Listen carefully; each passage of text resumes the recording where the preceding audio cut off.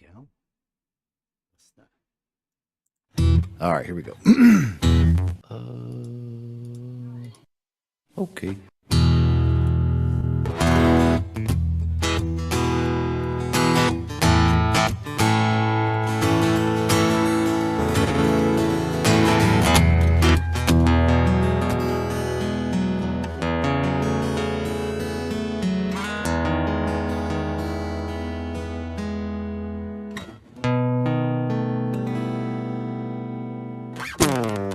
Is it a hump or a drop?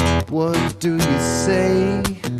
You got to twist your words in every which way, because the motto will always dictate what you do.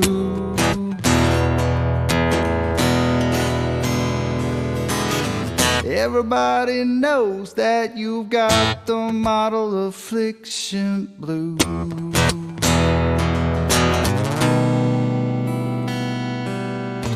Is it a straight line or does it curve? Some people unclamp it, but that is absurd. We all know that the model will always dictate what you do.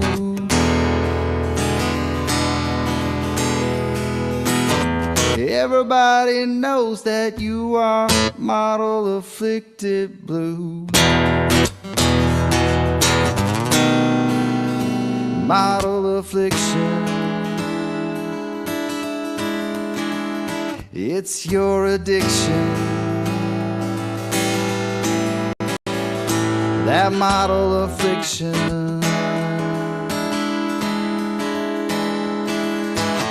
it brings you so much pain. It's your ball and chain.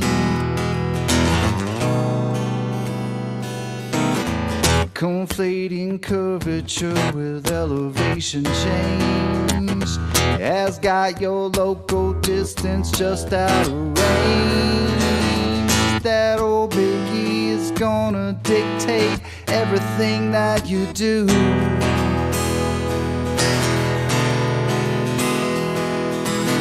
And everybody knows that you got the model affliction blue.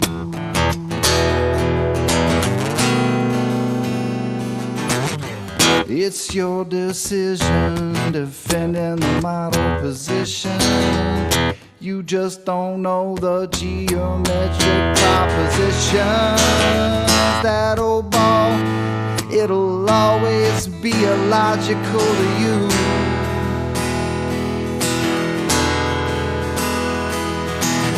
That's why perpendicularity is a puzzle to you. Model affliction, it's your addiction. Model affliction,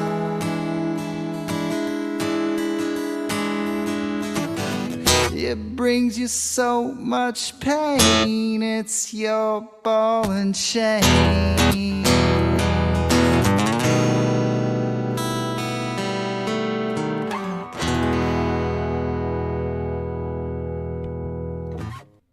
World famous Buster.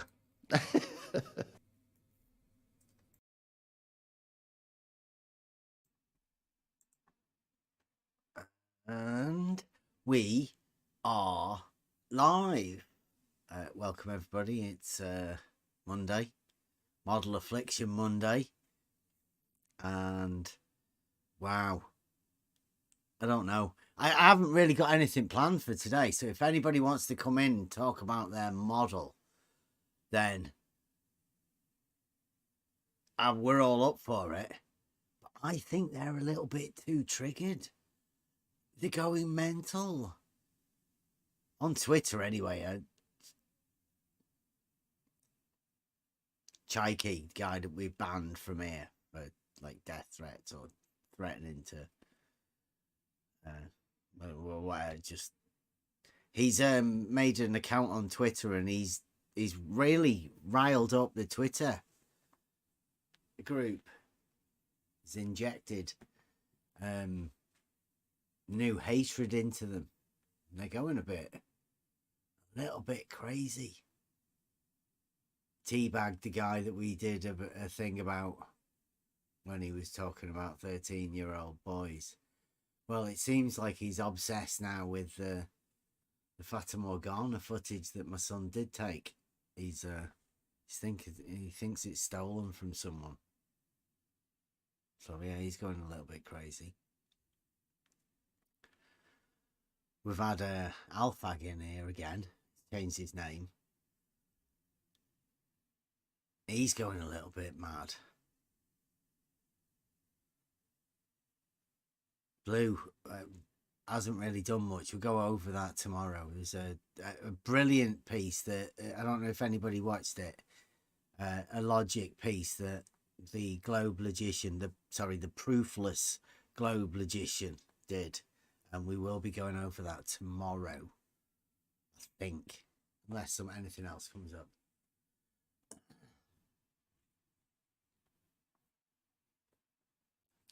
So we're going over anything tonight other than how triggered these people get about. I don't even know. I don't even think they know what argument they have. It's just an argument from negativity. That's about all they've got. No positive argument for their model or whatever. They just want to go against geometric concepts, basic, simple, geometric, logical concepts that are easily provable in reality, which is the title of the show tonight. Is proof a problem for anyone? Well, I guess it's a question you should be asking yourself, everyone. Does anybody have a proof? And is it a problem that other people may have a proof?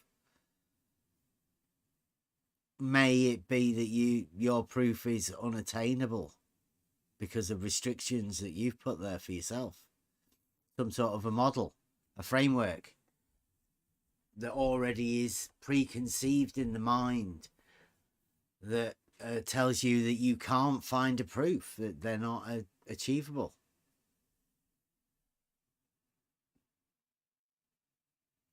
Is there any models there that are in your mind that are restricting you from doing things?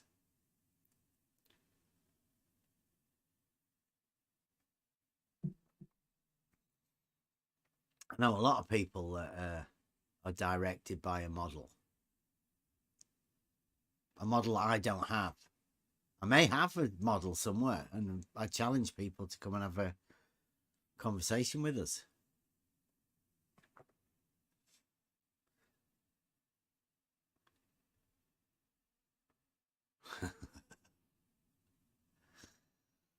Yeah. What is a proof? A good thing.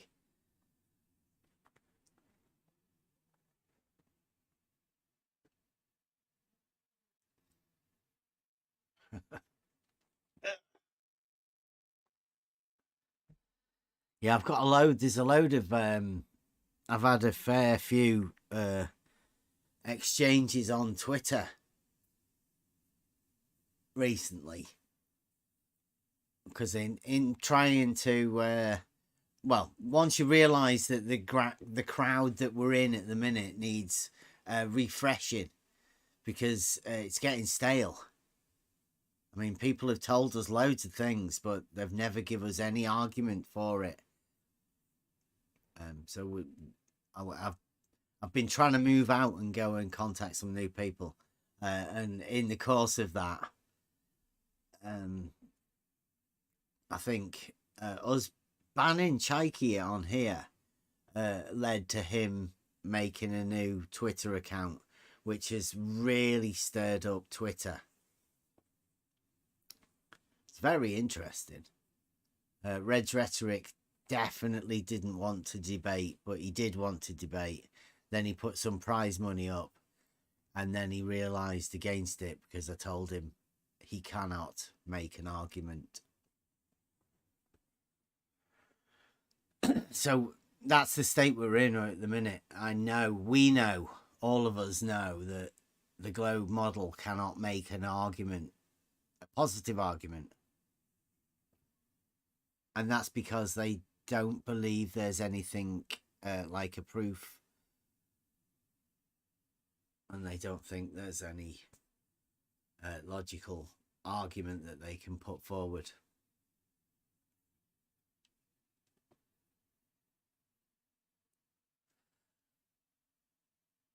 Which is a bit sad, because I mean, this is Model Affliction Monday. This is what I thought would happen eventually.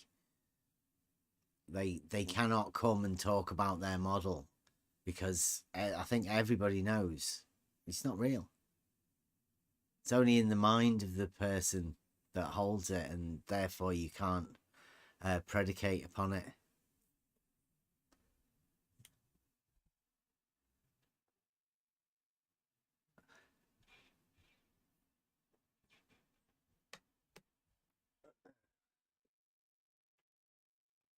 Rocky, who's that?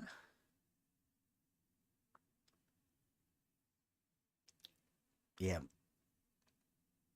Yeah, that's, well, the idea is that rather than think about the model, think about what there actually is in reality. Why talk about that particular model rather than actually trying to understand reality? That's the point of the whole thing. And yeah. I think they've realised now, right, Essie, that there's nothing to argue for. They've got nothing, have they? Absolutely. And what he just posted, it's not your soul. Your soul will be taken care of maybe in the afterlife. That's a meta discussion. It's your mind that they have captured. Your mind, making you believe in these crazy things that are impossible, just so it can fit on a certain model. Model Affliction Mondays. That's why we have this day.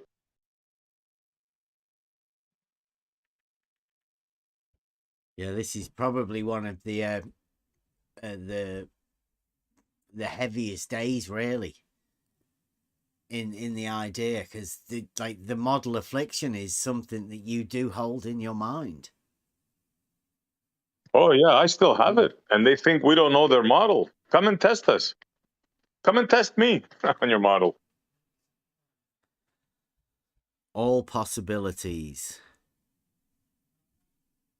Yeah, we know your model. It's just that we think it's ridiculous. That's all.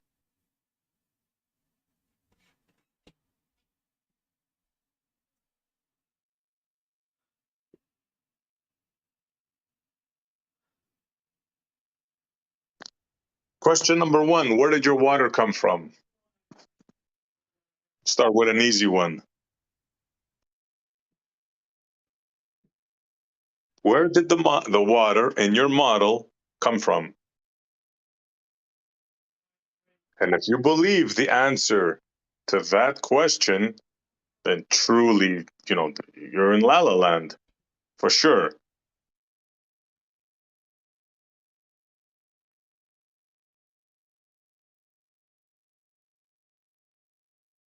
Yeah.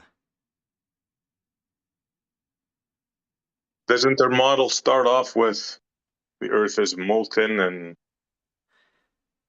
all lava, like all molten all over, nothing, right? Then it cools off. Well, forget about the moon part and the theory. Forget about that part for now. So then the earth solidifies, right? Where did the water come from?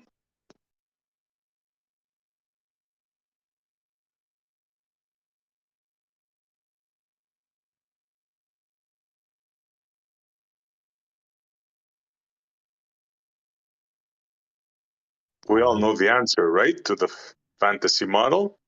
It came in from space on asteroids. All that water, right? Came in from space, right? Uh-huh.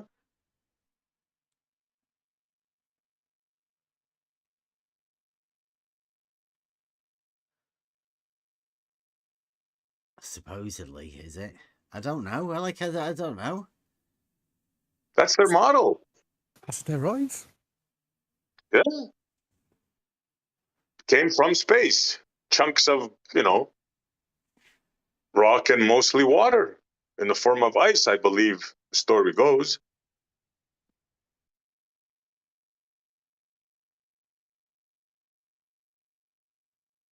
Has anybody thought of that part of their model? I didn't, to be honest. It is too stupid for me. So yeah, we know your model. Me personally, I just like to poke holes in it like that one. I challenge any baller. Where did the water come from? But how can water come from space if we have a sun, big sun? It would vaporize in a split of a second. You would think.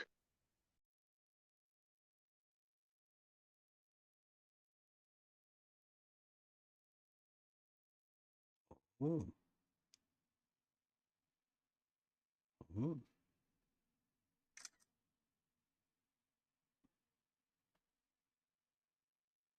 Maybe we can have a globe scientist come and tell us where the water came from.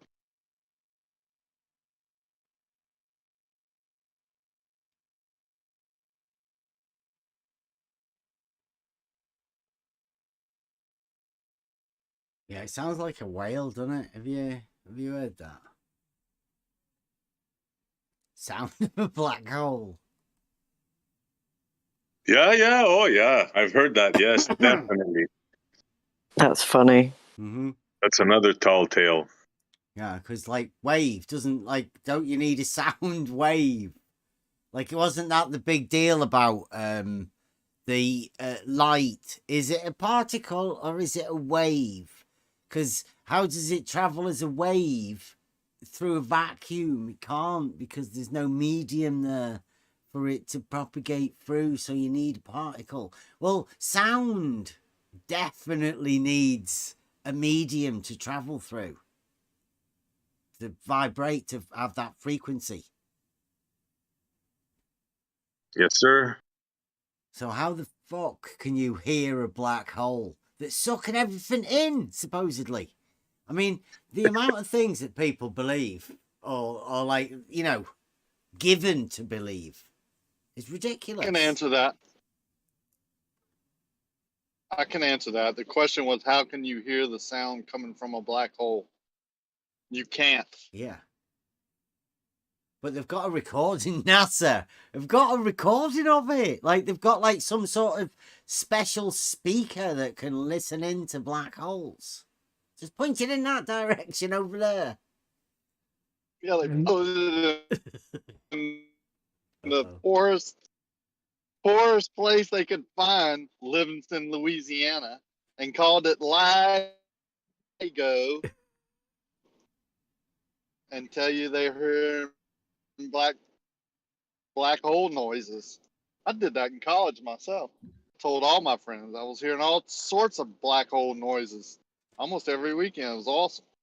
It's funny what you put your mind to, what you can come up with, especially with a lot of money.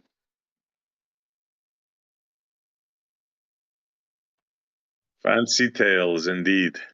Oh, Yeah, look if you want, at if you want to hear even more tall tales, just scroll through the replies to that. this. Yeah. Oh my goodness! Good afternoon. Can Hello. I just put some things in here in the chat, because I want these to get past. Right, so this one here is Teabag talking about the test. He says his big experiment was to measure the level between 2 points over and over again, like A to B and B to C, like 50-foot increments.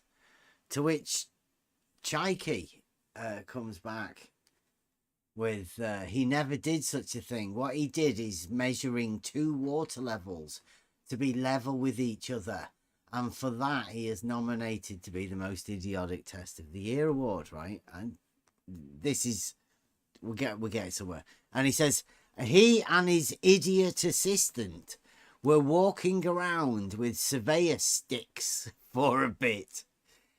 This was the deal. Measure point A to let me get this now.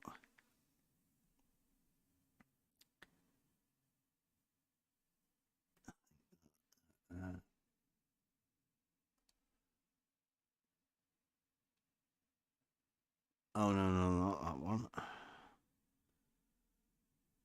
That one and that one. Right, so then we come in. He says it was idiotic. So he at least knows that we do go out there with surveying equipment. That's why we're called on the level. So we put the camera on the level, everybody can see. And then we've got Geist view. He says when he had two water levels right next to one another, he couldn't even get them to line up on the same plane. Bev's test was to see if the tops of the water levels were at the same height above the canal. If the same height, then the same plane, according to him. Obviously not, but he's got pictures there of all of the old stuff, like years ago, when we were originally starting with the whole concept of all of this stuff. That's Geist view. It's got all of the pictures saved 33 minutes ago.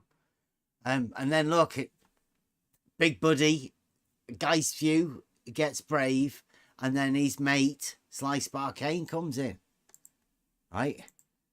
Slice Barcane says, "Nuff said," right? Check this out.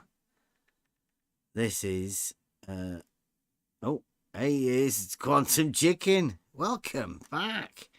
Right, so this is Slice Barcane and his explanation of realizing Euclid. Even got me name in it and everything. That's Slice Barcane, people. Slice Barcane, the big I don't know. He said Bev has deliberately designed his test in bunny ears for some reason. I don't know what that is. So that he will perform his readings at the tangential point between two water level measurements. So he can fraudulently claim flat Earth. I'm like, not flat Earth. Never been flat Earth. Slice Barcane is full of shit. How could you prove flat Earth with this? It's realizing Euclid. This is from 2 years ago. He's like so far behind times. He's still posting this on Twitter. When he asked if he would test lines A, B and BC to see if they were the same angle as AC, Bev said he could by removing B. Oh, no. It's obviously Slice Barcane does not understand the realizing Euclid test at all. And we've been trying to get Slice Barcane to come and have a chat because he does have a bending water level test. And then he says at the bottom there in big letters, you guys can't see it. He says Bev is a fraud. Bev's test is a deliberate lie designed to give a fraudulent result. It's not. It's just realizing Euclid to show that no part of a straight line lies within a plane and another part without it. It's very simple. Very, very, very simple. So Slice Barcane's got all of that mixed up. Sorry, I didn't want to interrupt. I was getting good in the thing. I didn't want to lose that.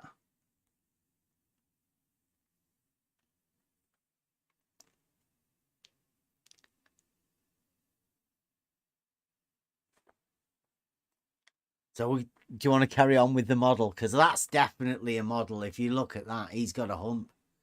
Slice Barcane's all about the hump. So that's the hump model for Slice Barcane. Yeah, thank you for giving us the hump. Yeah. And I think he's a big man within the globe defending community, but unfortunately unable to provide a proper argument. But I mean, you never know. There's a lot of them. Did Quantum actually say anything?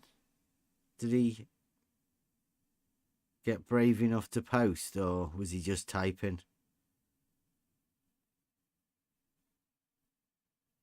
No. I don't see anything. Yeah, I thought he was typing a bit earlier.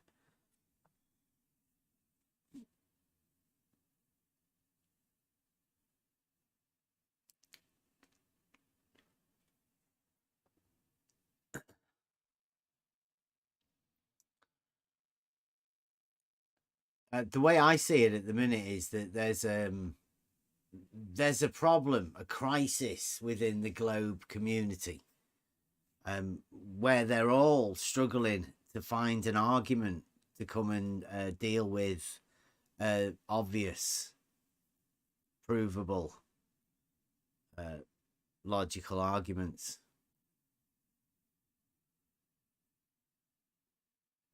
They can't formulate an argument, so they're going to keep away. But that's fine. What happens when they do that? We get a chance to formulate even better positions, I think.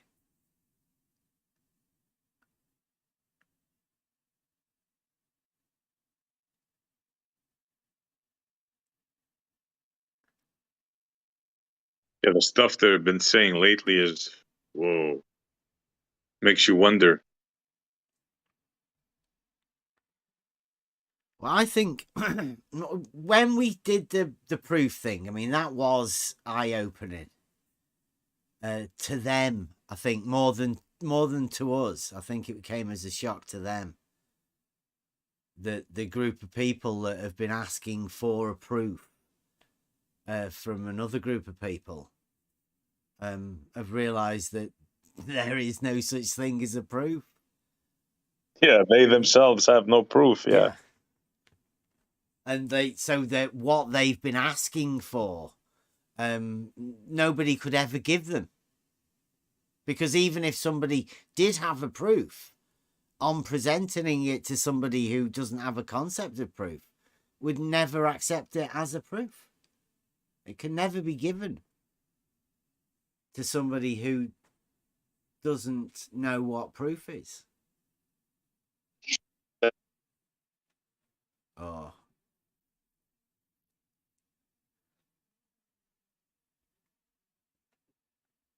Rakia must be traveling over his bridge. Yeah.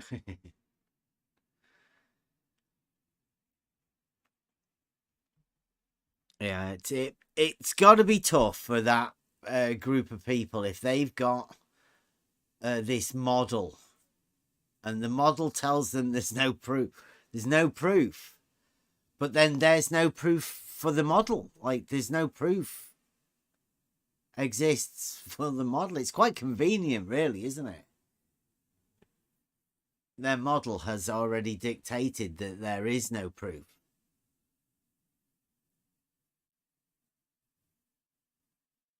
So how do you show somebody a proof?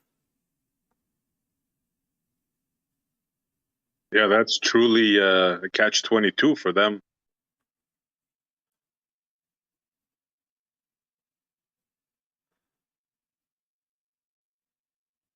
Yeah, it's got to be tough. It's like a paradox, isn't it?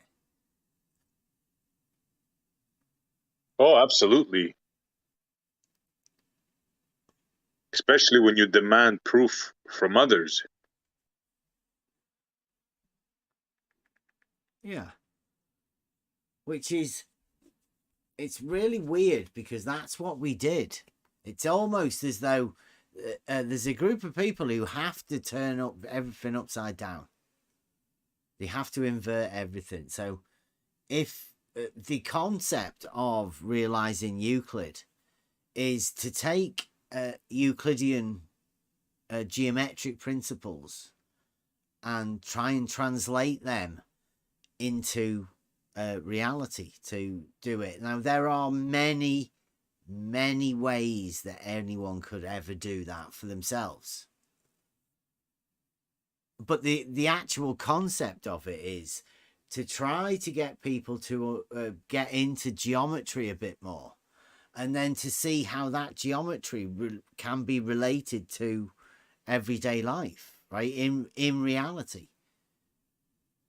I think it's an idea, it's an important idea, because it's shown me that geometry is much more. It's a delivery vehicle for teaching logic and those logical concepts and things you get taught, like how to build a proof.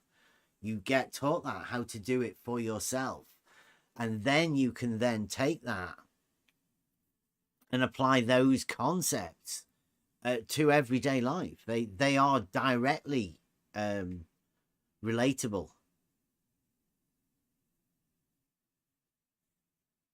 So that's the idea of the realizing Euclid, where you can take something and you can actually make real these geometric concepts and understand that they work in reality.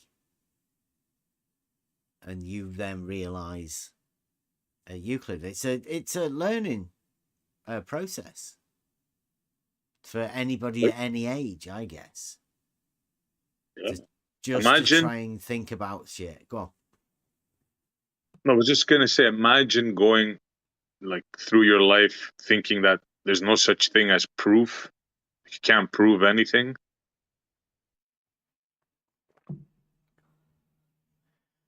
Yeah, but always asking people for proof. I mean, everybody's For done proof it. at the same time. Yeah. Yeah.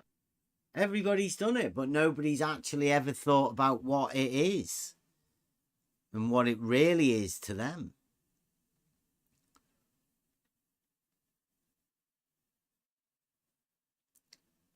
Yeah, like what is proof to you? That was the question. Yeah. Just to get a basic understanding, and wow, that was a tough response, wasn't it? Oh yeah. People were like taken aback. Like people had to think, because it's not that easy, right? What is proof? Yeah. Like what is proof to you?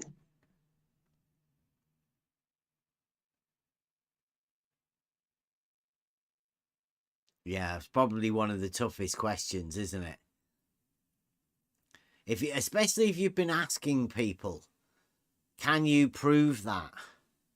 Well, first off, you've got to understand what proof is. And this sort of goes back to the trivium again. Yeah, proof project.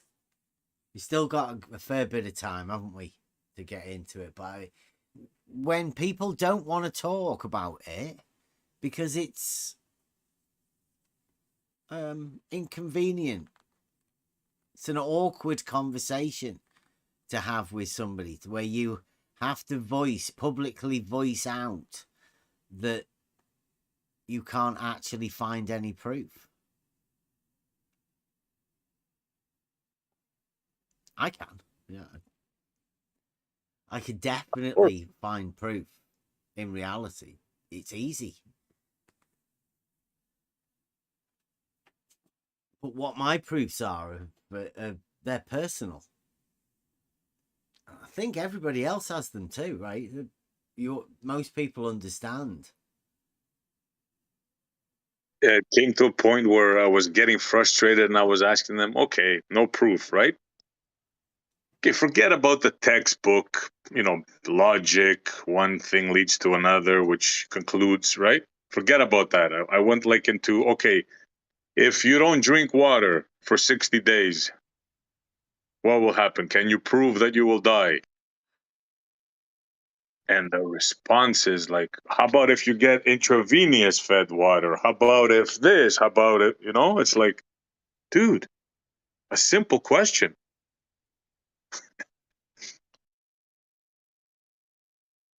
Yeah, that was funny. Hmm.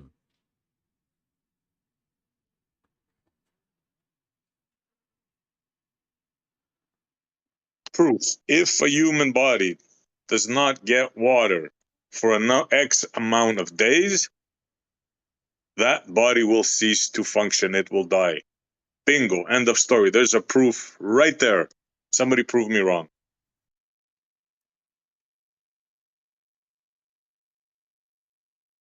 Like something everybody could understand without going into logic or, you know, maths or anything like that.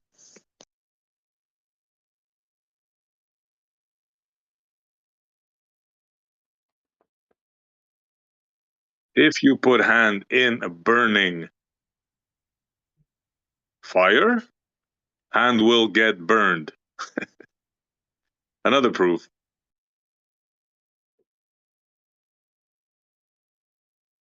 Well, you could put it Anybody in and care to out prove me wrong? quickly.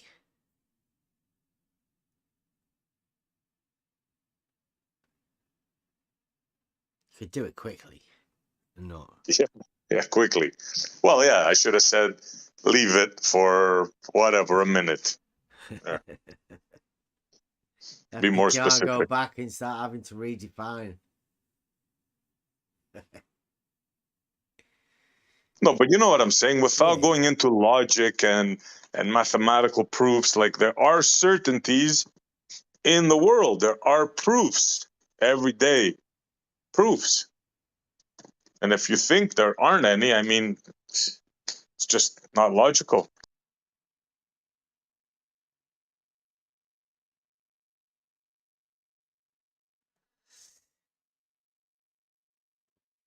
Hopefully we can get that conversation going again at some point. But what I think is the realizing Euclid is, for me, that's where the proof are. Right? In the way that the arguments are set out and everything building upon what came before it, that for me is a proof.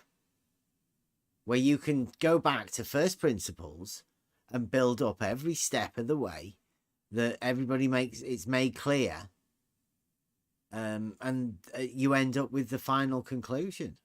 That to me is a proof. Yeah, that's what I said in the beginning. Yeah, instead of going to a logical step-by-step argument that leads to a proof, you can, you know, do it for the common person, like everyday example, you know. There's so many examples of proof. I mean, it's just it took me for a shock that they were saying no, there's no such thing as proof. You can't prove anything. Yeah, how could there not be proof for things that exist in reality, right? There's a truth, obviously. How could there not be truths about things? Yeah. That's a really warped view, in my eyes, anyway. How anybody Isn't that a could do Karl that. Popper idea? I I believe well, it was him that brought it into the argument. no, Karl Popper had the Black Swan, didn't he? I think that was his too. Yeah, but didn't he also say about this as well? Well, in order for you to be able to make a statement into the positive like that, all somethings are something, then in order to prove it false, you need to have the thing that you can't have, right? But until you actually find it, it's not there. If you know what I mean. It's a very strange concept. It's like saying that all horizontals are parallel, and then saying in order to falsify it, you would need to show a horizontal that isn't parallel or isn't parallel to the plane of the horizon, right? Well, they could then say, well, doesn't mean it doesn't exist. That's like the way people get around the Karl Popper thing. Just by saying that, well, just because you haven't found it, it doesn't mean it isn't there. Which is a really bad argument, but you know that's all they've got. Because they can't, obviously, you can't show the black swan in certain circumstances when there is an obvious truth, right? All triangles have 180 degrees. Show me a triangle that hasn't got 180 degrees. Yeah, there's no swan there to be found. There is no black swan. Nothing you can do about it. That's like an axiom. It's an apparent truth, whatever you want to call it. Yeah. Show me where can I just the shortest distance between 2 points isn't a straight line. Bob, if you can. You beat me to it. Yeah, but they'll show you a picture of a triangle drawn on a top of a ball and still call it a triangle. It's not a triangle, though. I know it's not a triangle, but they will call it a triangle, and in their mind they believe that it is a triangle. They wouldn't, because that's why they're not here. Yeah. If they would do that, they would come here and say that, but they don't have they don't say it. I think they let people like you say it for them. No, they have come here and said it though. Triangles on a ball. We've seen it. But it's not a triangle. They do it. I know it's not a triangle, but they say it is. In their mind, they believe that it is.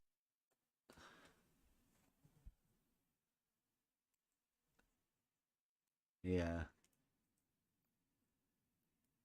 I don't know. I don't like trying to get in the minds of others. It's really I've lived in that bit for a bit. And I think it's best the time just to step out of it. Like, in order to get out of the advertising and all of the negativity through the news and all of that, it's dead easy. Just stop watching telly.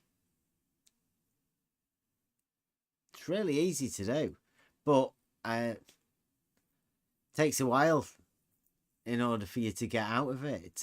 It's a hard habit to break. What you need is a group of people and a Discord chat where everybody can just come at any time and have a chat. Stimulating conversation. Distill your water and stop watching TV.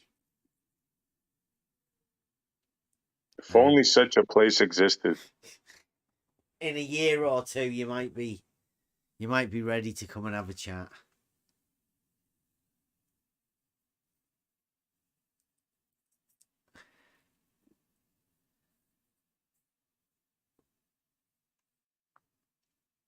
I would like, especially like if Slice Barkane's feeling big enough and brave enough to come and have a chat, or Red's Rhetoric, at any point, just come and have a chat.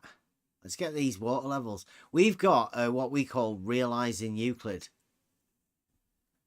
It's genius. It is the way we use the tools.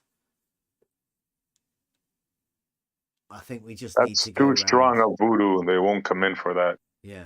Well, I mean, where could you go? I mean, any place that sells a water level, could you go and ask them?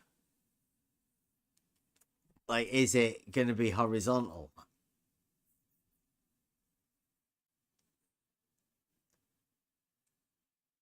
Ask anyone. Just buy a tube. Put some water in it and then like see where the trade standards are for level. See whether it'll be a horizontal. Whether all parts of that water body would lie along a horizontal plane. And how far you'd have to go before you found a model afflicted person Just throw a stone anywhere. I got a question for you, Bev. Go on. Ask a professional, horizontal and level. Just ask him, can you make a horizontal line that's level? And he'll say yes. Well, does he think the horizontal line curves or that the level is horizontal, not curving? Yeah. It's as simple as that. Just go ask the professionals.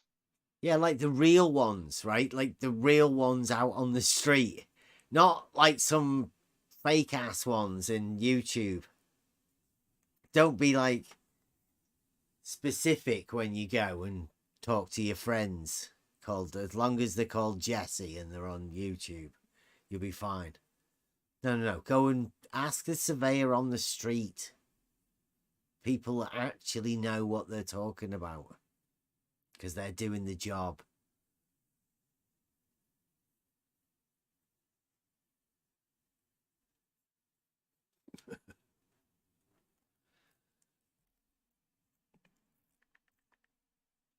Yeah, you'll never get a on the street surveyor. Because all surveyors survey locally.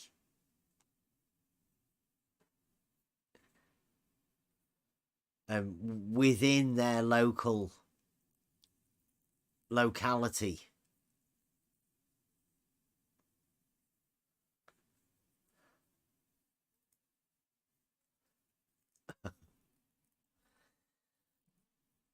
I did exactly what Rakia said. I asked the local surveyor here in Montreal how far you can extend a straight line, and he told me forever.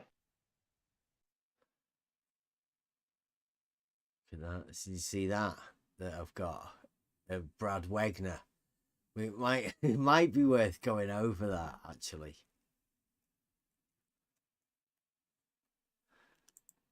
Brad put, this is what a measurement looks like.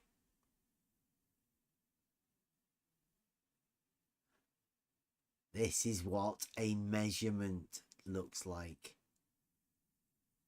What do you reckon he's measuring there?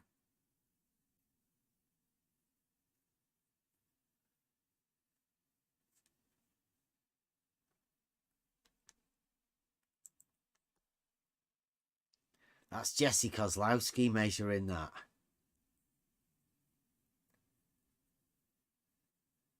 Anyone know what he's measuring? I have no idea.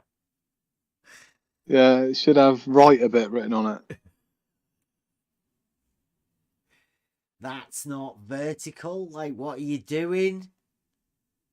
Why does Brad think that that's a thing? Shows me that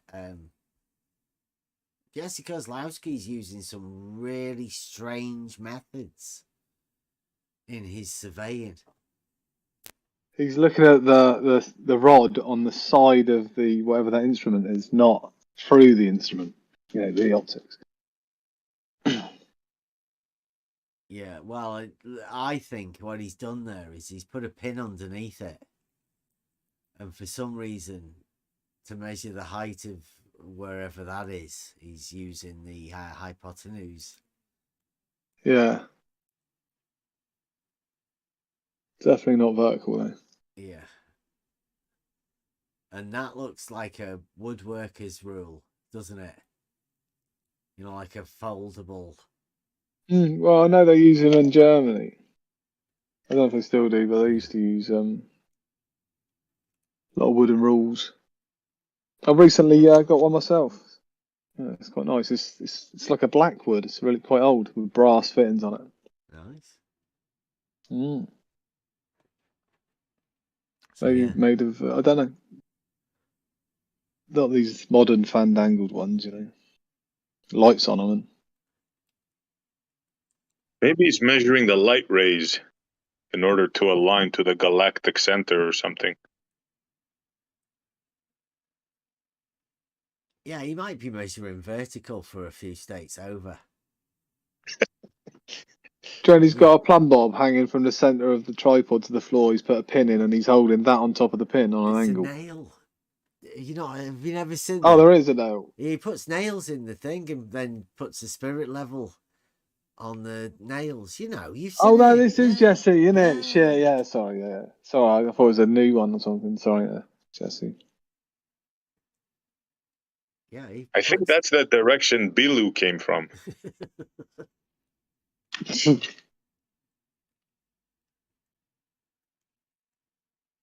No wonder he got a drop in the water if he's going to hold the thing like that. 2 inches over half a mile it was, right? But it looked like a hell of a lot more. It's really strange that people believe whatever they want to believe. It's like one of the strongest magic tricks around. Ruhif told me yesterday that 4 miles of canal, he envisions a 7-foot drop. 4 miles. Nice. And he's going to do it, apparently. He's going to go and Did he show it. say What's it? drop? What ends it dropping from? That's the thing. That's always the question I think to ask. It would depend the other end from where you are. Exactly, Yeah, yeah. obviously. And then when you ask him about the other guy, you know what they say? It drops from him too. That's the double drop hump. Lower than, for anyone out there that's confused about that. One end lower than the other, and then go up the other end, and the other end's lower than the other one. Yeah. It's amazing globe physics? Like bunny ears, right? Yeah. Globe physics. Yeah. Globe science needs globe physics, doesn't it? Globe geometry. We can't really Perhaps say that's, globe arguments because we know that they haven't got any of them. Is this picture also trying to get across the globe science on verticals not being parallel? Jesse doesn't really say anything. I mean, should we go over these sort of things? Is it because they're not really videos, they're just like WordPress. A picture, things. is it? Yeah, it's just loads of a series sequence of of- pictures. Mm. Like hypnotizing things. Like who knows how these things work, but Brad has definitely liked it. That's Brad, the science guy, bunny ear science, not actual science. Who thinks that's how you do a measurement. I don't know anybody that takes measurements like that. Like if somebody was going like, "Come here, I'll measure your height." Yeah. It's like, Grandma, come on, put the he's stick shorter than you if straight. he's Come doing on. that. Isn't he? Oh, you're 6 He's foot. going to be shorter. You're 6 foot. It's like, Oh, Grandma, 6'3" come on, get anyway. the stick out the corner of the room. Let me double check. Let me step 800 meters back and let me measure you from there. Shout out Ruhif. Yeah. Tell you your actual height, not your actual height. Not your measured height, your real height. Yeah. That I deduced from trigonometry, measuring you from 800 meters away. Yeah. So he can do that, whereas Chaiki tells that horizontals aren't parallel. Like how it must be a different way of Ruhif doing this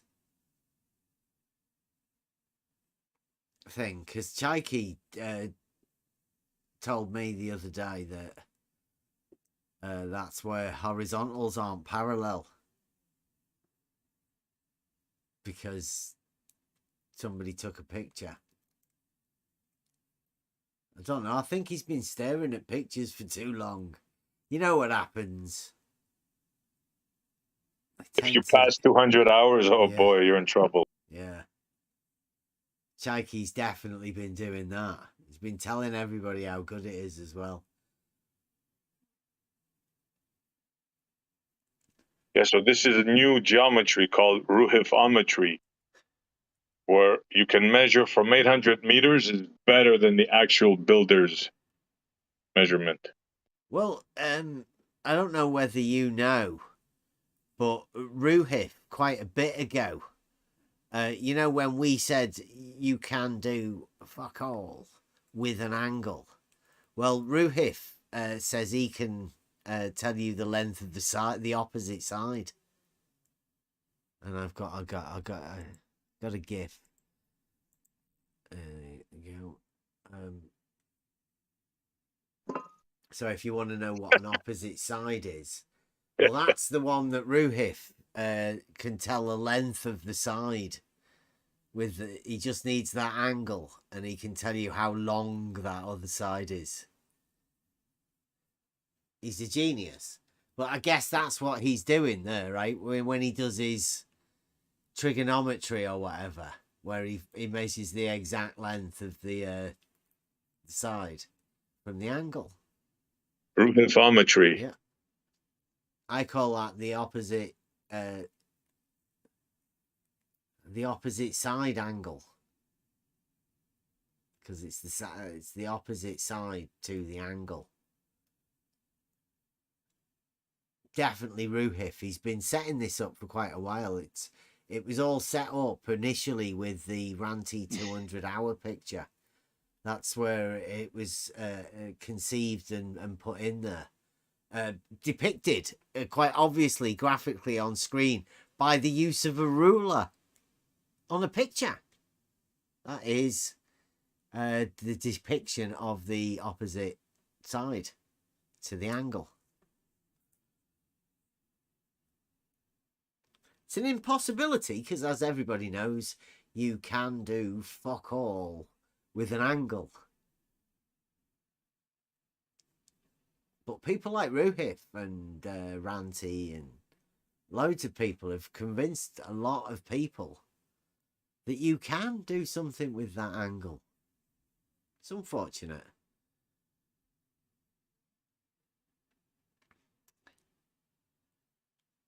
So if anybody says, yeah, Bev, you're model afflicted, I would say on things like this, yes, definitely.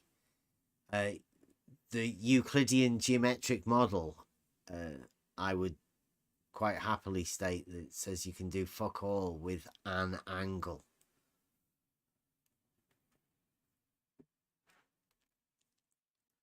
You've just got one angle.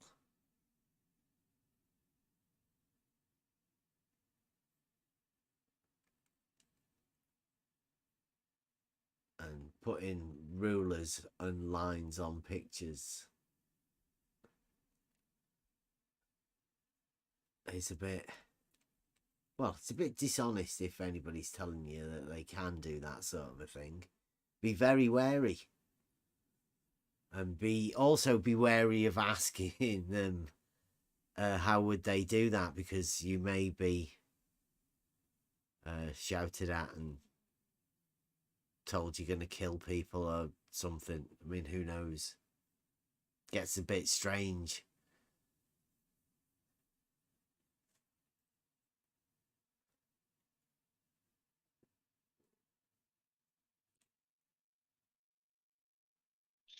Yeah. I hope you're not a bridge builder using perpendicular and plumb and horizontal. That would be terrible. Yeah, can you imagine having a geometric model of Euclidean geometry to build things with? How could they possibly do that?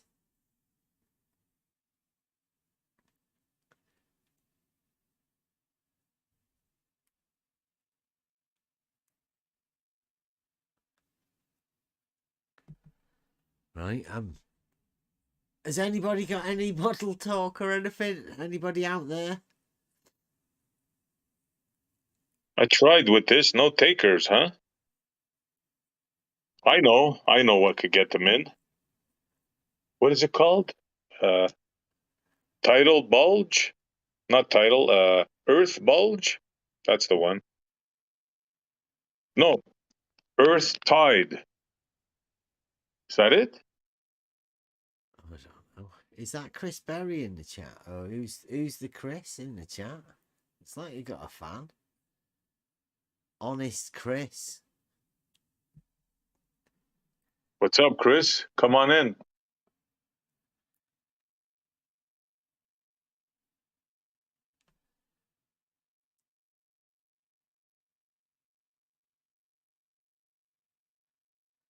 I'll check Twitter, see what's going on.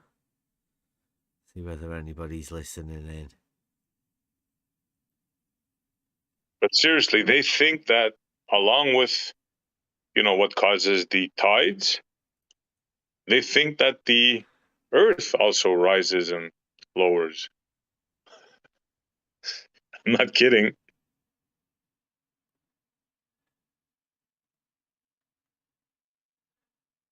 Earth tide. Yeah, I can remember hearing about that. Yeah. I think it was PhD Tony told us about that. Was him, huh? Over at Blues. When we went over there for like 24 hours before Blue banned us. Yeah, he was talking about PhD Tony was talking about that Earth tide. Amazing. Yeah.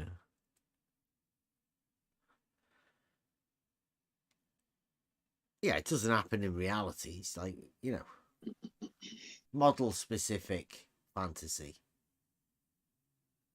Yeah, I mean, if you set up a load of pegs on a site and you occasionally do want to check them, just in case there's any earth tide. Not something I don't think many people do it. Maybe they should. I got a funny story about earth tide. I had a bird bath in a parking lot, and I told the client that it was earth tide. And he says, "Come on, Dave, he's known me for years." I said, quit fooling. I said, no, really, look it up. He couldn't say anything to me after he Googled it. I mean, that had to be what it was. Good one. Earth tide. He must have freaked, huh? He thought I was kidding around with him. I said, no, they really believe this. I'm starting to believe it too. That's what caused that bird bath there. All the earth around it rose up, and that particular spot stayed down. Earth tide. Good one, bro. Yeah, this is the insanity stuff that they believe in. Oh, I can't do any wrong now. I love all this earth sphere, whatever they call it. I love it. No, I just followed the curvature of the earth. You didn't want it. You didn't want it true horizontal, did you? I mean, you wanted it Euclidean horizontal or spherical earth horizontal? I mean, you don't think you live on a plane, do you? That would be crazy. Yeah. No, I made it spherical horizontal, curving. Could be a new business, couldn't it? We did like say Earth that. curvature plans. The bent levels. Shit, sorry. Get in there. Like that's the name. We've already fucking named it. Remake all the rulers. Yeah. Sell them to the schools and stuff. I mean, you'd be a billionaire. The bent levels. You could go round as a sort of put your white hat on, get a clipboard. What the bed? Yeah, the Bedford not levels. You can walk around building site checking on everyone whether they're up to date with the new globe standard, the new globe science bunny ears. Every time you say that, globe science check. Take some marbles with you and see if they roll towards the center of anywhere that you place them. Like they should start rolling away from you, How, right? Yeah. how to prove you've not built it horizontal whilst proving it's horizontal? But no matter where you place a marble, it should roll away from you. Yeah, It and you should know that always roll you built towards it the. level, mate. You got the guy who's just built it, he knows it's right, and mate, he goes, right, put the ball on them. Ready, everyone? Right, Goodness. place your bets. Place your bets. Which way is this marble going to roll? Or will it just stay the same place? Oh, Kev's reminded us, Kevlar, it is Sean Hawkins' birthday today. Happy birthday, Sean. I'll not be singing a song to him, but yeah, he's doing well. He's doing it. That's a nice picture of him as well, isn't it? Yeah. Yeah. Yeah, happy birthday. Yeah. Happy birthday, Sean. I hope everybody's going well, treating you well, sharing your videos, liking it. Polaris argument, not stealing it.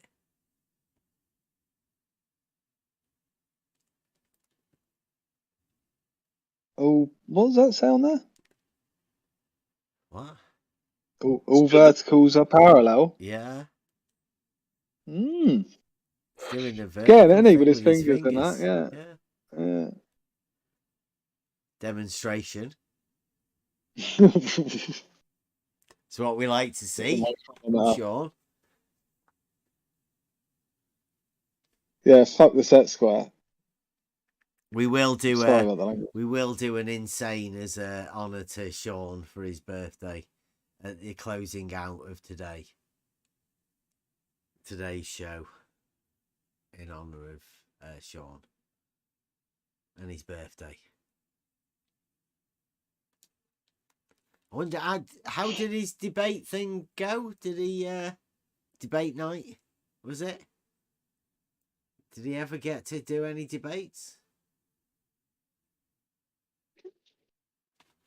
If he did, I'm putting my money on him winning. Or saying he won. Same difference. No, because he's the guy in the middle. He's the mediator.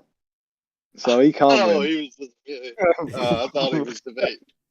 Though he might be, like helping, depending who it is, obviously. Yeah. Which side do you reckon he would be biased towards? I mean, just knowing what you know of Sean. Did he date? Never mind. Oh, that's a good one, Gadget. Happy birthday, Sean. We're both Leos. Good to know.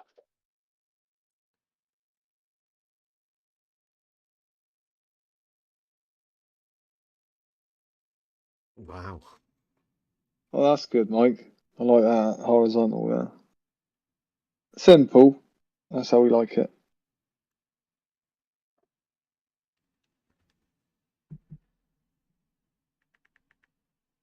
Easy to understand that, isn't it? Unless you don't know what the level is underneath the horizontal.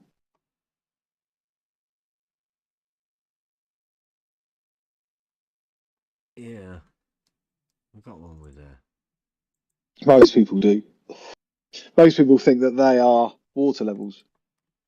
Excuse me. Yeah, they think they think they're water levels.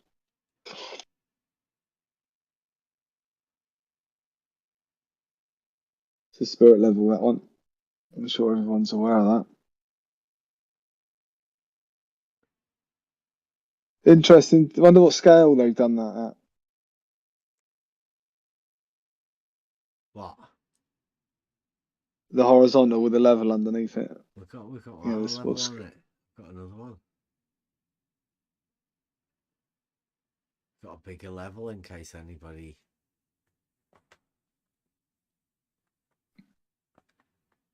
They work just the same no matter how long they are because it's straight. Hmm.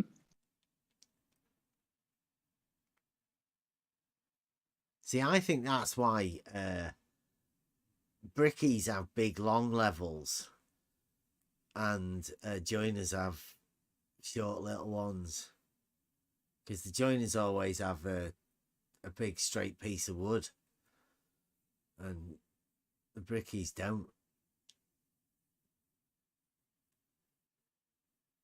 Do something lightweight as well. So they use the lightest material but strongest, and cost effective, obviously.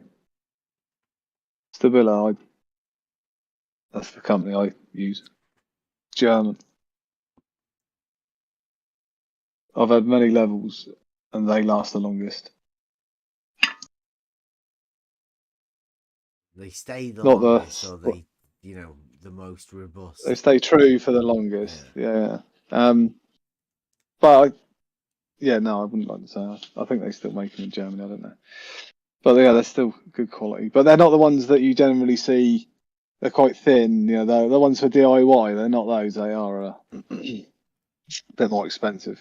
About £100 to buy one. 4 foot.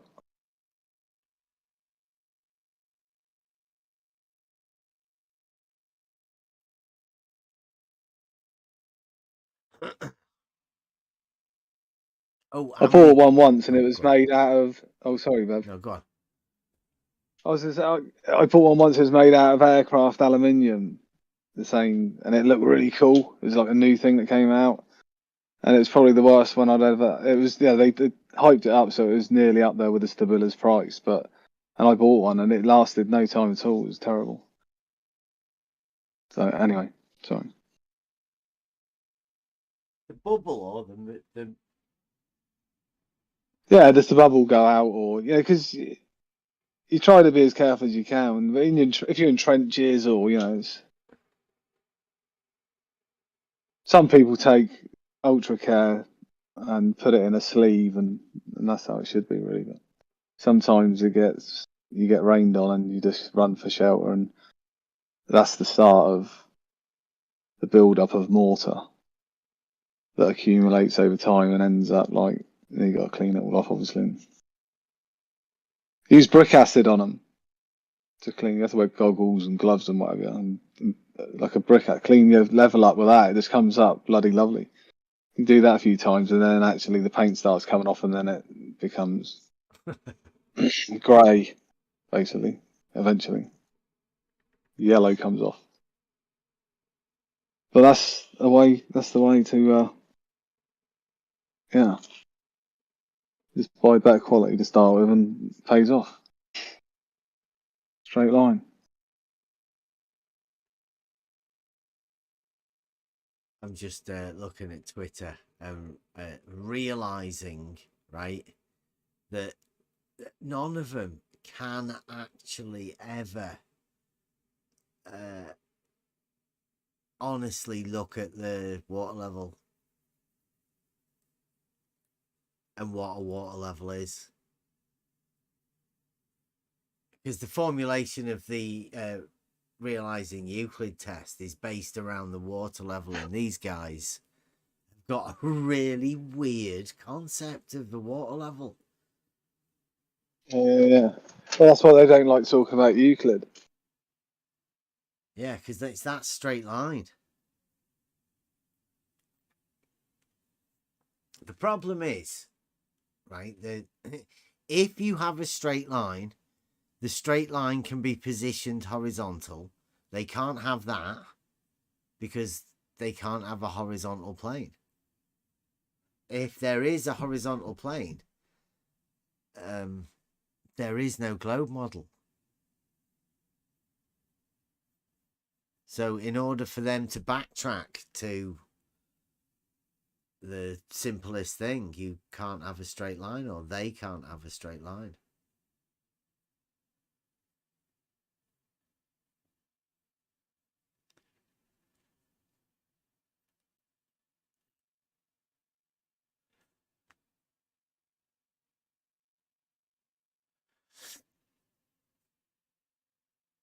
So that's the problem. I think that's how easy and simple it actually is. But in order to get people back to that point, within a conversation, takes a little bit too long. And what we're going to be doing over the next few years is trying to find a way to simplify it as simple as we can. Simplify what? Well, everything. We're called on the level, so I'm guessing that means honesty and whatever. And so we'll try and break stuff down to the simplest we can. Lots of people are going to lie about us. But if you want a conversation, then this Discord will be probably one of the best places for you to come. But stick to reality and we'll be fine. Or at least say that you're talking about not reality before you're going to start saying things.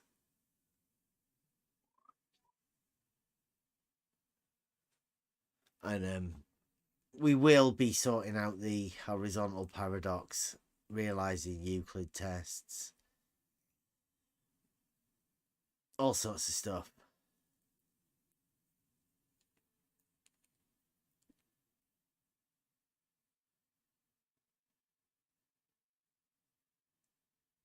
What's going on in the chat? What videos are we talking about?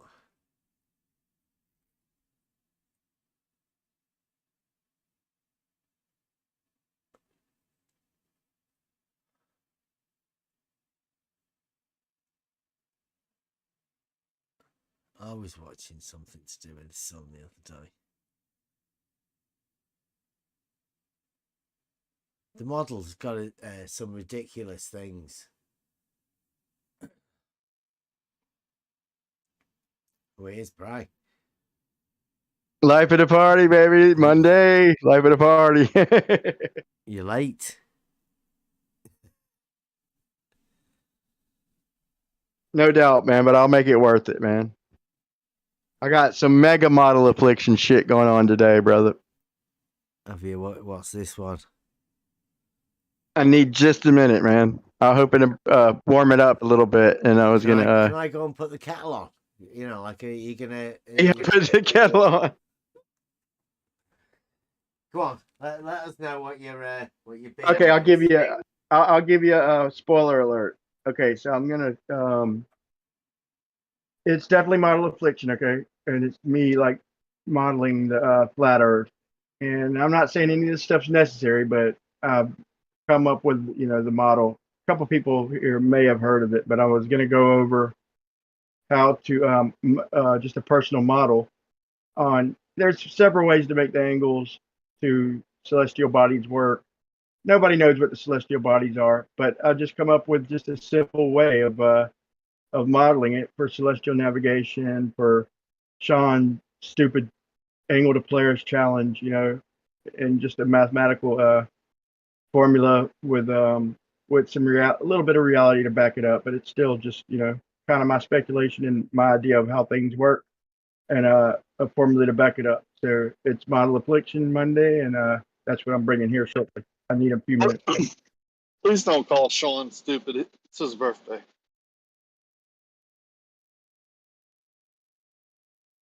Tough one, but I'll try my best. The king of projection, man. That man's the king of projection. So anything you have accused him from, like I've told him, to humble yourself, dude. When you sit there and say the thermosphere is on the ground, the troposphere is like 100 miles up, humble yourself and just say, okay, I stand corrected. I was wrong. Don't just brush past it. And the next time you see me, say, Brian, you need to humble yourself. Like I see him do this with every single person. Everything that he gets caught doing from that person, he will, the next time he sees them, accuse them of the same thing he was guilty of. He's the king of projection. But happy birthday, King.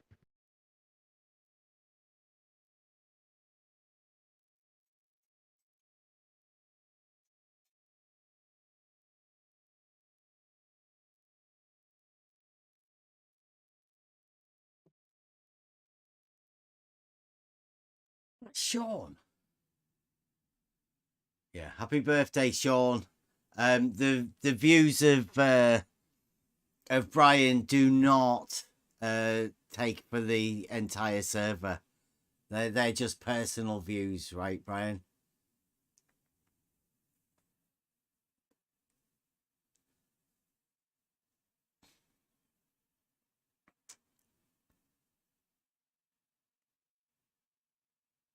I don't think Sean's ever been anything but civil,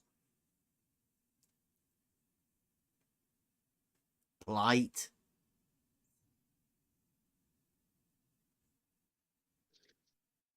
And he's one of the most knowledgeable globe defenders I know. He was, in fact, the inventor of Polaris.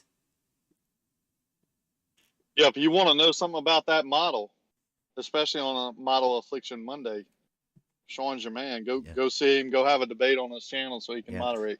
Go and give him a super chat. I think he's live. He might be doing a streamathon on his birthday. So, yeah, go and see Sean. Globe School for debating, I think he does. I need that like a moose needs a hat rack.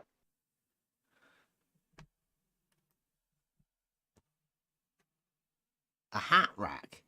I don't get it. If nobody here got it, Rocky, I know you got it. Yeah, but I don't get it. I mean, I was seeing if you would explain. I mean, I definitely do not need to go to Sean's live stream. I need that like I need a moose needs a hat rack. I'll back you up on that one. After all, I'm Canadian, Brian. Roger that. Roger that. You don't have to say you're Canadian, SC. We heard you earlier. Is it? You know you're Canadian. Earth, till Earth, not tidal Earth. Yeah, we know you're Canadian, brother. Probably French Canadian. No offense to any French Canadians out there. Just SC. Yeah, you Cajun Southerner hick. Yeah. You redneck. I'm from here. I don't even know what a redneck is, but I think I have family members that are rednecks. Isn't that Blues? Blues territory? I don't know. He's not. I don't think we're family, but we could be. No, Blues would be considered hillers, right?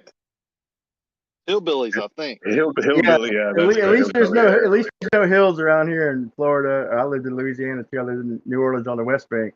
Ain't no hills around here, so I'll take redneck before hillbilly. Yeah, West Virginia, Upper Tennessee.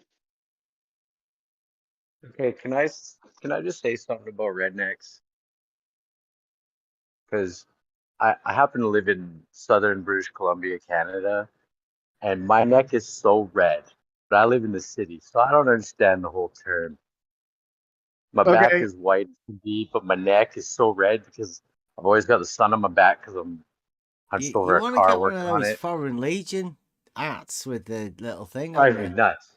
With the net on the back. Yeah. Skitter net.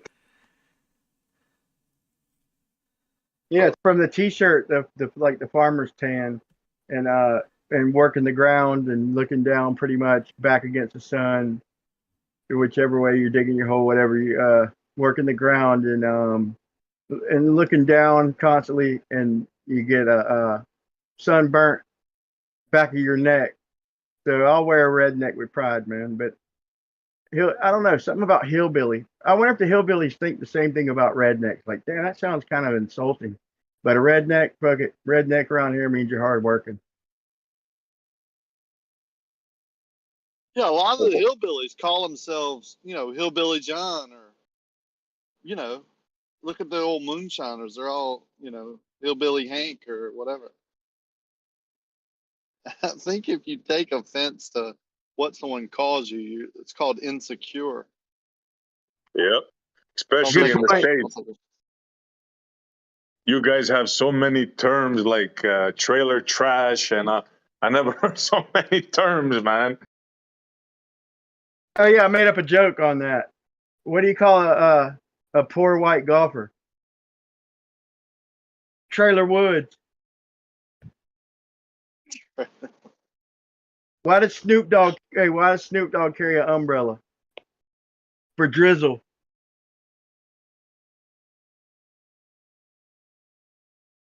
It is Model Affliction Monday. I'm just gonna go out there and say that. Yeah, and then the old one I heard. What do you get when you cross an elephant and a rhino? Elephano.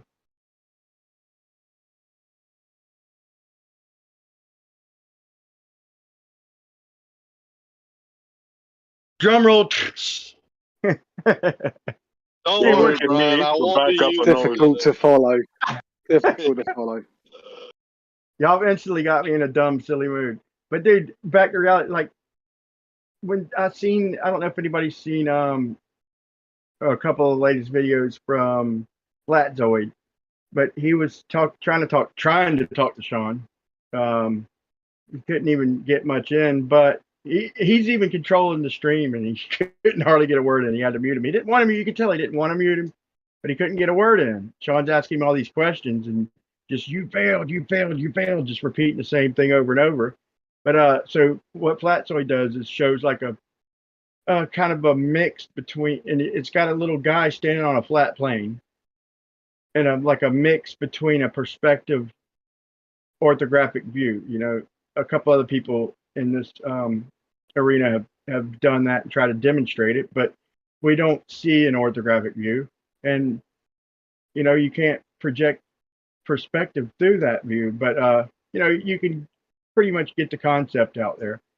And the thing is if you're doing the flat math, then Polaris would never set if you're doing flat trigonometry.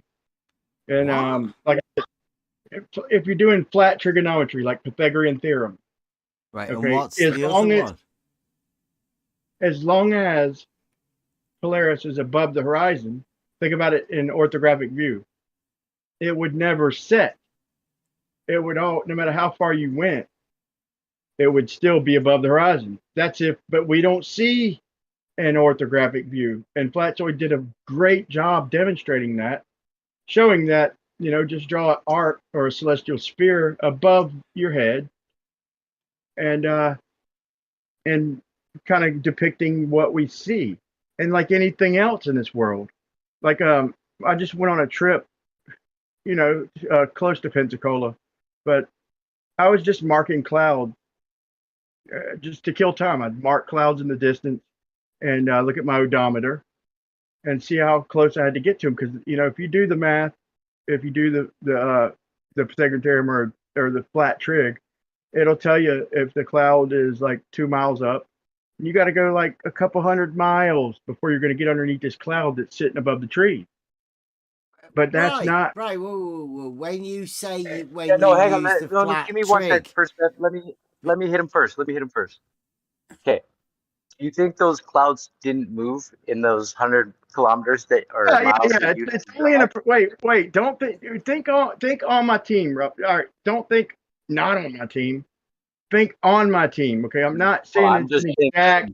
Look, and not to mention that the roads are bending and shit. And it's the films the ones I recorded. It's like people would be like, "Them ain't the same clouds," Even though it's the roads are winding and all that, but you see a general layer, and about how far you have to drive to get under it. It's not exact, but it's so far off the math. My point is, that cloud has been moving the whole time you've been moving. Are you sure it I was agree. moving in the same direction as you or in the opposite direction of you? Well, that's why I just did it the whole trip. There's no way, no direction that cloud could. Here's my whole point. Let me simplify this before I get contention. Is the triangulation is like shows this absurd distance. Okay, That's why I'm getting more and more believing that angles prove jack shit like Bev, because I'm sitting here looking at the flat math, and even if it was a flat Earth or whatever, or even if perspective, like the flat math is showing that this cloud that's 2 miles up, and I'm seeing it What's the at this flat certain. math? I would love to finish. Yeah, I but would. Anyway, It is just hear me Model out. Affliction Monday. Right. Right. Remind them. I'm with So you, Brian. I am kind of stretching the story out, but anyway, the flat trigonometry, okay, where if you have two angles and a distance, then you can figure out the other angle and the other two distance. Or if you have two distances in an angle, same thing. You need three. Okay, you need two sides in an angle or two angles in a side. Okay, Pythagorean theorem, base math, but it doesn't apply to perspective at all. And I'll try and summarize this. My point is a cloud that's just barely above the trees in the horizon, that's 2 miles high, should be like almost 200 miles away according to the math. But I'm getting to it in like 30 or 35 miles, sometimes 25 miles. I realize they could be moving towards me. I don't think they are, but maybe they are moving towards me, but it's so far off. So off in the distance, perspective breaks down.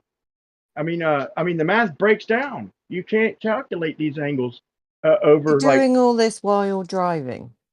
yeah. I mean, just killing time. I've like got a mathematical head. Other than that, I'm like counting how many every time I pass a line on the road. I'm like hitting a fake button on the steering wheel. Like if my truck fits right in between these two lines, like. I mean, I'm What? just always thinking something mathematical. It's just kind of something to kill the time. How about you let everybody know near you, especially your neighbours, when you're going out in your car from now on? Well, if I'm not right there on that line, though, then I can't count it, right? So that's almost perfection driving, right? Anyway, that's a joke. But yeah, I've never been in a wreck. Knock on wood. I My get wife. on the Okay. I get on the edge where the grooves are cut, where the hum starts. Hum. So I'm with you, Brian. Thank you, man. Thank you, man. But the whole point of that, just a breakdown version, is that yeah, the math doesn't match what we see in reality. It might work with like towers, your radio towers. If you want to do that over a few miles, that's fine. When you start stretching out, that math breaks down pathetically. It's horrible. It's just over distance. That math doesn't work, and it doesn't match no globe. You know. So when So Sean, why do you continue to talk about it and let it bother you? If you've worked out that it means nothing, great. Move on. it's not bothering me. I'm just talking. Anyway, the point is, I didn't know that though until I, checked the odometer. How was I to know that it didn't match the math? And even though I'm just approximating, it's so far off. And I just suggest anybody like Sean Hawkins, who thinks that it matches a globe or matches a flat Earth, this shit we're seeing in the distance. No, it does not. It does not. It's so far off of both that it's ridiculous. You don't even have to like try and pick a day where the clouds are moving. I mean, it's really legitimately that far off. So when Sean got good, I think what you're saying is if you had something like a cloud that was 2 miles up at the tree line in front of you and it wasn't moving and you moved towards it, you could measure that angle and the distance would be way off. Is that what you're trying to say? right, way off, like surprisingly You're just far off. using clouds that are just happen to be moving. They're trying to pick it apart. But I get what you're saying. Now, I would like to say I'm not on the team, but I do get what you're saying. Yeah, thanks, man. Rocky knows me decent enough, man. Sometimes I have a hard time explaining shit, but yeah, there's usually some kind of point behind it. And this point was that when Sean tries to challenge people to Polaris and give a Polaris challenge, and then hold us strictly to an orthographic view, that's just simple math. He's just doing simple math and challenging somebody to like change the math. And I've done that. Literally, I've come up with an equation to try and match the perspective view, and that's why I come on Model Affliction Monday. But in reality, it's just an equation. It doesn't prove nothing, but just to shut his ass up came up with this. The real Which question is, were you east of Pensacola or west of Pensacola? East didn't East. quite make it to Pensacola. Destin. I Man, was I've west been. of Pensacola. Where's that? Destin? Yeah, Destin is east. That's one big place. I was west this weekend. I was in Dido Key area. Pensacola's a That's cool like area. that's the Gulf Coast key, right? Yeah, you said you were near Pensacola. Yeah. And Nice. I've took this trip so many times, man. My dad lived in Harvey and in Gretna and actually in Marrero and fucking, you name it. He lived all over the West Bank. But I used to live there off and on, all my life, dude. I was in between I-10 East, Jacksonville, and New Orleans my whole life so many times, dude.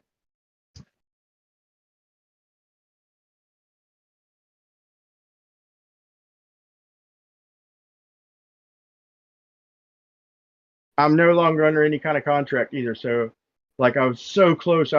This week going to Livingston and test that arm, like, especially if they're shut down and shit. It'd be perfect because I'm like gonna try and I'm not even gonna bring I'm gonna bring the swivel laser and I'll probably bring an instrument and one guy and I'm just gonna measure 3 spots um, along the ditch from the beginning, middle, and end of the southwest arm or whatever arm that is. That's yeah, I guess it's the southwest arm of the Livingston projection. I'm not even going to get on the other side of the ditch, so they can't kick me out. Like, look, I ain't nowhere near your place. I don't think anybody's going to fuck with me because I'm not going to fuck with them. And Blue made it sound like if I'm over there, nobody's going to mess with me. But if I'm There's thinking this, nobody out there. I'm thinking that yeah, exactly. So I'm thinking this, Rocky. If they can give a survey, whatever, and make it model afflicted basically. But here's the thing: all they do in reality is give us a benchmark, right? And then we go level from there. And if I'm doing something that has to be, if I'm laying this out, and I've been laying these jobs out my whole life, not fucking laser observatories, but jobs that slope and flatness means something my whole entire life. Okay. And I'm the guy who lays it out. And if I'm going to lay something out that has to be flat and is dependent on it, what better idea than to put a little ditch even or a canal next to it, and I can keep checking, according to the water level to make sure I'm flat. So I ain't got to worry about my instruments. I ain't got to worry about nothing. Just so long as it's the bottom of the tube or whatever is level with the water, I know it's going to be a straight shot. Now, when I get there, I think that's exactly what I'm going to shoot. And I only got to shoot 3 spots. And if it matches the water in their world, that water is bending. So if it does match the water, I don't even have to go no further than to say, here, look, here's 3 shots, beginning, middle, and end. And it matches the height of the water in all 3 spots. So therefore, water is not bending. What do you think? Is that a good idea? Is it worth it?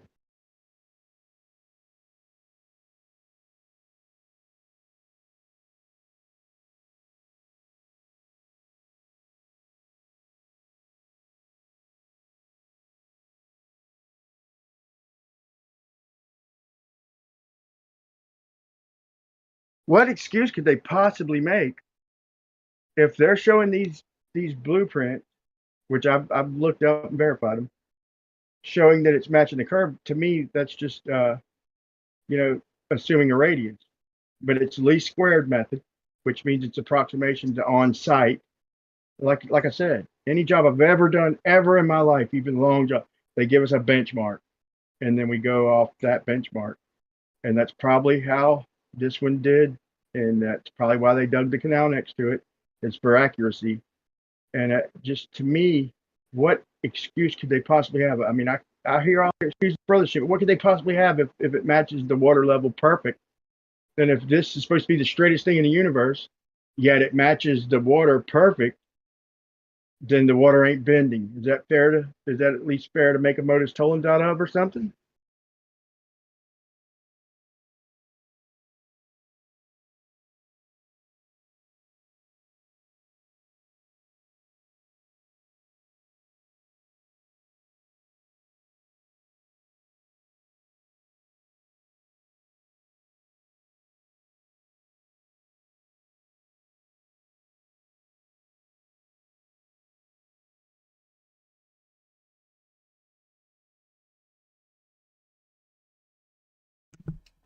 do believe the modus tollens already been done, Bray.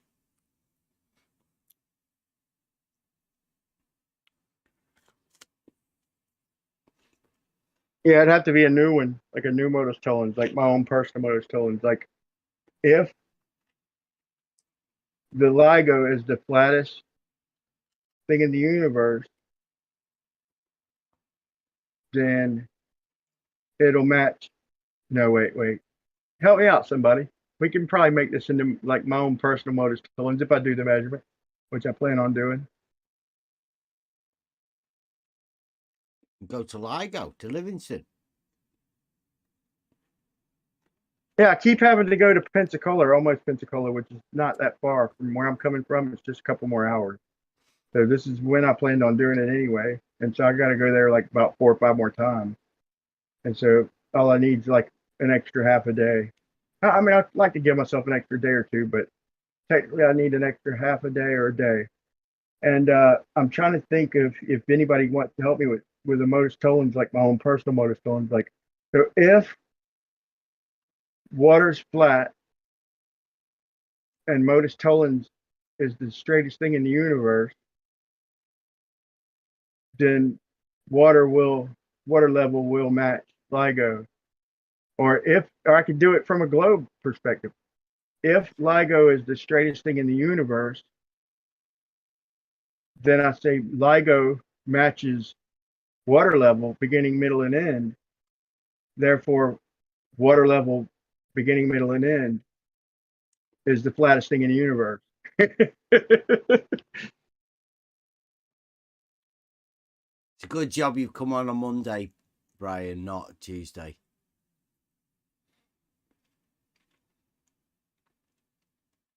I know my boundaries, man. Blue Marble's in the chat. He's obviously watching in, listening.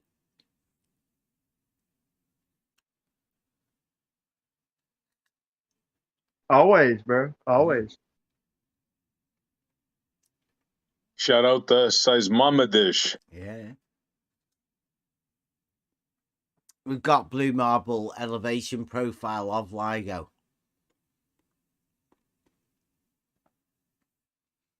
I don't know I whether talk there's about genius. there's a Yeah. modus tollens in there with that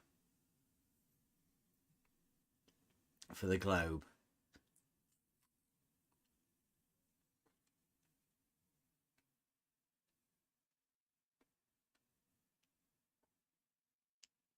I still don't think he understands that if point B is the tangent and B is also the middle, that means B is the tangent for AB and AC and BC, right?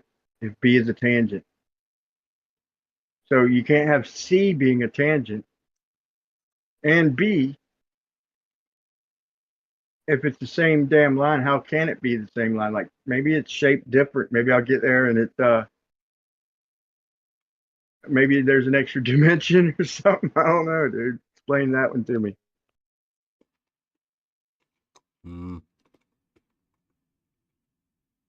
I've never heard the globe argument for that. They've always shied away.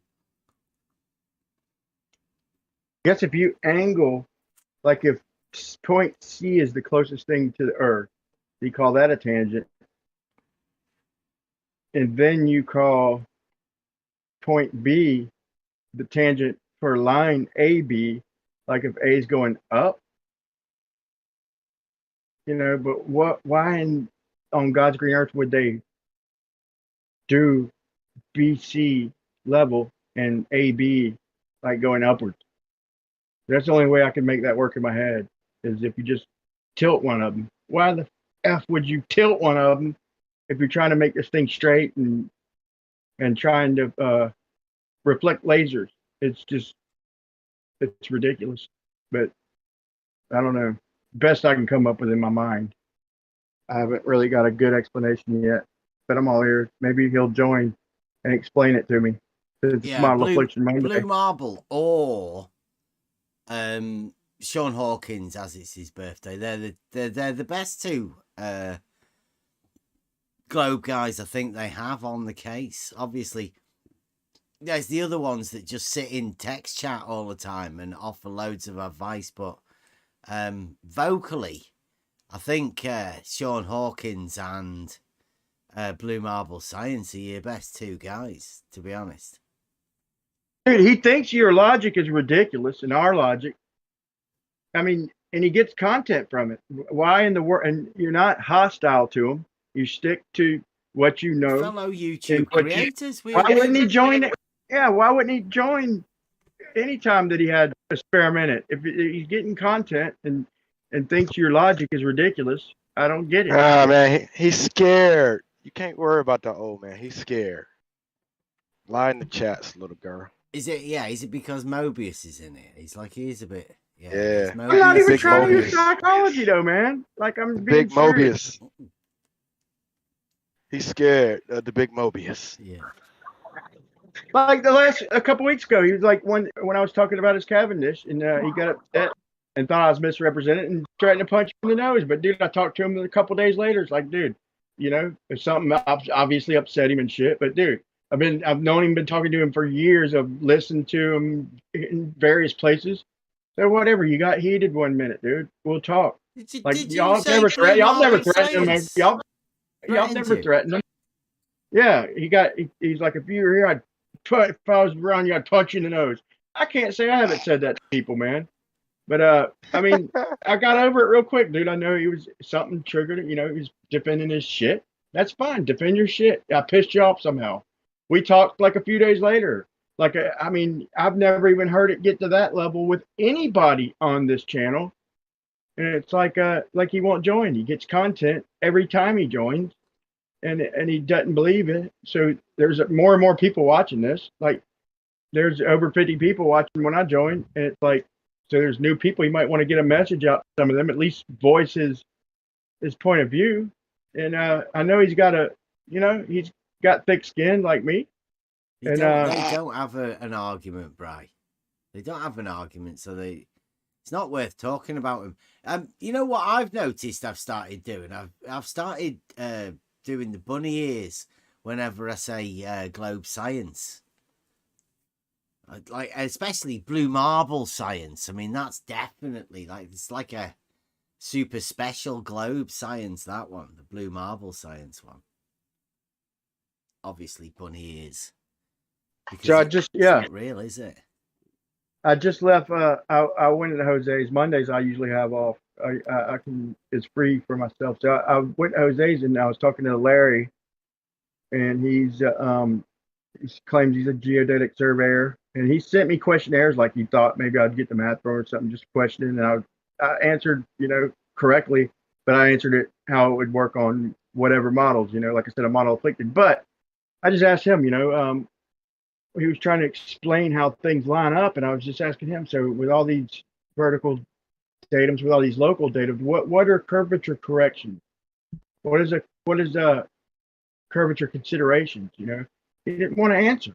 I'm like, I didn't get it. Like, it shouldn't bother him to say what a curvature correction or geodetic considerations are. Curvature considerations, and he didn't want to just answer honestly. I'm like, it is what it is. We can all look it up and see when it's applied, and the radius is applied to elevation data. Do you say a consideration? I've never heard of that. You never heard of curvature consideration? Absolutely, never.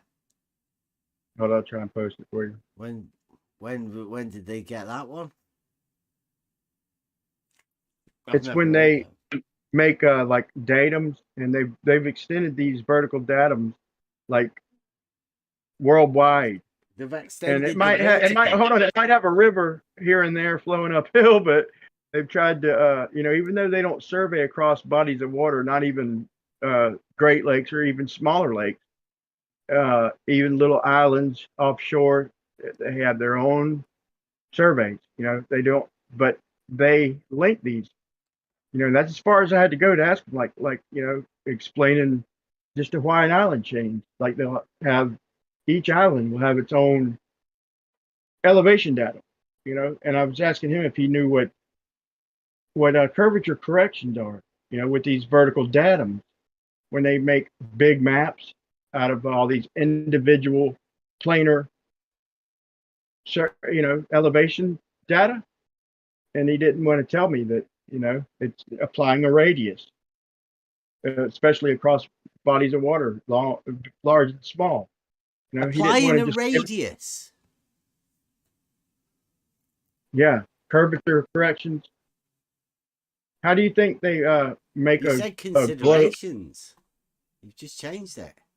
Same thing. Corrections, considerations. Just a mild, a polite way of putting it, if you will. Well, they're both completely different to me. A consideration is just a sort of a thoughtful thing. A correction is an adjustment. That's why I said when I'm polite, it's thoughtful. Considerate.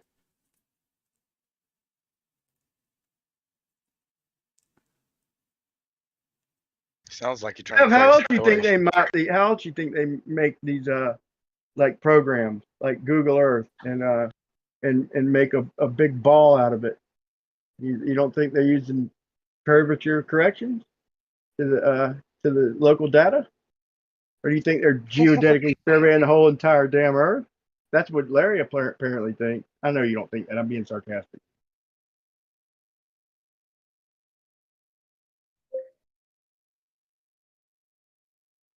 I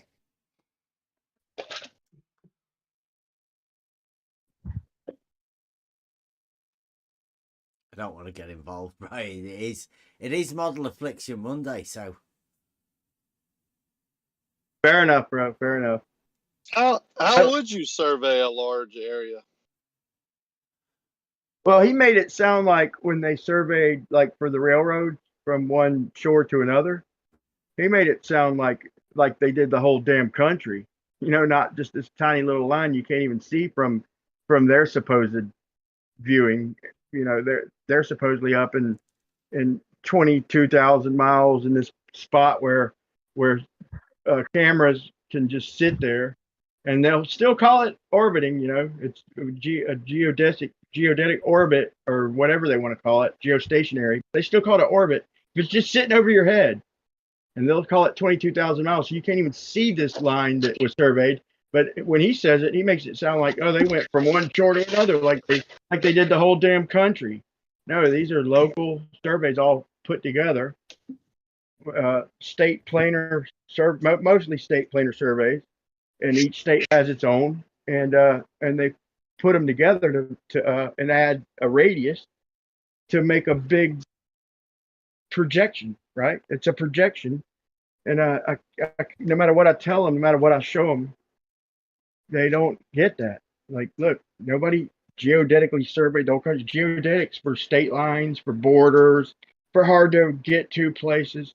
It's all local planar data with curvature considerations, applying a radius, which I'll tell you where that radius came from here in a bit. I never seen any curvature, anything in local surveying. No mention, no measurement, nothing. I'm still confused on how they do it. How did they measure the entire Earth to be a sphere? Using surveying? I'll take that bet.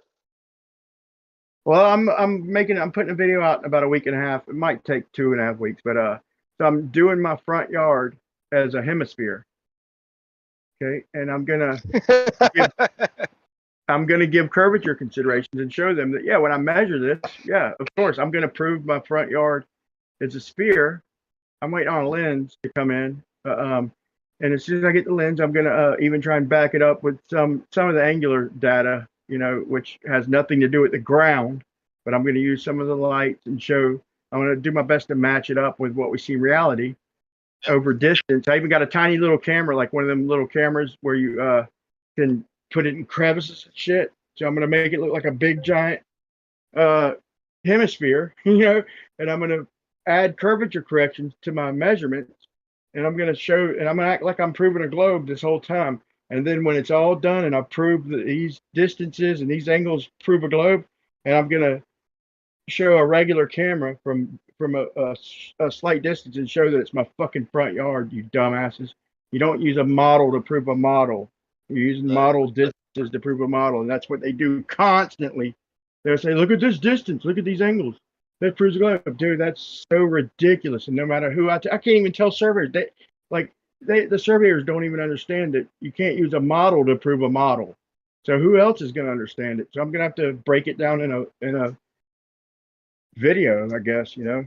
And Go draw out the last 4 miles of the Lake Pontchartrain power lines. See how small the Earth is. yeah, Planet Pontchartrain. That if you believe their photographs, then you believe that Lake Pontchartrain is a good portion of our planet. If you believe in planet. So you can see the curve of the Earth from ground level with your eyes, right? Oh wait, no, you can't because it's so big. No, but you can because there it is right there on Lake Pontchartrain. So full of shit, they don't even know which way they're going to squat. Yeah, and And I you, try and tell them I see all kinds of stuff when I go out there and just observing and not even trying to make videos, just observing. I try and use Skunk Bay as an example, but I'll run into B-Ball and he says that it never changes. It's always exactly what it is. And he calls me out in a video, makes a video just for me, little old me, and says that he accepted my challenge when I challenged him to go after dusk, go after the sun sets, leave 30 minutes for it to cool down, and you won't see the same thing you've seen when the sun in Hawaii's beaming on the water. You'll see different things because that's what I've seen every time I've went, and everybody else, even George Numchuck and Sly Sparkane when he was with Jesse Kozlowski. Things just refract and move around, you know. I'm not saying it proves something or the other, but where B-Ball lived or did live, it never changes. And then he goes like an hour before sunset, and supposedly he met my challenge, and went after sunset, and proved that you see the same thing every time there in Hawaii, and that's exact Earth radius. So full of shit. Go at night. Where's B-Ball's infrared? Where's his? Never mind. I don't even want to talk about B-Ball, but draw a line on top of the electrical boxes at Lake Pontchartrain Bridge and say that's slope is Earth curve, and then won't draw a line on the water, but will tell you the water is the horizon, so that is not curving. Hello? If the electrical boxes are above the water the same height, shouldn't they both be curving at the same rate, sir? They'll go beyond that. Then they'll raise it up in the air and call it mage or something and say, look, 120,000 feet, and there's your horizon curvature. And then in the previous argument, they just said we see in a circle, and that's why we don't see left to right curvature, is because of our vision, the horizon's equidistant. What changes at 120,000 feet where you picked one particular shot to get this minuscule thing you're calling curvature when the ground's way down below, even though it's rising up with us, it can't rise to us because it's down below. And it's still equidistant, the horizon's still equidistant, but now all of a sudden that's Earth curve. It's double speak at its best.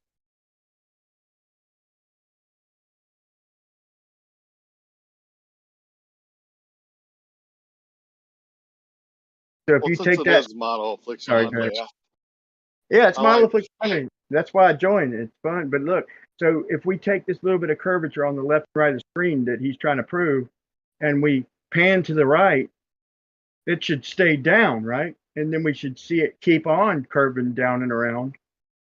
But what we get in reality is the same exact picture of the horizon we've seen looking the other direction. So according to them, Earth curve is like maybe a rose petal or something.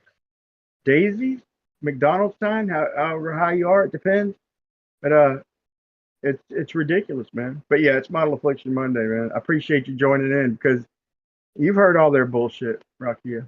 Yeah, I love it. I think it's great. So I proved to a couple contractors that have been using lasers and all that all their life the other day that their minds can fool them very easily. We were on a lot and the dirt was perfectly level, horizontal, not curving. Took a laser level, shot 2 pins dead on, not a fraction off. But the road behind it was sloping down severely, like almost at a 45-degree angle. But the dirt was level. Well, the road was at the, we were looking at the dirt and the road to the left was higher than the right, which made the dirt look higher on the right and sloping towards the left. And I bet them lunch that the dirt was level, was horizontal. And they both said, no, it slopes back to the left. And they both said about a foot, within a foot or so.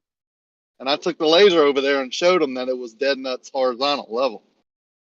Even It's just seeing the dirt raised up, optical. they still took that bet. Yeah. Even after I showed them the laser level showing that it was horizontal, they couldn't believe it. And I said, it's just because of the road behind it sloping one direction, it makes your brain think that it's doing something else. Optical illusion right there. We weren't 100 feet away. Yeah, that's a sucker bet, man. Anytime you're looking at slope too, even on short distances, I mean, if something's level, it tends to look like you're looking uphill, but that you've studied perspective for a couple of years, man. That was a sucker bet. Well, we were talking about cosmology and things like that, and they couldn't understand how optical illusions would work. And I said, look, I'll show you right here. Look at that dirt right there, because I'd already measured the nail. I'd already leveled out my string, made it horizontal, and I knew those 2 pins up front were right on. I said, but it looks like, even to me, that the dirt is sloping right to left. But it's not. It's actually level, and the road is sloping left to right. That's what's making it appear to my eyes or my brain. It makes the dirt appear unlevel. Okay, I see what you're saying now. And I The was first like, thing I brought there up. you go. Go ahead. Well, I just proved to them that the mind is easily fooled. I mean, like I said, we're not 100 feet away. Good point. The first thing I brought up with Larry was that. Hold on, I said, Larry, Rakia had to pay $100 to pull up a freaking foundation that was like what, a half mile long, and you ain't got to correct me yet if I'm wrong, but I said like what, a half mile or a mile long, and you said that you shot it and it was literally sloping, and he said it was a warehouse or something, and it was 1,200 feet long, and yeah, it was sloping. And I'm like, he made all these excuses, and I'm like, man, you know what? If he'd have just been honest to begin with and said what he was claiming, he wouldn't have had to do all that go to prove him wrong, and he still won't admit he's wrong. Like, dude, it's not sloping. You get right in the middle of that thing and shoot either end. That's what I said. Go to the middle of it and shoot left or right. But what he did was, the building was like 12 or 1,500 feet long, and then he went another 12 or 1,500 feet away from the building and set up his auto level and shot the beginning, which he said was the concrete slab, and at the end of the concrete slab, and said it was curving down 2 inches or whatever it was. That the slab was curving because of what he shot, what he measured with his tool from 2,500, 3,000 feet away or whatever. He should have went. He should have went to the middle, man. You should have challenged him. I did. That's the first thing I said. Well, say go to the middle and shoot both corners, left or right. He would never do it. I mean, yeah, even on a globe, it would be level if it's level, and that's what he would read. And dude, they never would have let something sloping like that ride for a warehouse floor. I mean, they give us some leeway, but dude, nobody's that bad off. Like, when we shoot shit, we make sure it's dead on. That way, when we're actually pouring the concrete, we can be off a little tiny bit, dude. But you're getting tired. Yeah, you're not going to be off by like an entire inch, and much less anything more than that. Like, your form boards are going to be checked, double checked, and there's no way you're going to be off where it's literally sloping. You might have some little undulations here and there, but it's all going to be within that realm of what you see with your eyes anywhere you go. So he wouldn't even go to the and do a measurement from the middle. That doesn't surprise me. No, he wouldn't even give me the video. I had to pay to get it. Someone else, I just offered anyone that would dig it up because Jose and Larry or whoever it was wouldn't get it. They don't want to get it because it's so damaging. They just look like idiots every time they. Sorry about that. Oh, it's not his birthday. Yeah, he's an idiot. If he thinks building slabs are curving, 1,500-foot building slabs are curving because it's following the curvature of the earth, which is his exact words, he is an idiot. I don't care if it's his birthday or not. But here's the genius of it. So if you take a flat level slab and you add curvature corrections, you put it on a globe, that's what it'll read. And then if he wants to use that same measurement from a distance and say, look, it's curving when it's actually a flat slab in reality, and even on his globe, if you measured it from the middle, it would still be horizontal, which you'll get that from some people, and some people you'll get the drop, who knows. But even still, if you want to add that correction and then back away measure it and make it match that correction, then you're using the model to prove the model, which is goddamn ridiculous. He measured it. Yeah, sure, he might have measured that. And considering the radius of the earth, that's what he came up with. But in reality, that's not what's there. It's a level slab with maybe some minor undulations, you know. And that's kind of me insulting the people who laid it, you know, and laid it out and framed it and poured it, you know. I got a question. So when you say it's a level slab, what do you mean? I mean, not sloping. It doesn't help me. You mean it's perfectly straight, right? On either model, Brenda, unless you're backing away from one side. No, you don't understand our model. Well, the same line's going to give you different things. Like you do understand that some vertical datums have the St. Lawrence River running uphill, right? You do understand the NAD, the North American datum vertical that doesn't have that, right? But some models, some datums do have the St. Lawrence River running uphill for 60 miles. You understand what that means? So we're just talking about a slab, right? I just want to talk Just about seeing, I'm just checking your, I'm just, before I get into it, I'm checking your, you know, your knowledge of the situation, just of the whole topic itself. Do you understand what that means? Brenda, sorry, Bri, while we're doing this, this is model affliction. So, Brenda, you will be presenting your model to counter Brian's model, right? Like, because you are having a go at Brian for saying a level is straight. No, you would be saying something different than that, would you?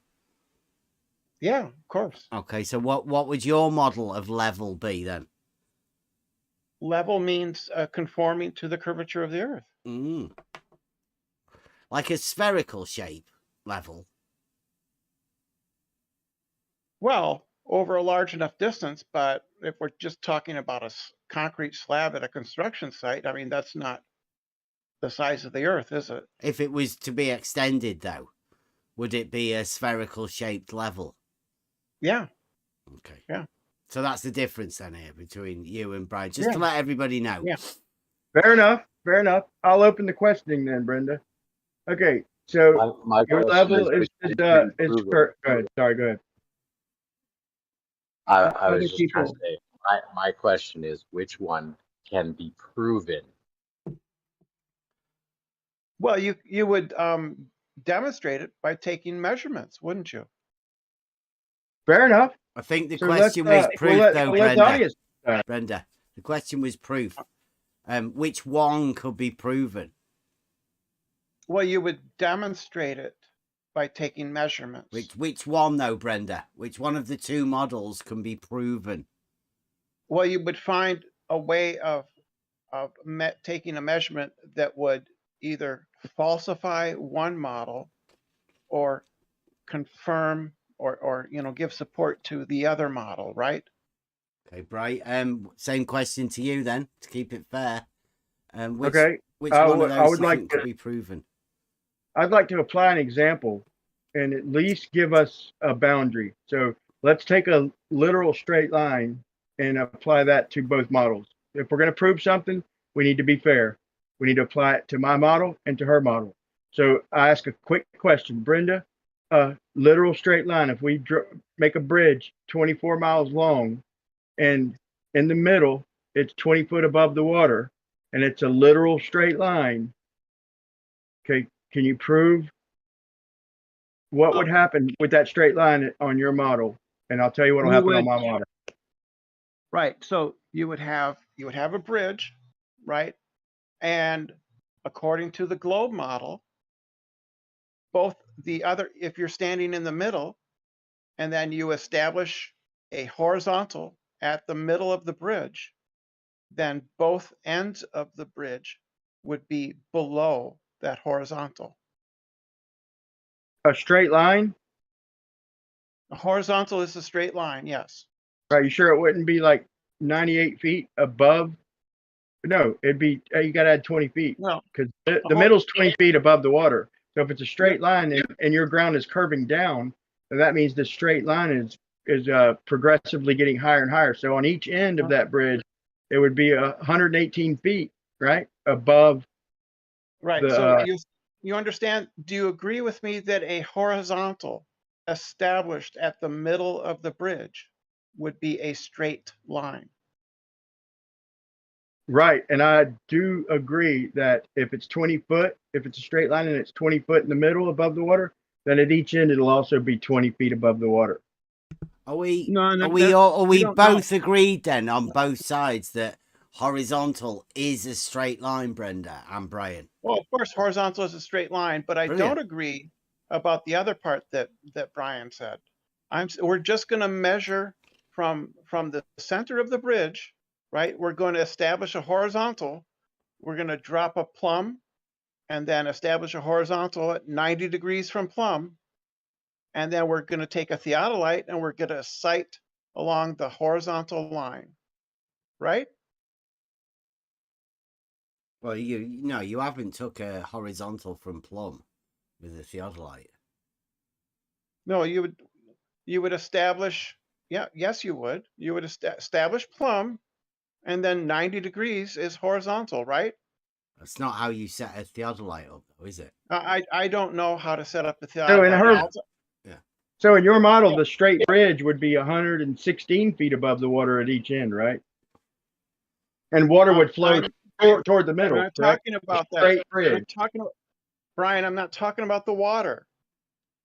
We're not in the water. We're on the bridge.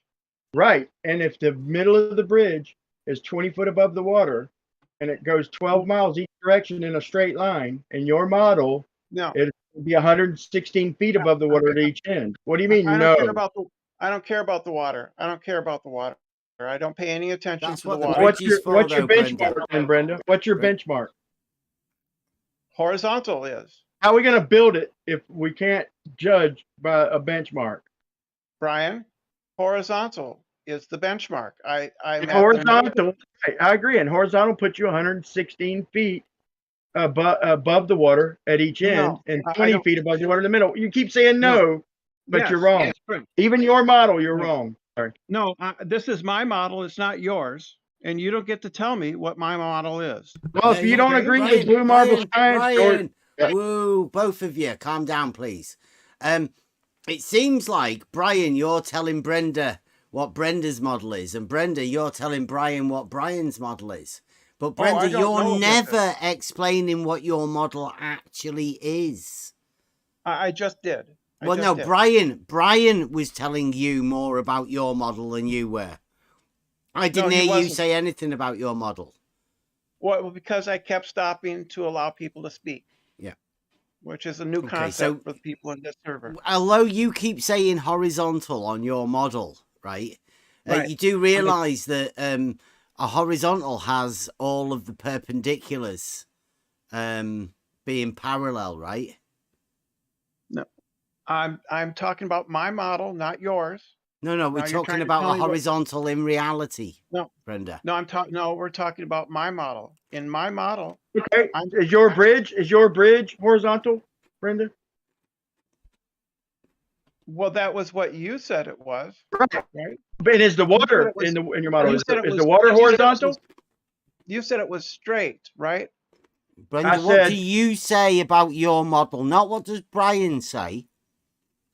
Well, he started the stipulation with the bridge, but I don't need a bridge to talk about my model. But he is asking you, what about your model? Don't tell him what he said. Right. I understand. See, a lot of bridges are curved, right? So in this bridge, we're assuming that it's straight, right? Straight and horizontal. And I ask you, is your water straight and horizontal?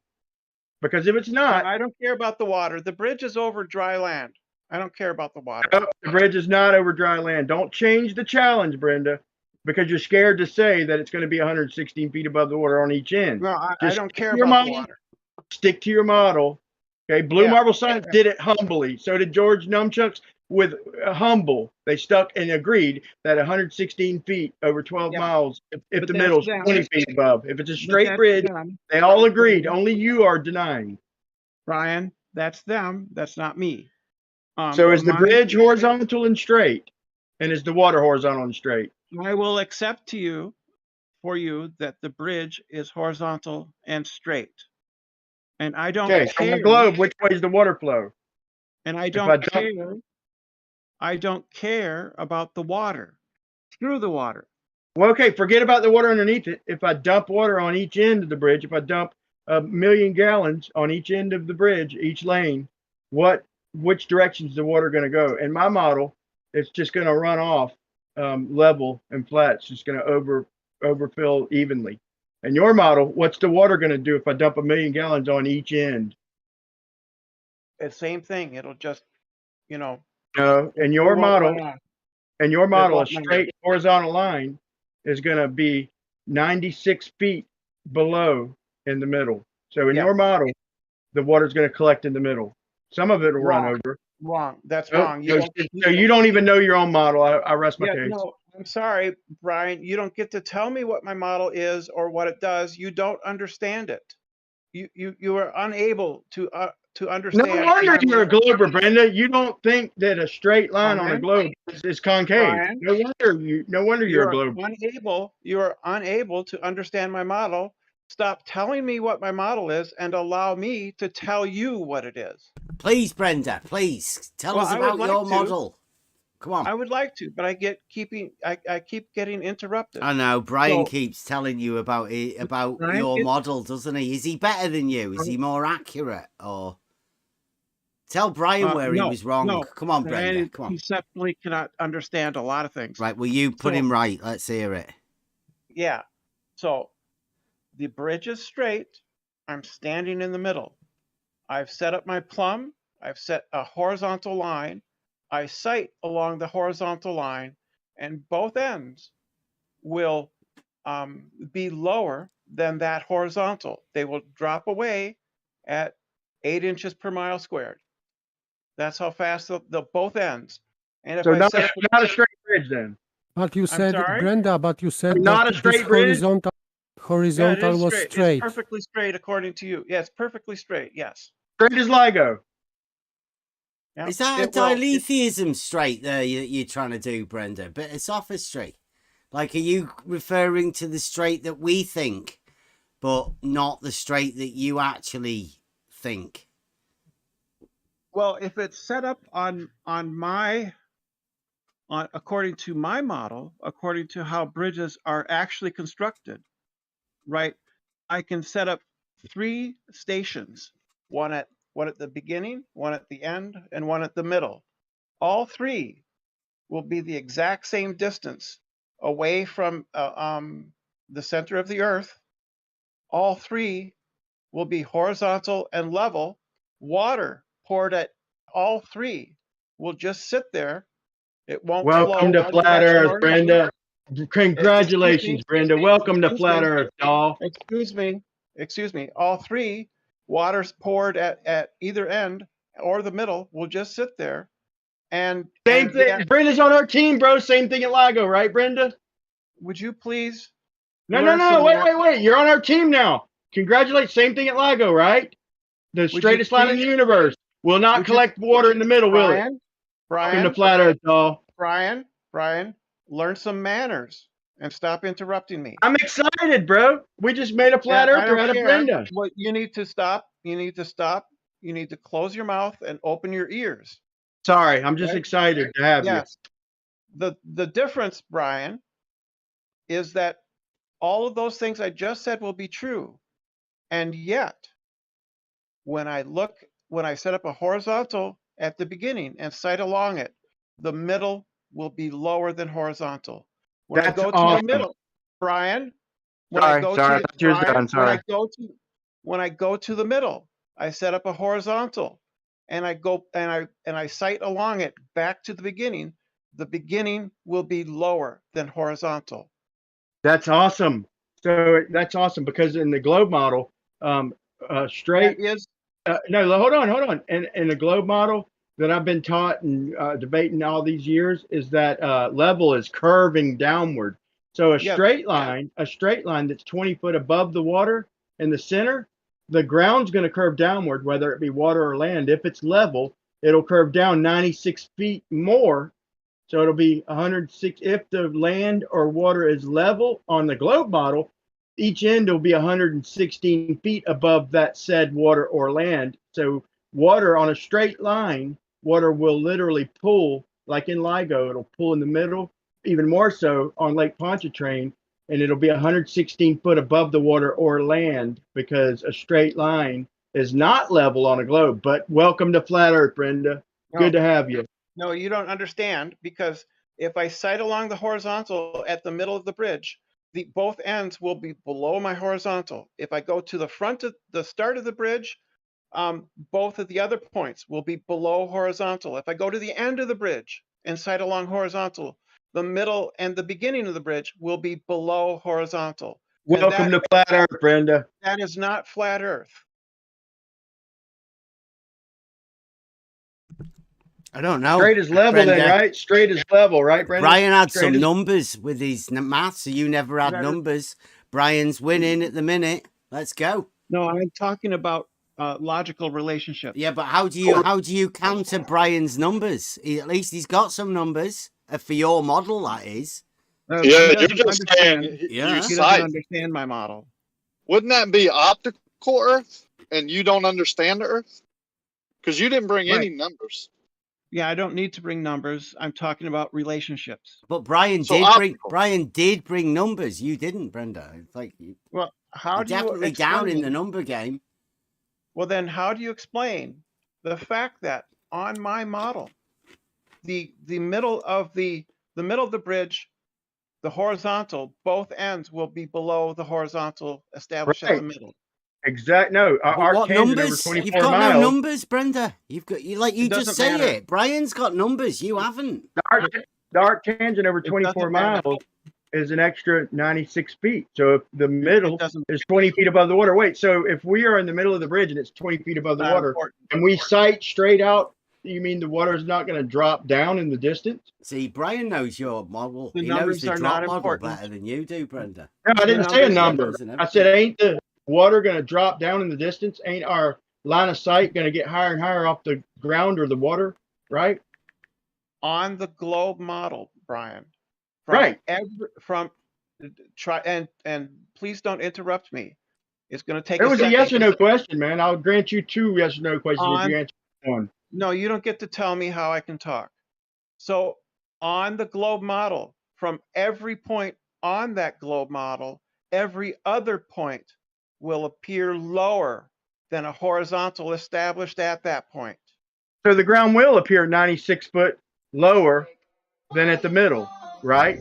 And then at the middle, the beginning will appear 96 feet lower. So if we're in the middle of the bridge and we're 26 feet above the water, if I look straight and horizontal through an auto level or theodolite 0 degrees, then the water or land is going to appear to drop an additional 96 feet. No, I'm not Correct? talking about the water, Brian. I'm talking about Or the the land, horizontal. or the level. How about that? The level. No, I'm talking about the Okay, horizontal. so I thought you were representing a globe with radius 3959.7. This is the globe. This is the globe. No, it's not. Level Yeah, it curves is. in your model, Brenda. Level Brian, curves in your model. yeah, you have to understand that I understand my model and you do not. No, you don't. You obviously don't.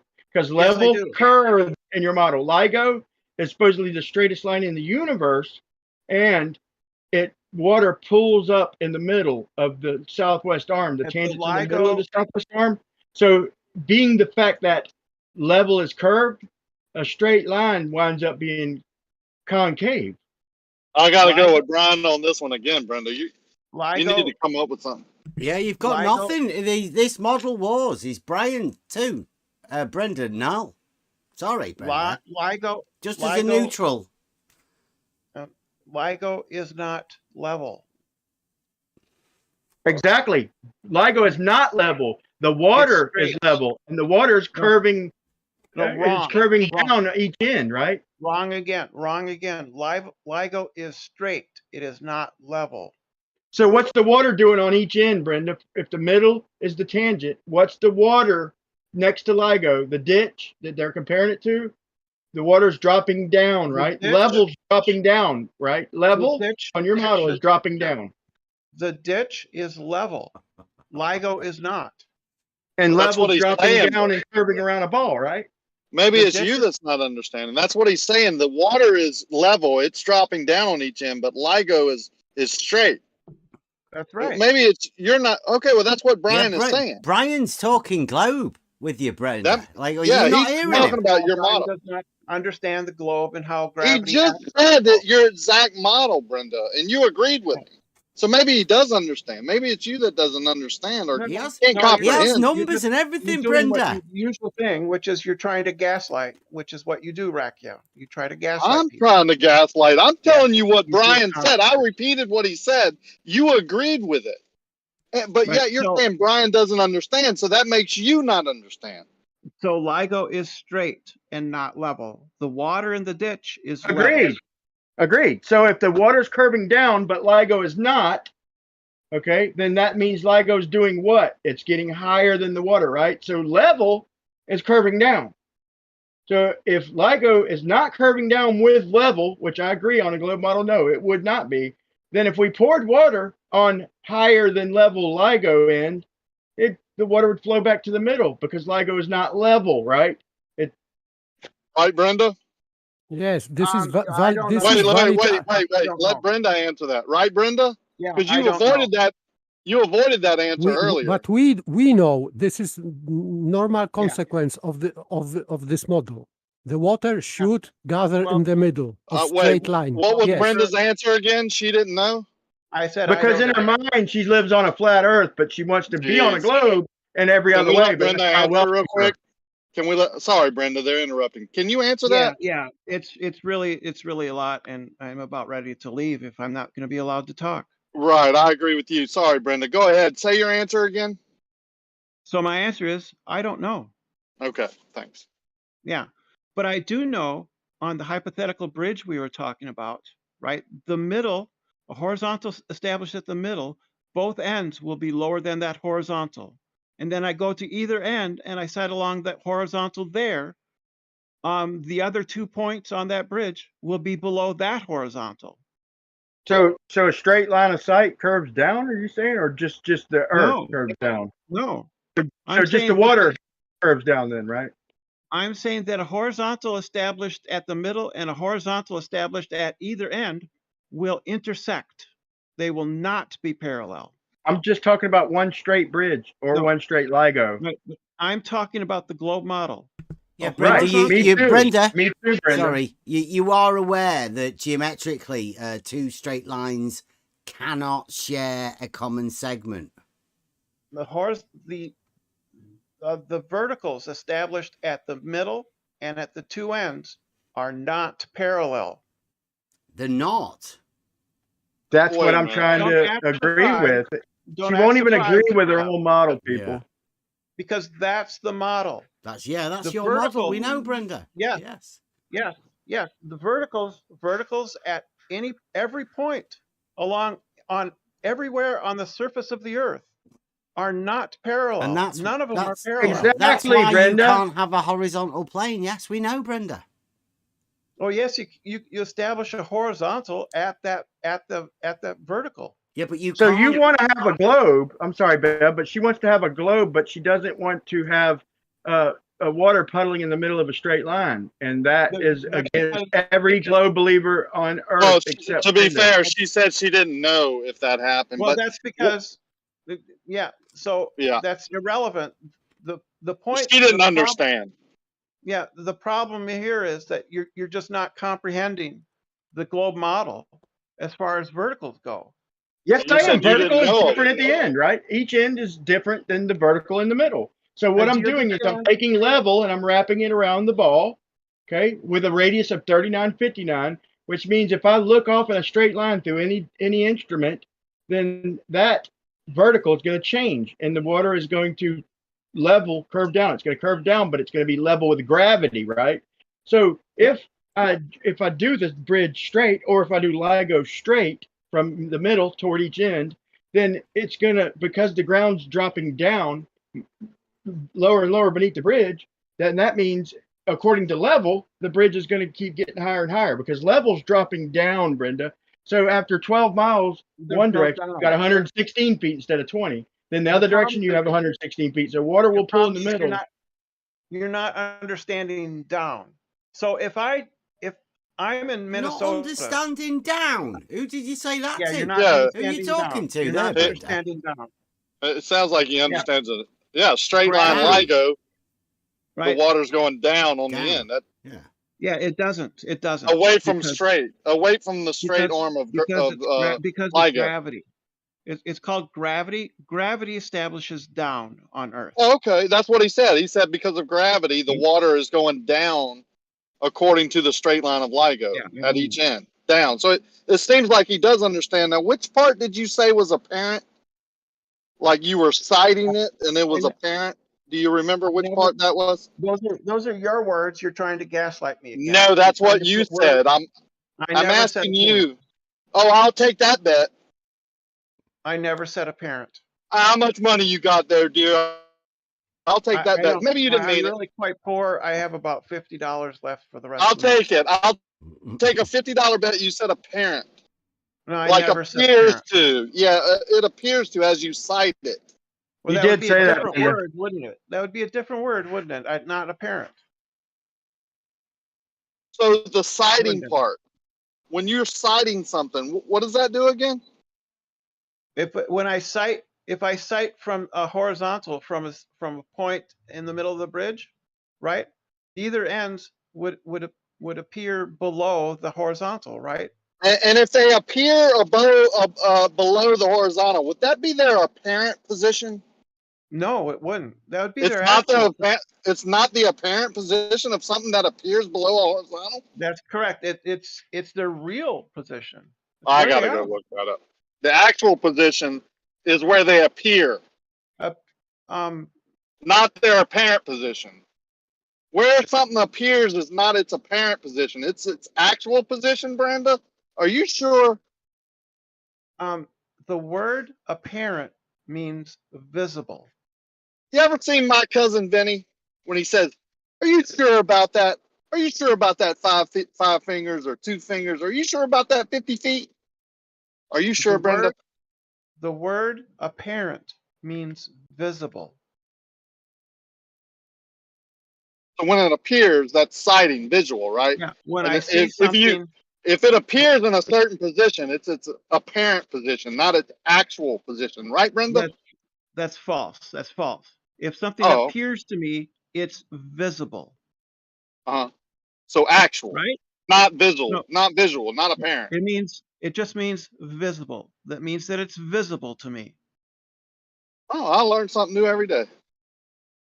So Well, actual position is where something appears as you sight it in the distance. That's not its apparent position. It means it's visible. So when they say the sun's 1 degree above the horizon during a selennium, it's It's not apparently 1 degree. You mean it's actually 1 degree? It So means it's visible. It means it's visibly 1 degree above the horizon. But is it actually 1 degree above the horizon during the solennilium? That means it appears above the horizon. So it doesn't mean actual then, right? It means that in this particular case, that it has been refracted over the horizon. Yeah, it's looming. Okay, now a different challenge. Since you got skunked on that one, a different challenge. Now let's do a level bridge on a globe. Okay, a level bridge on a globe. Okay, I've got an instrument that sees straight and horizontal. You would agree my line of sight straight, right? Through a theodolite or an auto level, right? Right. So this bridge conforms to the curvature of the globe Earth, right? We're going to put it right next to our straight bridge and right next to our extended LIGO. We've actually built a 24-mile LIGO, and we've built a 24-mile bridge. Now, the third piece of construction is going to be a level bridge. And by right? level, you mean it conforms to the curvature of the Earth. Whatever your definition of level is, right? That's my definition. Okay. So now the bridge this time, okay, so now in your model, if I'm 20 feet above in the middle and I look off in the distance, okay, then my line of sight is going to be 96 extra feet above the water on each end, right? Because level curves, right? So my straight line of sight level is going to drop down an extra 96 feet, right? Well, how long is this bridge? It's 24 miles. We're in the middle. I've told you that 10 times. You've quoted it. So am I at the middle? Oh, you've quoted that too, Brenda. You said if we're looking in from the middle of a 12 miles to the end, each direction, okay? Don't backtrack, okay? And play stupid just because you know you're wrong. Okay, we're going to give another scenario. So we've got our 24-mile LIGO. That's hypothetical. But the first one, we're putting that hypothetical next to our first straight horizontal bridge. Now we're doing a level bridge on a globe model. Level is going to curve down with the water, right?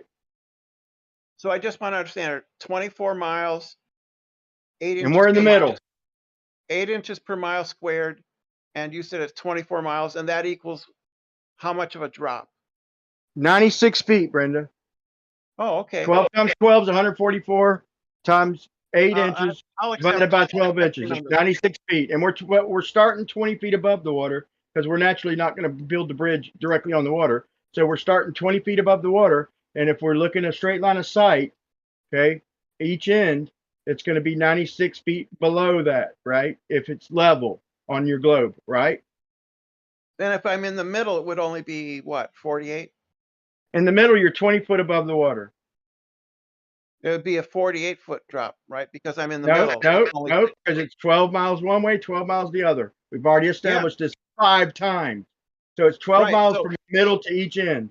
So 12 miles is 96 extra feet. The 20 were above the water and an extra 96, right? You said it was 96 with 24. It's 96 feet over 12 miles. No, you said it was 96. I know your brain's melting because the reality's coming crashing down it's on you. Those numbers, Brian. You want to slow down. Brenda's a globe. You want to keep those numbers away. Yeah, you should her. slow down. Scares You Brenda. should slow down for me. So, Brian, you told me that from beginning to end of the bridge, there's a 96-foot drop because it's 24 miles long, right?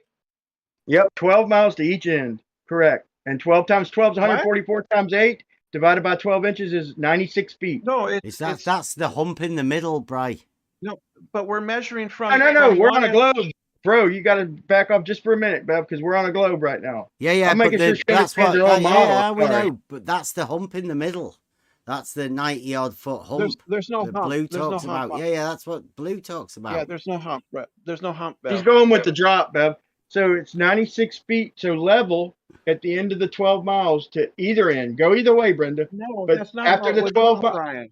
Oh fuck! She's gonna weasel her way out of any way she can. People, just watch. I can't even agree with her because in her mind the Earth is flat. Right. You don't understand your model, Brenda. You know the radius of your model? 12 miles. 12 times 12 times 8 divided by 12 will give you 96 feet, Brenda. For 12 Maybe- miles or 24? Is that Yeah, 12 miles or 24? 12, Brenda. Did you not hear 12 in the beginning? Yeah, but If you he have said it was, 24, listen. If you have but he said it was 24-mile bridge, 24. yeah, if you would listen, maybe let me speak. You know how you shut everybody up earlier when they interrupted you a little bit? 24-mile bridge, you go to the middle, you have 12 miles, right? 24 divided by 2, Brenda? I know these numbers are hard. 12 miles is from the middle to each shore. You would have 96 feet drop to each shoreline, both ways, Brenda. You get it? No, You got that it doesn't now? make- No. Yeah, you don't understand your own model. If you did the whole, hold on. If she did the whole 24 miles, it's 386 foot Yeah, drop. it's like Would you rather do 380 that? something. Yeah. 24 miles times 24, Brenda. I Times made sure she 8. didn't weasel out, y'all. I made sure she didn't weasel out. So I just started in the wanna middle, ask a and she question.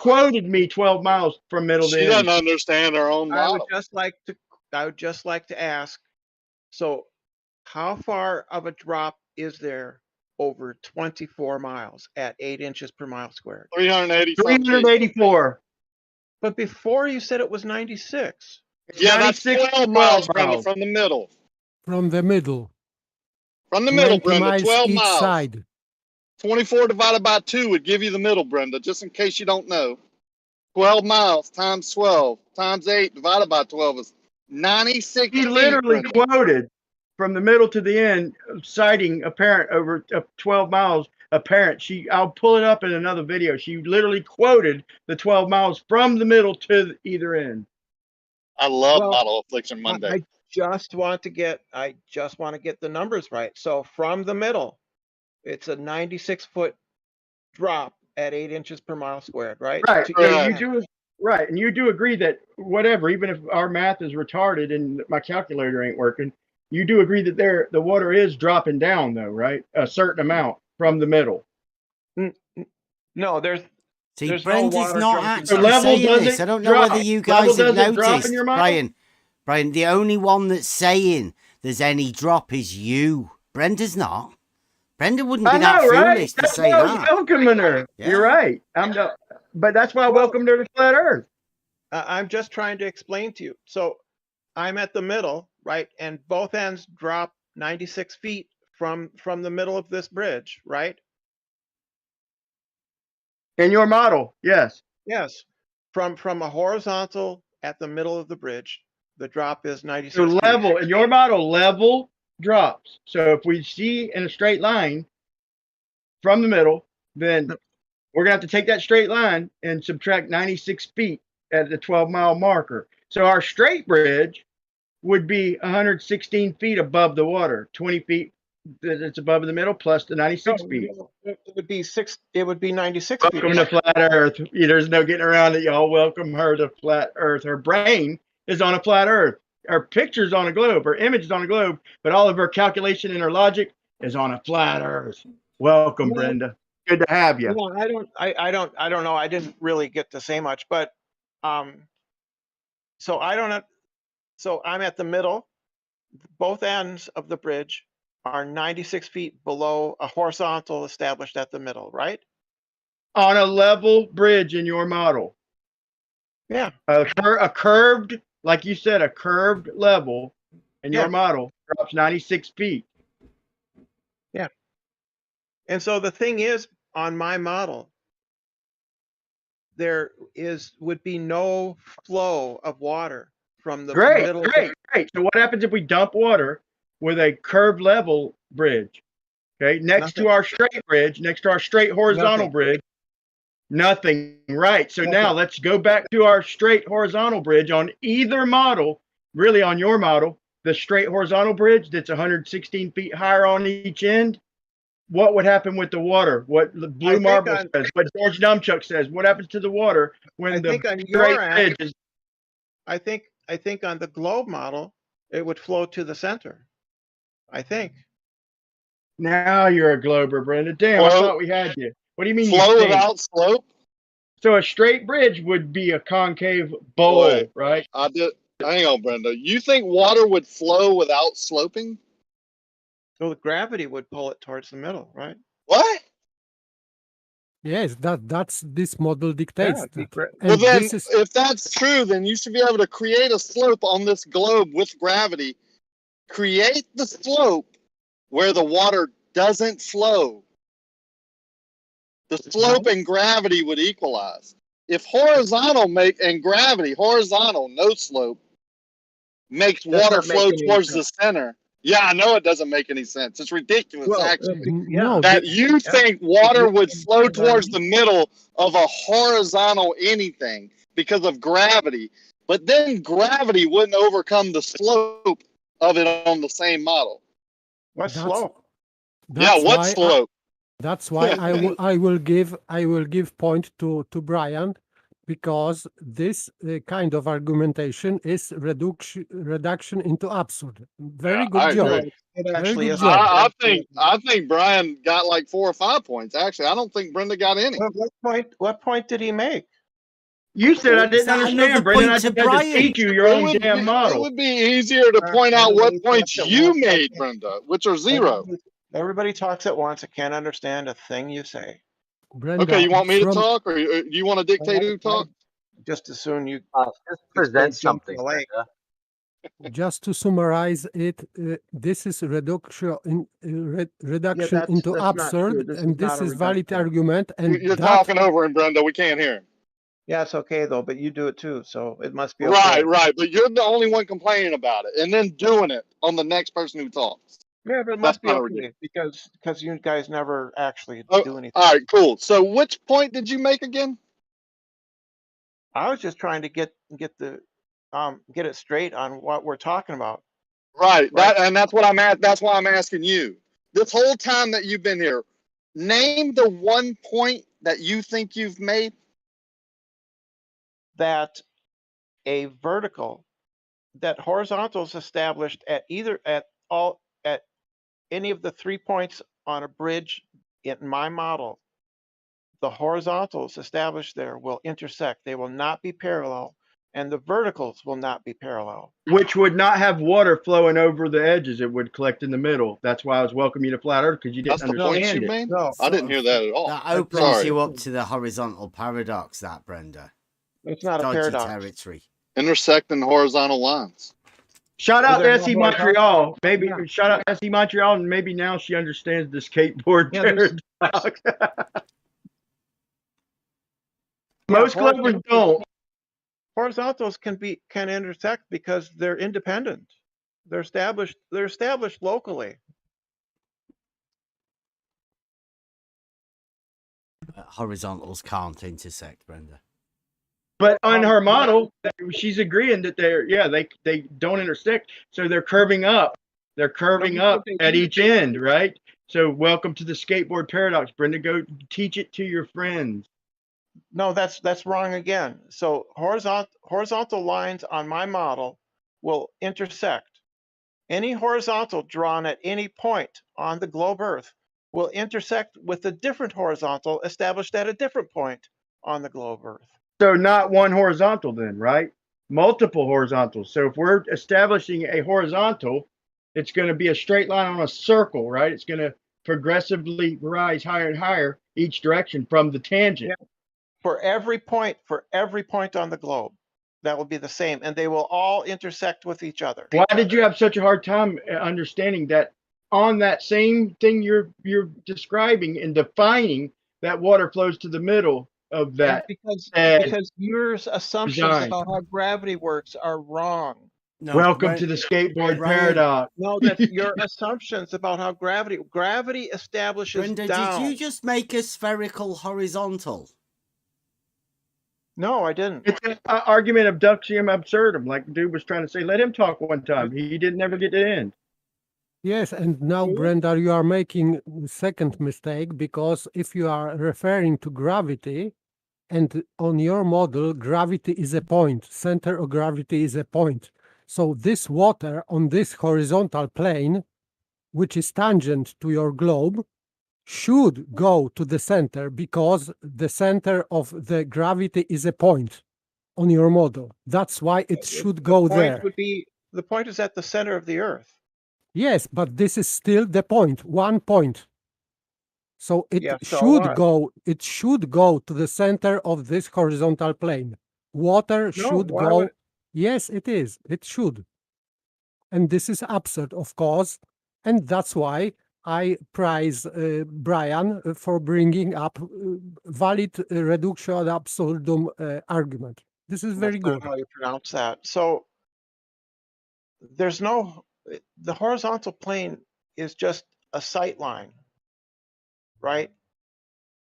Right, like LIGO and the first bridge, right?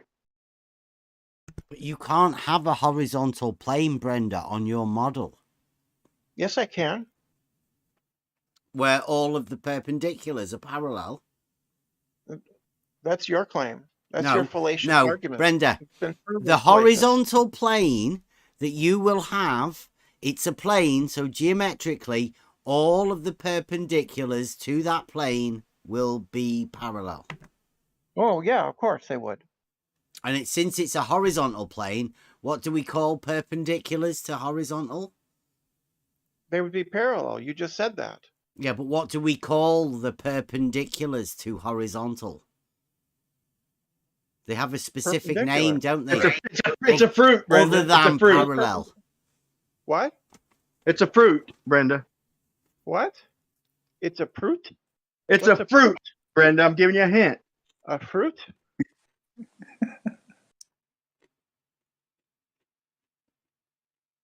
I don't know what you mean. No, you don't know what we call a perpendicular.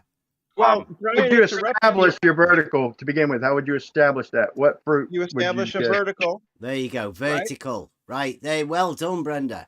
So all the perpendiculars to a horizontal plane will be called vertical, won't they? No, that's wrong. You gave They're- her, you gave her Perpendicular vertical. to a and she still couldn't horizontal say it. is vertical. No, that's wrong. That's false, Bell. What perpendicular to a horizontal plane will be vertical? False. I'll let you absorb that. And No, he's already absorbed it, Brenda. You look, Bev, if you want, I can take. I can make it even more hilarious if you want. Oh, How can you Let back me up explain this? it. Let me Brenda, explain you- it. Let her explain why it's false. It's false because on the globe Earth, no verticals are parallel to another vertical. I'm gonna make this even funnier because I'm realizing that she's just understanding. Sorry, Brian. Brenda, please explain that a bit more. Gravity establishes vertical. Gravity on the globe Earth is radial, right? So every point on the globe Earth, if you establish a point there, it will point to the center of the globe, and therefore no vertical will be parallel with another vertical. That's they why we all- said you can't have a horizontal plane on your model, but you not having a horizontal plane opens you up for the horizontal paradox, which you then said didn't exist. Your claim that I can't It's have an a endless horizontal loop, is Brenda. Bev, your claim that I can't have a horizontal is false because Yeah, in reality, of course, you Bev, can have a horizontal, Bev, right? We're talking Bev, about your model. Bev, the reason why I can have a horizontal is because horizontal is defined as perpendicular to a vertical. Therefore, Hey, give me I can round have- two, y'all. Give me round two, y'all. Brenda, I'll let you justify yourself. Okay, this is round two. Y'all gonna enjoy this, and Brenda, you'll probably enjoy it too. Okay, so now if I have a lagoon, okay, it's a lagoon. I'm digging it. I'm dredging it out, and I'm just gonna take it, make it a. Let's just call it a canal. I'm gonna start from each end. No, you know what? I'm gonna start in the middle. I'm gonna dig it down. I'm gonna dig it. Let's make it 12 miles long. Let's make it more realistic. Okay, so it's 6 miles to each That's shore. a pretty big lagoon. Yeah, well, it's a canal. It's a canal. So it's literally 6 miles to each end. We're in the middle and we're starting to dig. Okay, so I'm gonna dig. Let's see, 6 times 6 times 8 divided by 12. Okay, 24 feet. Okay, so I'm gonna dig a straight line from. I'm gonna start at 24 feet deep in the center. And I'm gonna go to 24 feet deep on either end. I'm going to go to 0 on either end. I'm going to go to sea level. So the center is 24 foot deep. It's 6 miles to each end, right? And then I'm going to fill it up with water. Okay.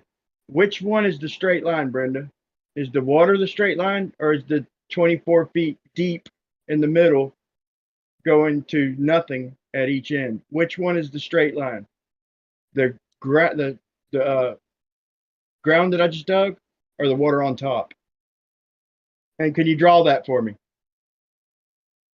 Well, no, I don't have any applications for drawing, so I can't do that. But is this trench that you've built, is it 24 feet deep all the way through? Nope. It's 20 foot deep in the middle, and then at the end it's 0 feet deep. It's a perfect transition either direction. So we'll just focus on the center to one shore. So Right, it's so 0 feet deep on the shore. So it's 24 feet deep in the middle and 0 feet deep on the end after we fill it up with water. Yeah, the water would pool at the center. What do you mean it pull at the center? Which one's a straight line? Is it the bottom or the water? Which one's horizontal? The bottom. In your model, the bottom's horizontal? As I understand, unless I've misunderstood you, because I have misunderstood you before, but if I understand you correct, then the bottom of this trench is perfectly straight. So the bottom that's 24 feet deep in the middle and 0 feet deep at the end is a horizontal straight line. Okay, so now back to the bridge. It's 20 feet in the middle above the water, and then it's 116 feet at the end. That's a straight line, right? In your world, each end's curling up 116 feet above the water. That's a straight line to you, right? So what you did is you established a horizontal at the middle of the bridge, and then you just continued that going straight and not conforming to the curvature of the earth. Is that correct? Right. I dug a bowl 24 feet deep in the middle, and you're calling it a horizontal straight line. But in reality, it's a bowl, right? It's not it wouldn't be a bowl because it's not curved. What do you mean? It's 24 feet deep in the middle and 0 at the end. So it's literally a bowl, right? No, it'd be straight. It'd be perfectly straight. Okay, so will you apologize to me earlier for saying I didn't understand the model and for teaching you, or at least thank me for teaching you? For teaching you what? Teaching me what? You put a big massive hump in the middle of the straight line, Brenda. There's no hump. Yes, you have. You put a 24-foot hump of water in the middle of a straight line, a horizontal straight line. There's no hump, Bob. You just did it. You said that in the center of this trench, it would be a bulge of water. You said that. No, it wouldn't be a bulge. It'd be flat. But you 24 said that. feet, Brenda. 0 at each end, 24 feet in the middle. That is a hump of 24 feet in the middle. No, that's not a hump. It's a straight line. Well, which is a straight line? In this case, we're talking about the trench, right? The trench is perfectly straight. It's perfectly horizontal to the middle of the trench, right? Because that's what we did. We established a vertical, and then a horizontal to the vertical, right? So the bottom of that trench, the base of it, is perfectly straight. Mm-hmm. And then you've got a lump of 24 feet in the middle of water. It's not a bowl. So if we're on top of that water, looking through an auto level, what's our line of sight doing? The water would appear to fall below our sight line if it's horizontal. Apparent? Yeah, it would. Curve now apologize to Rakia too. It would curve away from us. So it'd be curving. Wait. Okay. So the water Okay, so now the bridge. Now, you still think that if I dump the water the 116-foot high bridge, you know that's high as a freaking 10-story building, right? So at the end, if I dump the water, then now you don't think it's just going to flow evenly over the ends. Now you agree it's going to pull in the center, right? You're with the hump model, right? You're on board with the hump, right? This would be a straight. This would be a straight line. So a hump in the middle, right? It would be downhill towards the middle, though. How could it be downhill? It's a straight horizontal line at the bottom, Brenda. Yeah, I know. It's a mystery, isn't it? So what goes down? If you've got a straight horizontal line and then a 24-meter hump in the middle, where is your down when you're looking at it? There's no hump, Bev. So you just said you're looking down. How can you look down along a horizontal that goes up 24 meters in the middle? Right. So let's say that I'm standing at the 124, the end of this bridge that is 124 feet in the air, right? And the middle is what Brian said, what, 20 feet in the air? Yeah, no, you're talking about 116 feet, but that's including the 20 feet. Yeah, you're a humpist. She's a humpist, y'all. No, so if I'm at the end of that bridge that's 124 feet in the air, then no, it was a horizontal line that went from 0 to 0, and in the middle you had a 24-meter hump of water. Can you not remember it? You've forgotten it, Brenda.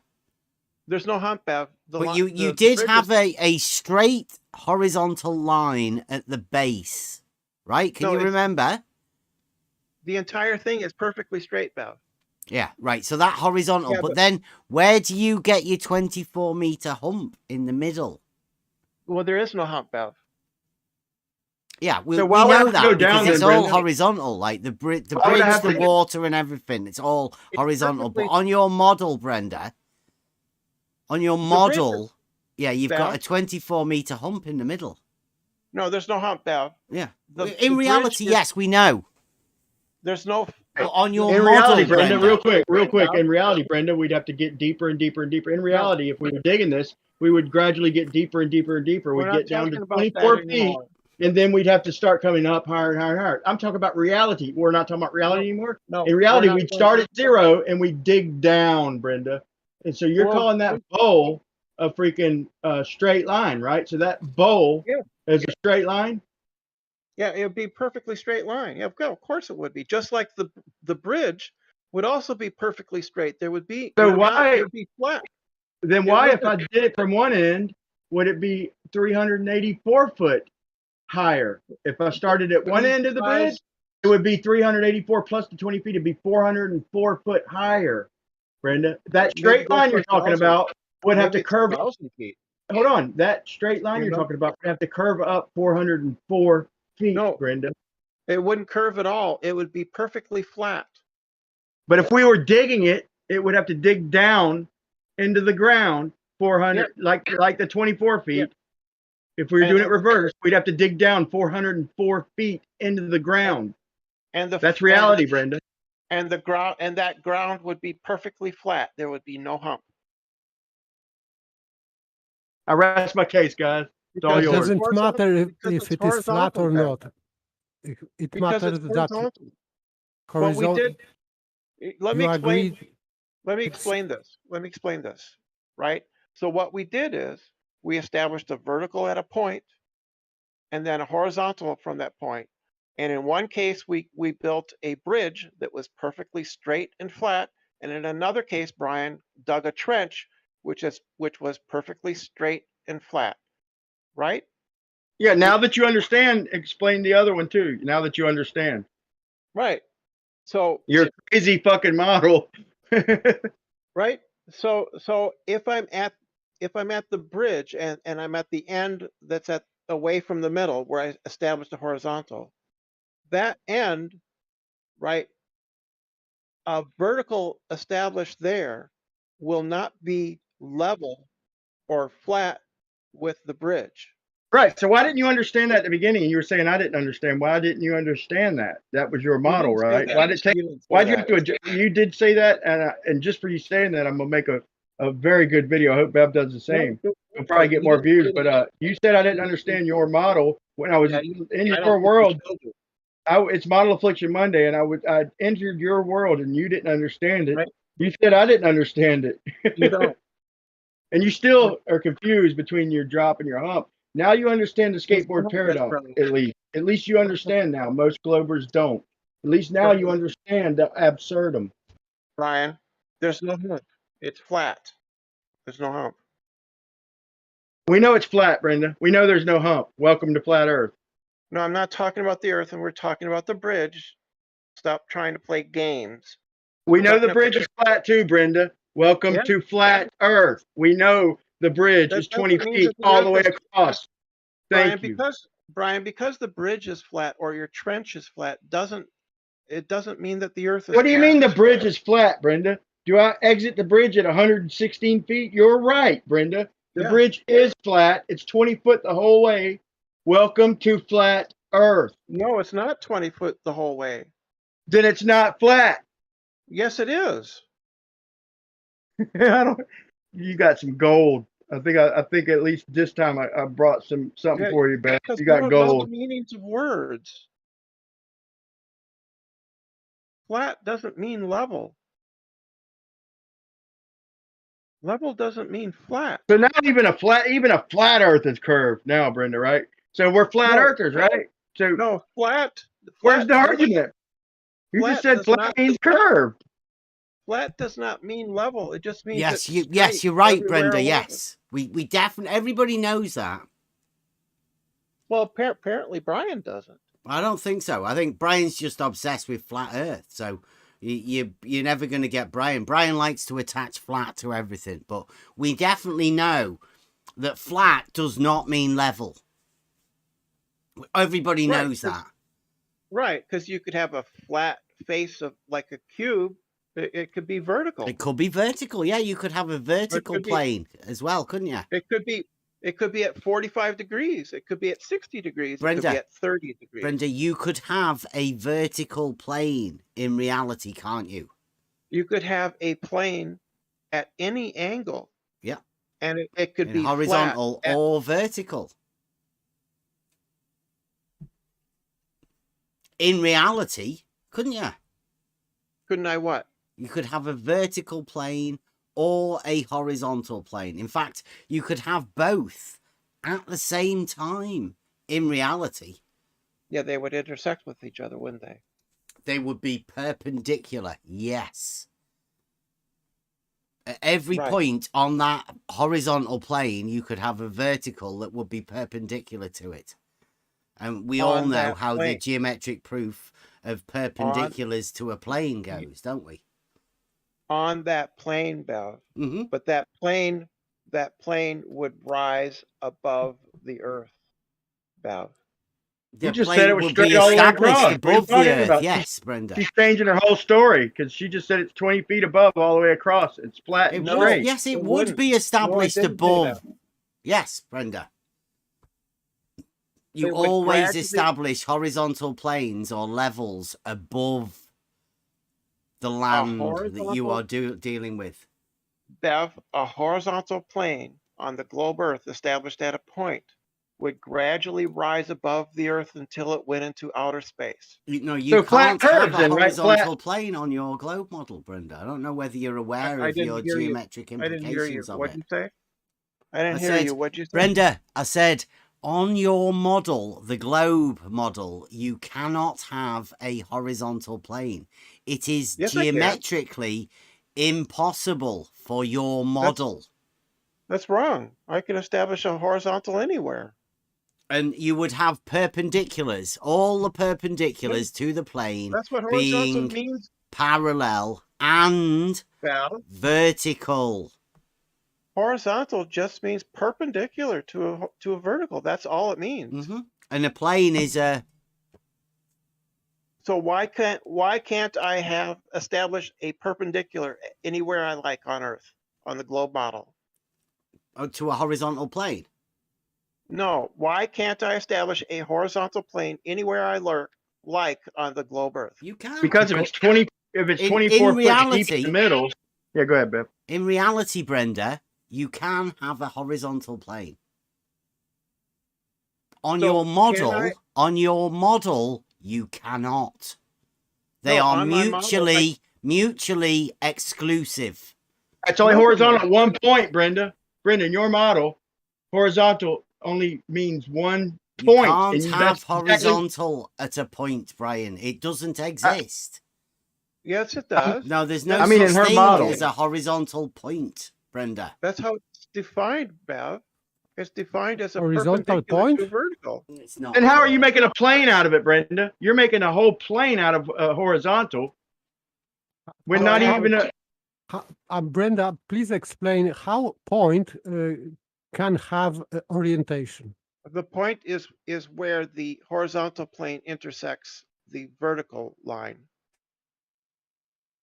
They No, I am intersect at a talking point. about. She literally does not understand her own model, guys. She Yes, literally, but we're teaching this her own point- bullshit. Brenda, but this point of intersection is shared with vertical line and horizontal line both. So this Yes. point is vertical and horizontal also. So it does Yeah. not mean anything if you What do you say mean? so. So Because Bev this said point, Bev said I can't have a horizontal, but I can. All I have to do no, horizontal is line.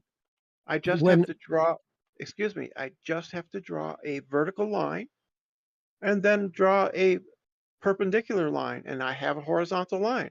Line, That's not what it point. means. Line, but not point. Yeah. Okay, so no horizontal point. It's horizontal at that point. No, so this rest of this line is redundant in your model. So you are reducing your line to a point, which is nonsense. No, I'm not. No, I'm not. If the horizontal is horizontal at that vertical, at that point. It's perpendicular in this point, of course, but this not horizontal at point. You cannot reduce a horizontal line to a point and then say that this is your horizontal line. I didn't reduce it. I'm just saying that the horizontal line is horizontal at that point on the vertical. It's perpendicular at any point to straight line. If it is straight line, you can have perpendiculars at any point of this line. It's only horizontal at that point on the vertical line. Oh, don't right? be silly, This Brenda. is nonsense. Yeah, that's how it works. So I This can is- establish another vertical somewhere else and draw a perpendicular, a horizontal line to it, and it will intersect with the other one. Because the surface of the Earth is But it'll no curved. longer be horizontal then, right? No, it would be because it meets the definition. The definition is it's perpendicular to a vertical, and all verticals on the globe are radial. They're not parallel. So what happens to water on a horizontal plane, Brenda? On a horizontal plane? Right, you're going to have to clear this now, Brian. You've entered up. We've just established that there is no horizontal plane on the globe model, but Brenda obviously still partly lives in reality. So She's Brenda been gone still for a while, thinks that the apparently, dude. She horizontal hasn't plane heard- exists. Sorry, She hasn't heard. finished. She hasn't heard everybody's argument, dude. Only she's like one of the last holdouts who thinks there could be a horizontal plane and not just a horizontal point, which doesn't even make sense to begin with. But she's one of the holdouts, bro. Which one of the holdouts? But by the time we're done with this conversation, she will agree that there's no horizontal planes in reality. Just like she had to agree that water's not pulling toward the middle, dude. We're teaching her own freaking model. The water would flow to the middle. What are you talking about? Yeah, at first you said it would go over the edge.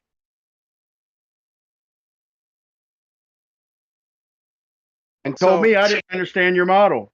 Yeah, when you you totally still didn't don't. understand your model. So in a minute, we'll convince you that there's no horizontal planes because, like I said, in your world, I'll have to dig down 24 feet from each end of the bank.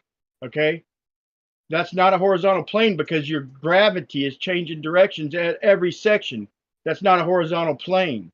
Okay. maybe at one single point in your model, but there's no horizontal planes. And everybody, this is their rules, not ours. This is what they told us. No, Okay, you you're just got a it wrong. holdout. Is all. You got it wrong again. You got it wrong again. Horizontal is defined at a single point on a vertical line. You realize a plane ain't a line, right? Yeah, just So how can you go all these different directions and it's horizontal plane and be perpendicular? It doesn't matter if I say line or plane. It doesn't matter. You have this giant plane or tangent because you're only thinking of a line and you're not thinking of your actual model. Brian, it doesn't matter if it's a vertical plane or if it's a vertical line or a horizontal plane or a horizontal line. It's the Where's same it horizontal at, Brenda? Please. What? If it goes in every direction, where's it horizontal at from if there's four of us at each corner? Where is it horizontal, Brenda? The horizontal would be. I'm asking you, where? Where is it horizontal? If there's me, you, Bev, and Rakia at each corner of your horizontal plane, where is it horizontal at? At the vertical from which it was constructed. So just a point, not a plane then, right? At the vertical line it's or anywhere, Brenda, because you can set up a vertical anywhere, can't you? And that's what you're saying, that's where it's going to be horizontal. So you can literally, according to your model, set up a horizontal anywhere. All you need's a plumb bob. That's correct.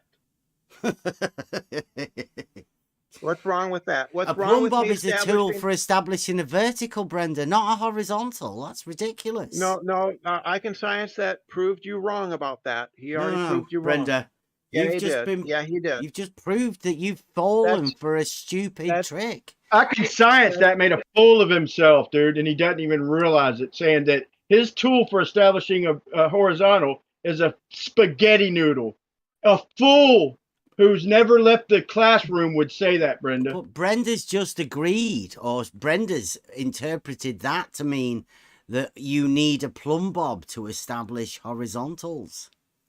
No, well, you need a plumb bob to establish a vertical, and then from that you draw a line that's perpendicular. No, but you said the only place it is horizontal is along that vertical. The entire line is a horizontal line, but it's only horizontal on the vertical. That's what you said, according to your model. Your model dictates that the horizontal does not pass anywhere away from where that vertical is.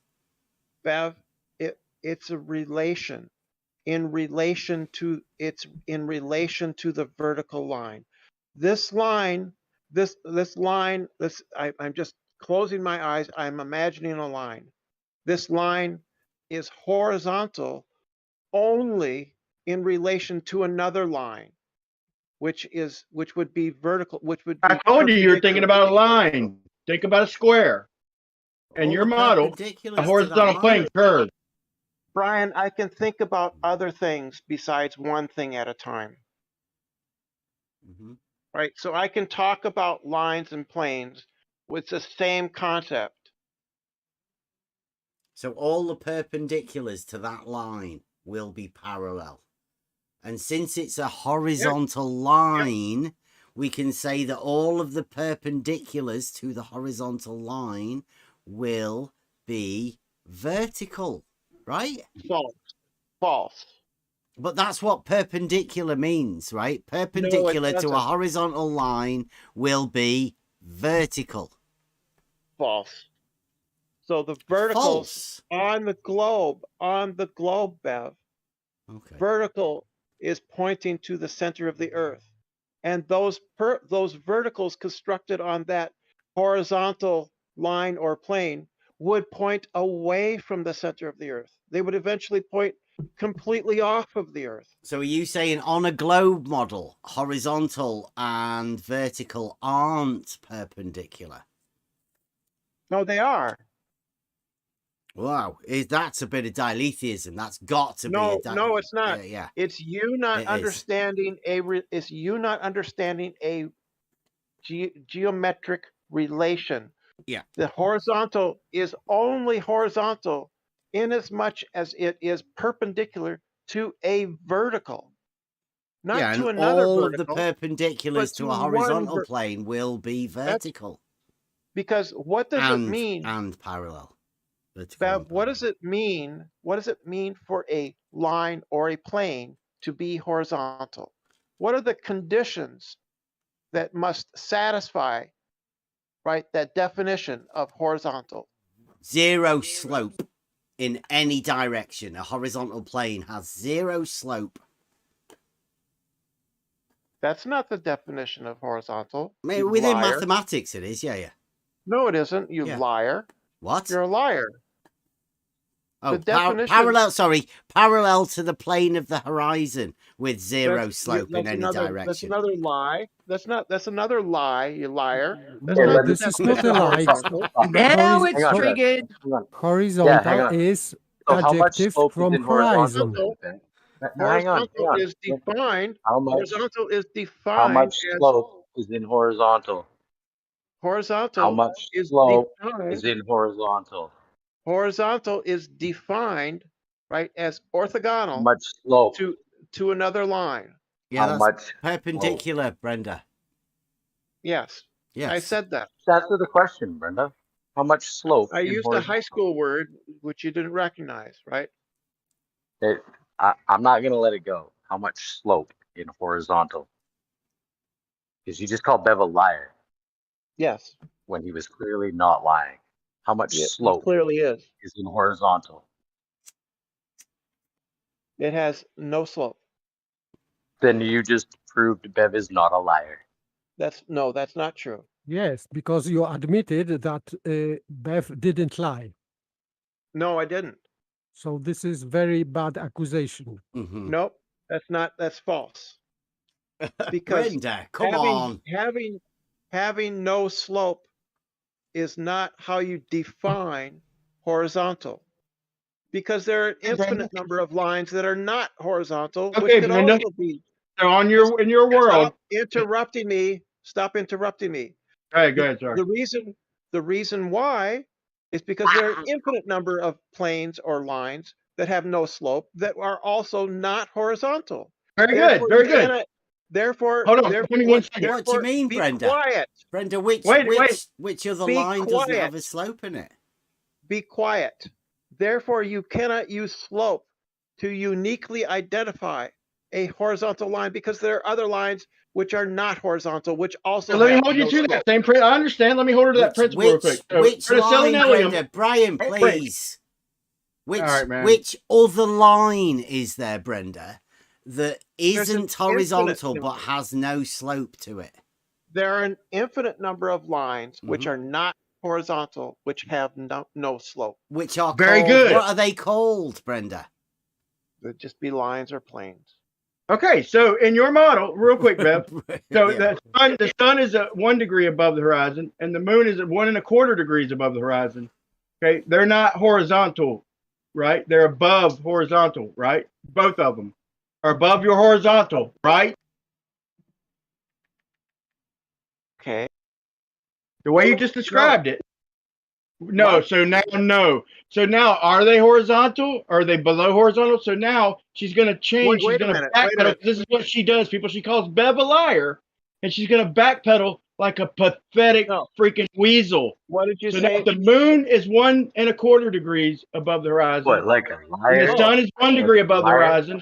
Are they above your horizontal plane in your world, Brenda? If they're both above the horizon, Brian, the horizon is below my they're horizontal. above the horizon. The horizon is below horizontal. Right. It's about 8 inches below your horizontal. But the 1 degree, that puts it, hold on, that puts the sun 1,600,000, in your model, that puts the sun 1,600,000 miles above your horizontal. So they're above your horizontal, right? You understand, Brian, that the horizon never rises to eye level. I do. And I understand that 1 degree over 93 million miles is 1,600,000 miles higher than my horizontal. That's to the sun. Now to the moon, I haven't done the math. I think Osho said it was about 200,000 miles above the horizontal. So you agree that they're above the horizontal, right, Brenda? That's not how you measure distance. What are you talking about? It's simple triangulation, Brenda. Don't sidetrack. You can't triangulate the distance to the sun. You can if you've got a 90 degree, a 1 degree, and a 93 million mile straight side. No, you can't. Don't change the subject. Don't argue your own model, Brenda. You keep doing this, but that's above horizontal either way, right? No matter what it triangulates out to. If it's 1.25 degrees above the horizon, it's above the horizontal, right? The horizon is not horizontal, Brian. Listen to her squirm, people. I'm gonna give it back to Bev, but listen to her squirm. She don't want to say it's above the horizontal. What's squirming? She never will. The horizon isn't horizontal. Horizon is not even 5 arc seconds below your horizontal, Brenda. They consider the horizon 0. In celestial navigation and in surveying, they consider the horizon 0. I'm teaching you more of your own model. Then why do you have to correct for drop? Because it's not curved. That's why. Stupid. Why do you have to? If you're above the fucking horizontal, why would you have to correct for it? Because you're above the ground. That's why. Dude, you have to correct for drop. You have to make it a 90 degree, Brenda. So if you're above the ground, why do you not have to correct if you have a bubble sextant? Because you're already 90 degrees. But if you're using a sextant, you're above the ground and you're not 90 degrees because you're above the horizon, Brenda. Well, you don't understand simple shit, dude. And I'm cool with you, but when you start getting insulting, calling our host a liar, then I'm going to punk you and watch you squirm. So the sun that's 1 degree above the horizon, that's only an arc second of drop, which they consider 0, that's above your horizontal plane, right, Brenda? No, I don't know. Of course you don't know that your horizontal ain't flat. The way you just described it, then 1 degree above it. It would depend hold on. Go ahead. I'll give it back. It would depend on how high I am above the earth. Right? Maybe the sun would be below my horizontal. Horizontal was straight in your model, then horizontal progressively gets higher. You just said that horizontal gets higher and higher off the ground in the distance because your ground is curving away. So what do you mean it would depend on how high you are? So horizontal changes according to height, or are you really using the horizon like Bev said that the horizon is horizontal? So which is it? The horizon is below my horizontal. In your model, you have to go up freaking almost 1 million miles to get a 1 degree change in the sun. You'd have to go past the moon. Okay, no, you don't. That's the effects of a 93 million mile sun, Brendan. Parallel rays. I know you don't understand the trig, but listen. Are you using the horizon to judge? Wait, are you using the horizon to judge your horizontal? You just said it's slope, Brenda. Is it horizontal or is it sloping, Brenda? Which is it? Well, the horizontal doesn't slope. You just said the horizon drops. Wait. Yeah. You just said the horizon. If we go up, then it changes. Yeah. Wait, why would horizontal change if we went up? The horizon isn't horizontal. Right. So if you're not using the horizon for your horizontal, right? No, right. I use the horizontal for my horizontal. So why are you saying going up changes the horizontal? It's the same direction, right? Because we're on a globe. That's why.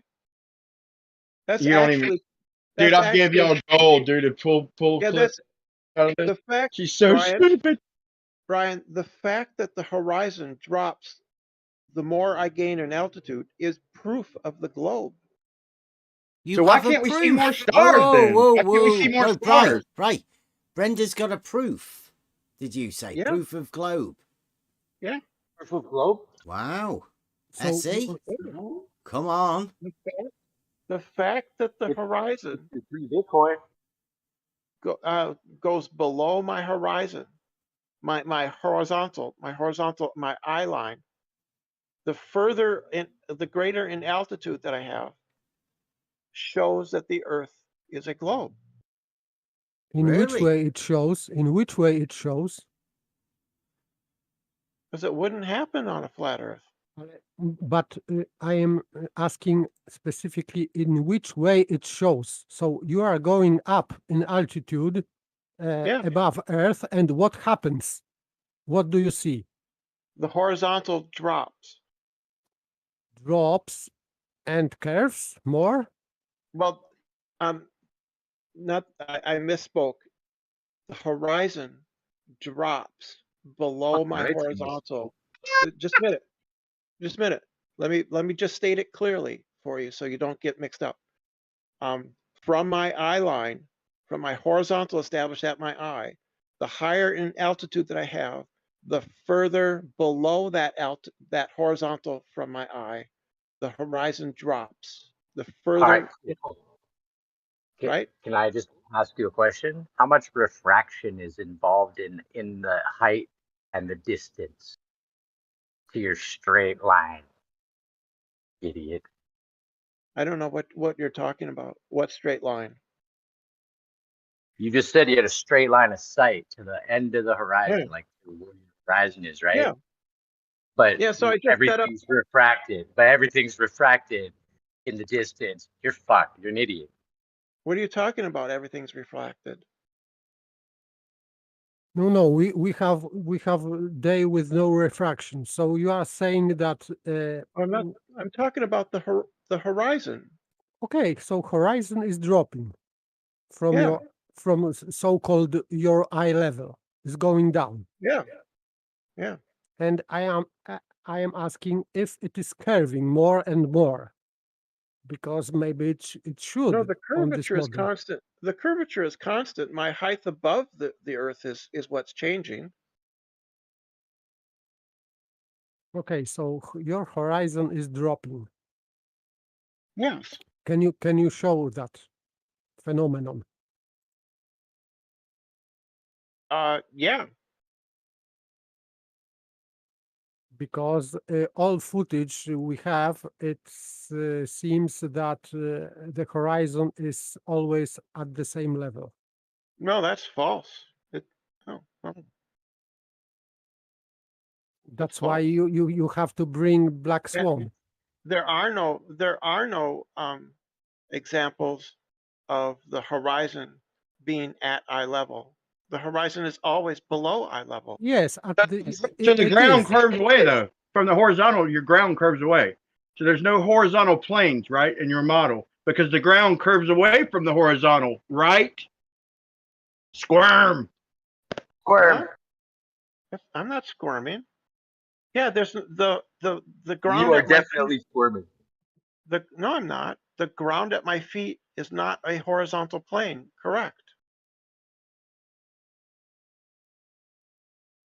But we know that horizontal line, or established, for example, by a level tool, is always slightly above real horizon.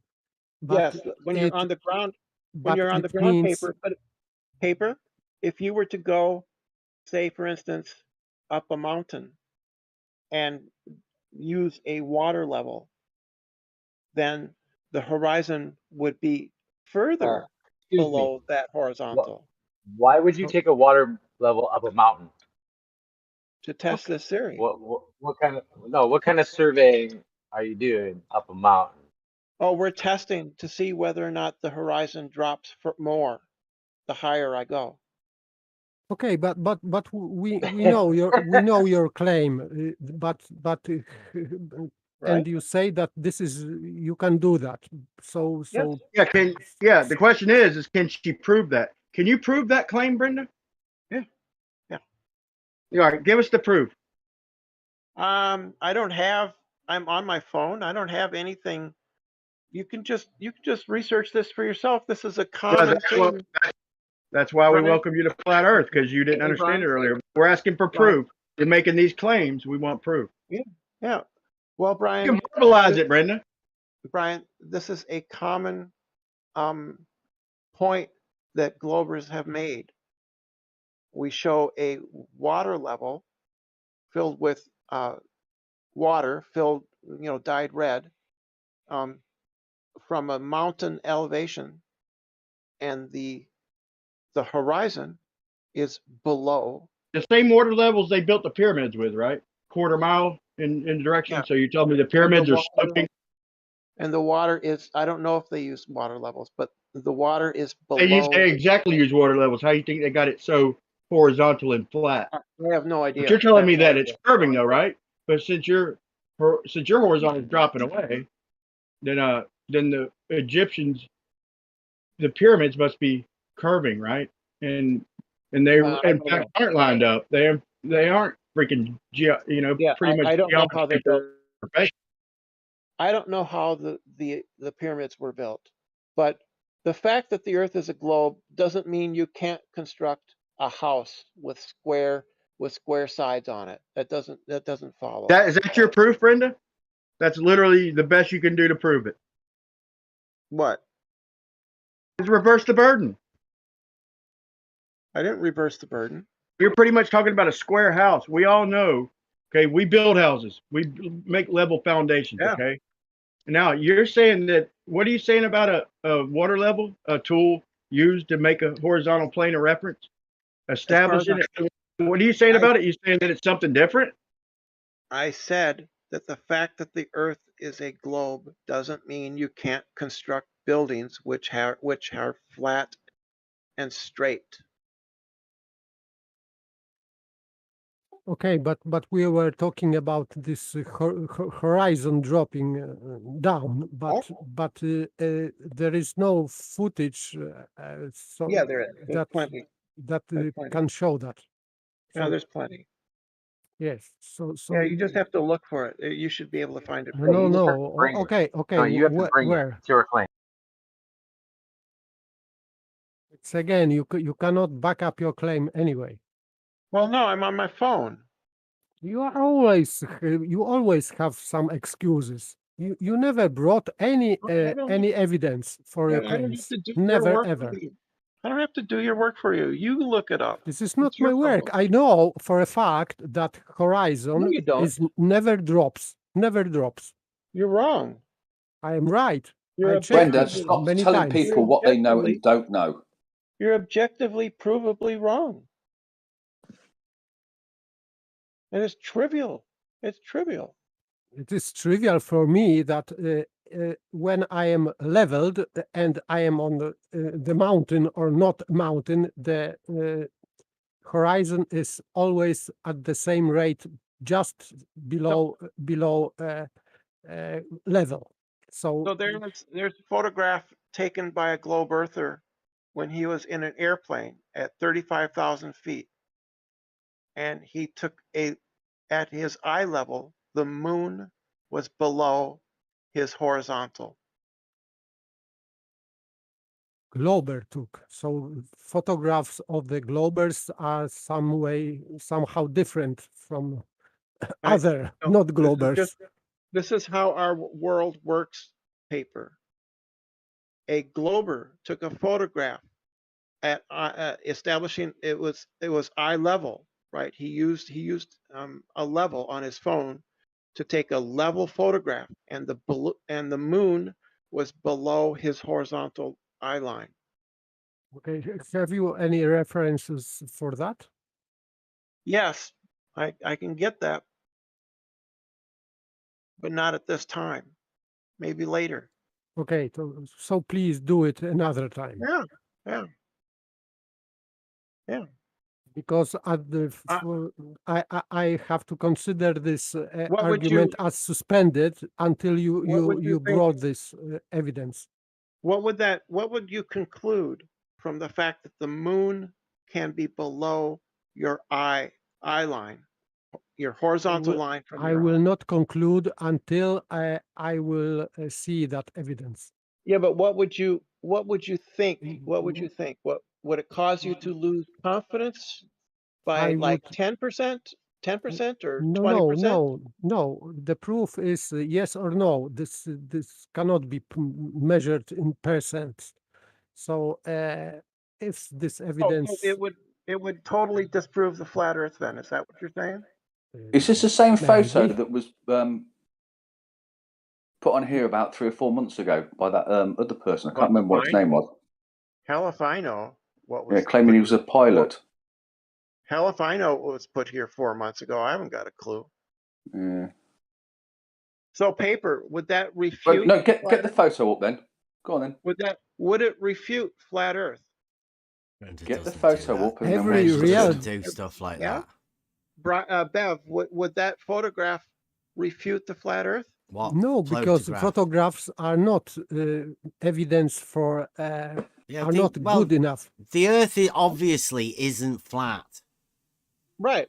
Right. Right. But you have your special weasel way of putting it. Right. You keep lying about what you mean. Right. That's twice you've called him a liar, and yes, because he third is one. time and you're out. Right. So do you think that if I could show you the moon below eye level, that would refute the claims made by flat earthers? Not you, Bev, because you're not a flat earther. Show it. What about Show Brian? it. How What about about show Brian? it then?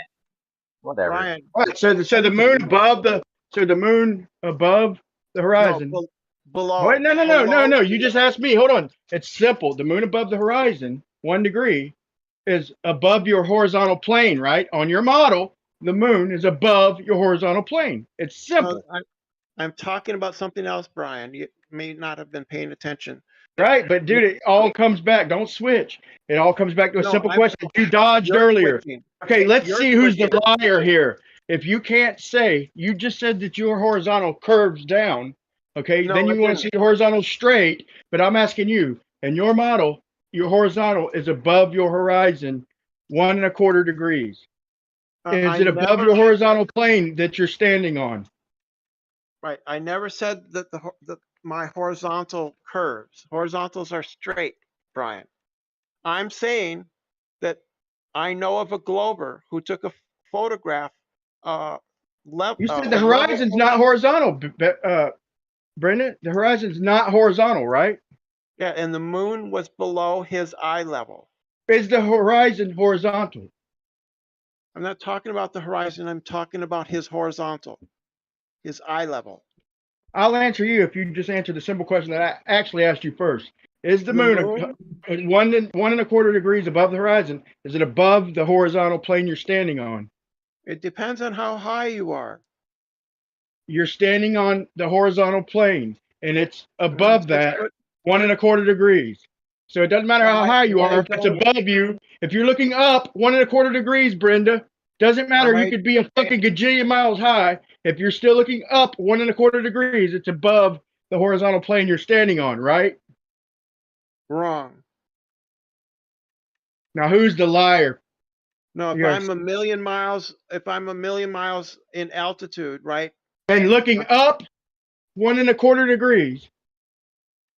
If I'm a million miles in altitude above the Earth, I'm in outer space. I don't even know. You wouldn't be looking up, would you, Brenda? My horizontal would, if I establish a horizontal that's perpendicular to the vertical established by the Earth's gravity, I'd be staring off into outer space somewhere. Brenda, in your model, you could be maybe not a million miles, but you could be a quarter million miles almost, and looking in a different direction. But it doesn't matter. If you're looking up, it doesn't matter where the moon is. Let's drop your model for a second. If you're looking up at the moon, then it's above the horizontal plane you're standing on, no matter what you're standing on. If you're looking up at a 1.25 degrees, see, she'll squirm. I'm just doing this so the people can watch you. Show how dishonest you are. I haven't said anything. You've just been talking constantly. Brian, say I'm at 35,000 feet. I would be looking down at the moon. Not if it was That's above your you. claim. That's your claim. But That's this a lie. is unsupported. It's not. Are you saying that the moon would always be below you if you were at 35,000 feet? Not always. The moon doesn't follow you up, Brenda? The moon doesn't follow you up to the airplane? Correct. Yeah, hold on. I thought it was the horizon that dropped in your model. Now you're telling me the Yes. celestial bodies dropped too? Hold on, because in your model, the moon's rays are damn near parallel because they're coming in from 250,000 miles away. So you got to go up a long way. Hold on, but in your model, hold on, your model, you can go up about a few thousand feet, and the horizon will drop, right? But let's say hold on, but not wait, not the moon, because it's 250,000 miles away. So you're telling me you can go up to 35,000 feet, and the horizon and the moon drop? You obviously don't know your own model. Ding, ding, ding, ding. You got it, Brian. Ding, ding, ding. You got it. Okay, I'm going to post the trig, the simple trig, to show you how retarded Brian, you don't are, know or how to else do dishonest. I think you're dishonest, Brenda, because I think you know better than the horizon dropping and the moon dropping. I think you know that in your model, the moon's 250,000 miles away, and 35,000 feet wouldn't do nothing. Brian, stop telling Brenda about this model. Like, So, he gets really upset about that. You get all the numbers and everything. Yeah, Brian doesn't know how to do trig anyway. But he doesn't give you a chance to do any of that sort of stuff. Well, it would be nice, He but takes all your thunder, doesn't he? I just expect that from this place as it is. I mean, it's like people have no manners at all. Brenda, we've asked you to present us with something, anything, and you refuse. No, I don't. I'm not refusing. I will. I know a glober who took a photograph of the moon at eye level. The moon and the horizon were below his eye level. And I'm just trying to get from you people a positive claim on whether or not you think that would refute the flat Earth. Present the picture then, please. No, I'd like to get a commitment. I'd like a commitment that such a photograph would refute flat Earth. It's obviously not flat, Brenda. Well, yeah, I know you're not a flat earther, but would it refute the things that flat earthers say, Bev? What, a picture refute things that people say? I'm not too sure about that, Brenda.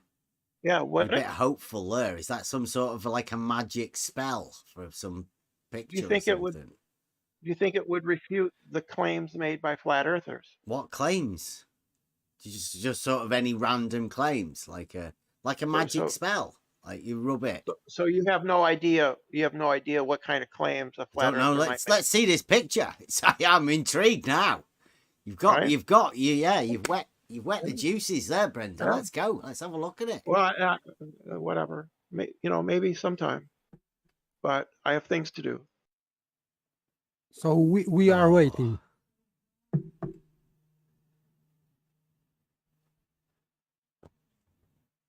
If we start a petition, will you actually show us the picture? How many signatures do you want on this petition?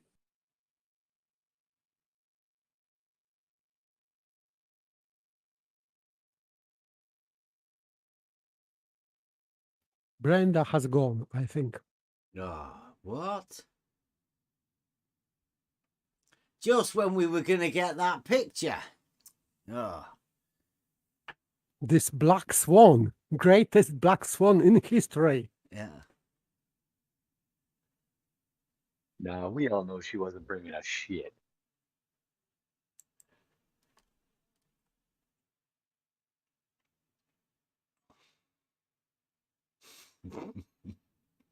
Did you guys see them versus us and the picture I put in there? He said, remember, you Christians only believe in one less God than me, one less religion. So, I mean, I know it's not logic day, but right, we can do this one, can't we? This is a simple maths thing, right? Christians have one less God than he does. So, how many gods does them versus us have?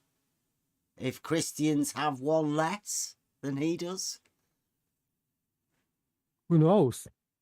It would be X minus 1, wouldn't it? Yeah. Like he would have X amount of gods, and Christians have one less than he does.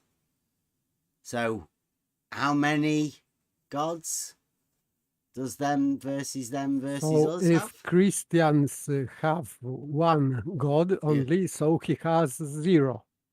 No, one Anyway, less. I did the sun. I never did the moon, but Christians have 4,189 one miles. less than he does. That's in their model. That's how high up you got to go to get the moon to change 1 degree. It's over 4,000 miles. All right, I just want to squeeze that in. She's so full of shit. Talking about 7 miles. She ain't even close. But yeah, she was trolling us, man. But it's still fun because she's so. I mean, I was teaching her own model, and it's so funny because she's giving us comedy gold. So you don't understand, and then saying that straight is. I mean, it's obvious, man. It's funny. This is a good show, Bev, man. You got some gold if you choose to clip it out and watch her stomp on her own tongue. It's hilarious, bro. And then call you a liar. That's why I got a little offensive, man. When she's lying the whole damn show and started calling you a liar for straight logic. Unbelievable. There you go. Pablo's got it. Yeah, and then I had to prove that she was the one lying.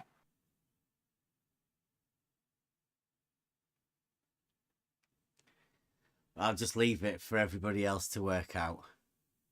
It's a little bit of maths.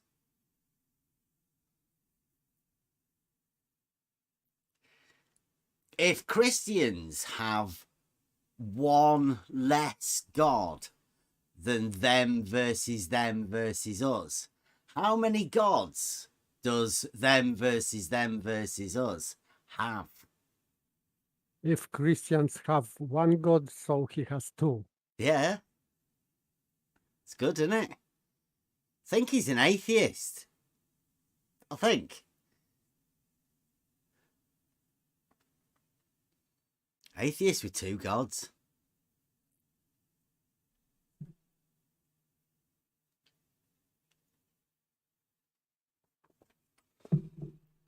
For me, atheists are just people who believe that God doesn't exist. So this is, for example, Christians believe that God exists, obviously. Not only Christians, but Christians also. But atheists believe that God doesn't exist. So this is some kind of belief also. You'll be praying to a God as soon as the first tragedy that hits and you're about to die and you're in so much pain. Trust me, atheist, Christian, Muslim, you'll be praying to God. Believe it.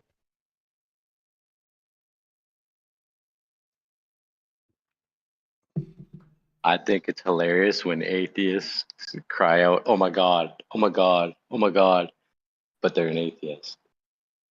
Idiots.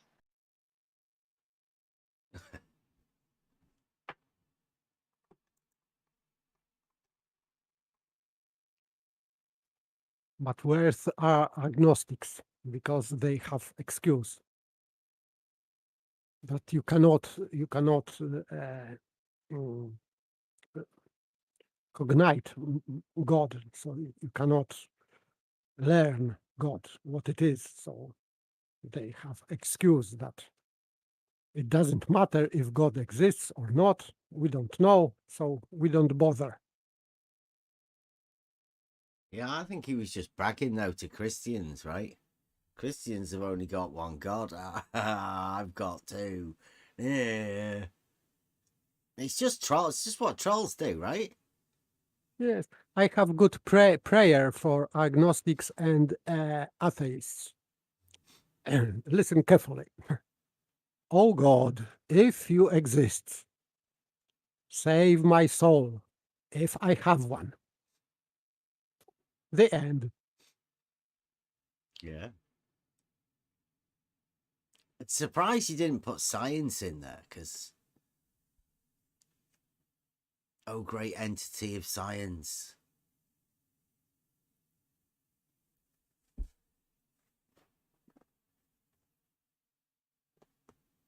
what's funny to me is the arrogance of some of these people. Agnostic ain't, like Zen Gnostics, all the people, that ain't as bad. You're just like, prove it, whatever. You're not really like straight up, and you'll have to be in a situation to pray to God, but you will more than likely get put in that situation before your life's over. But if you don't, then it's the people who just straight up say, no, there's no God, like Big Bang, it's all natural, no God. Like they can't even make a bacteria in a lab. Like a single cell is more complicated than every computer on earth put together. Just one cell. And it's just arrogance, it's ego, just be humble and look around. Realize that we don't know shit. Even the shit we think we know is just freaking concepts, just conventions. We don't know shit. Nature won't let us hardly find nothing out for sure. That's what Mother Nature does. It's God's method. We'll never. So just be humble and realize that we're in a creation. It ain't rocket science, It's just weird to me how people, like I said, Gnostic, agnostic. It's a little bit different, but atheists who just declare there's no God, it's all natural. As just arrogant at its best. The type of people, we all know that kind of person. They're never, like Brenda, they're never wrong. And we know everything. They just know everything. That's the only way they want. They want to believe that they're scientists, which are dumbasses, who might be specialists in one field. Ask any of these specialists about Earth. They don't know nothing about it. Rumpus is an Earth specialist. Blue Marble Science. Look, not these scientists. Oh, and you're all this doing shit. bunny ears when you're doing all of that sort of stuff. I am. I'm saying these are Earth specialists, like heliocentric model specialists. Are these people who contradict themselves and shit? They think there's this some sort of special class of genius scientists who know everything. Then you ask any of these genius scientists who ask Neil deGrasse Tyson, they don't even know how far the fucking sun is, probably. They don't know the radius. They don't know shit. This is our debate. We're the ones in it. And not these geniuses they're relying on out of ignorance. Hard to explain, and it's like we've seen it. Renowned astrophysicists like what's his name? The guy who did that interview and acted like he was something else. And he was innocent. It was kind of just deception the way he got the interview. But with one of them, the lady astrophysicist, and she's saying all this stuff like, yeah, well, we don't really know how far away these things are, being perfectly honest, till she found out that he was proposing a level Earth. And then she totally changed her story, and then she just shut down. But she didn't even know the radius of the Earth. She didn't know any of this shit. So the geniuses they're dependent on, that they think know everything, and they think science has proved any damn thing about the Earth. They're a total letdown. They don't know. It's a freaking model. It's a convention. It's a projection. Nothing more, nothing less.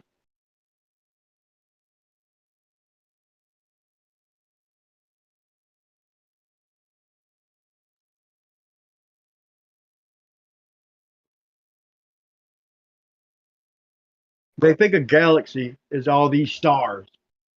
They see a little swirl through a telescope. Oh, that's a gajillion miles away because it's redshifted or something, or whatever reason they got. It's a billion stars in that little swirl, and it's so many miles away. Yet, in that same swirl, the stars on the edge are somehow rotating the same as the stars in the center of the swirl. And they're off by numbers we can't even comprehend, but they hang on to the freaking model. They hang on to the model and invent dark shit. Just total. It's just unbelievable the extent they'll go through to maintain their globe. It is literally ridiculous. Then to just be humble and say, I'm not sure. It might be this. Be an honest philosopher and say that it, in this model it could be this. It's possible that it's that far away. Don't act like you know how far away it is. Nobody knows what the hell's going on up there. Nobody knows any of that shit, man. Arrogance at its best.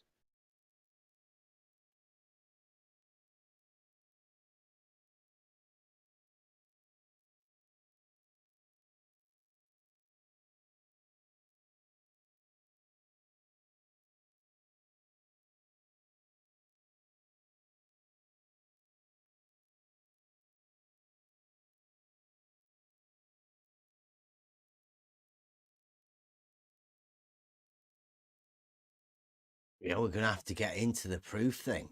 It's interesting.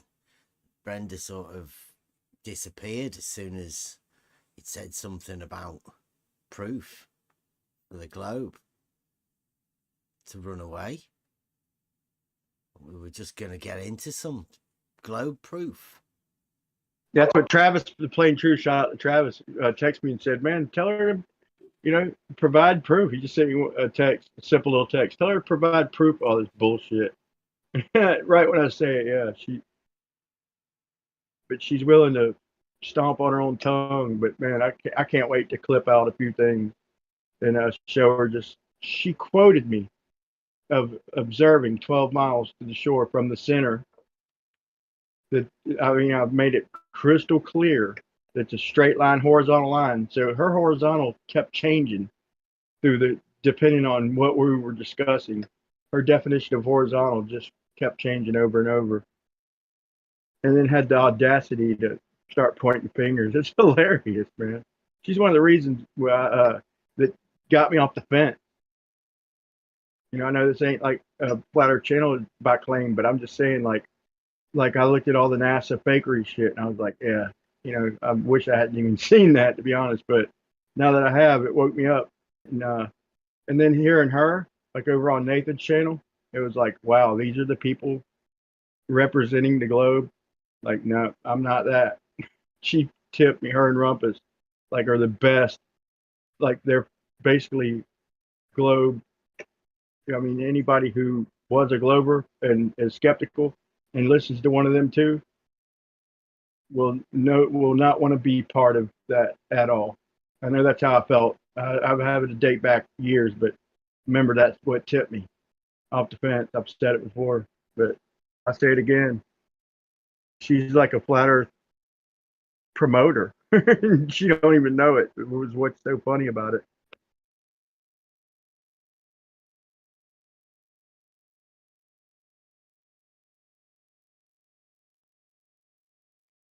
Well, I'd say tonight, Brian, if we had to judge who knew more about the globe model, you or Brenda, I would definitely have to say that you seem to have all of the numbers and the globe argument down.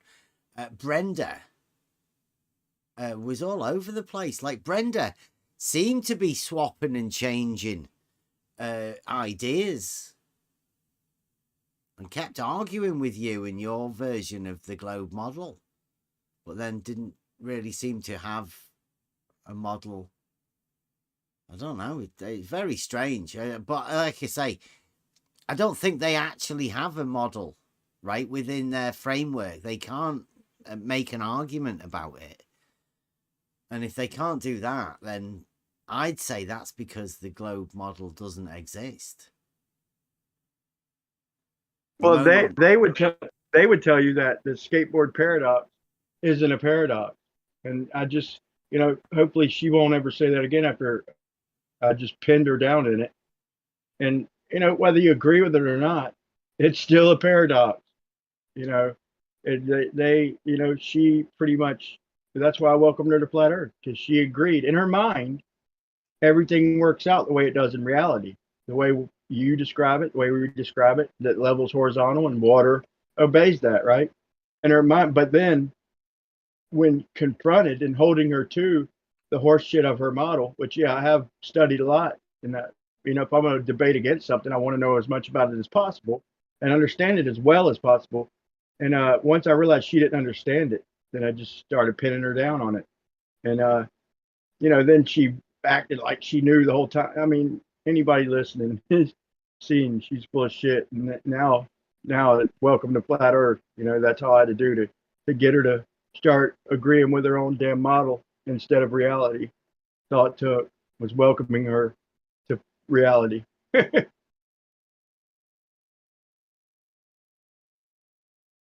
it only took a 24-mile bridge. Go figure.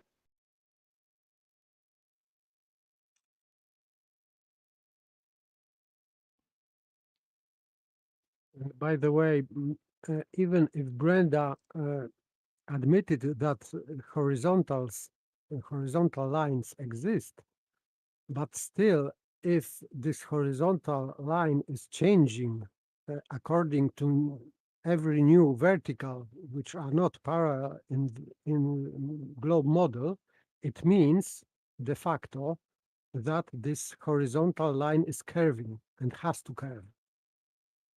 It cannot be straight, because if it is changing at every point of vertical, it means it has to be curved.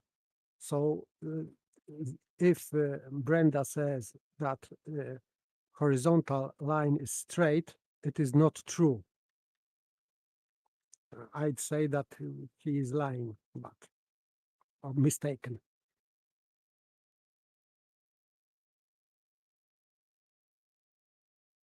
She'll say whatever fits her, whatever fits the argument.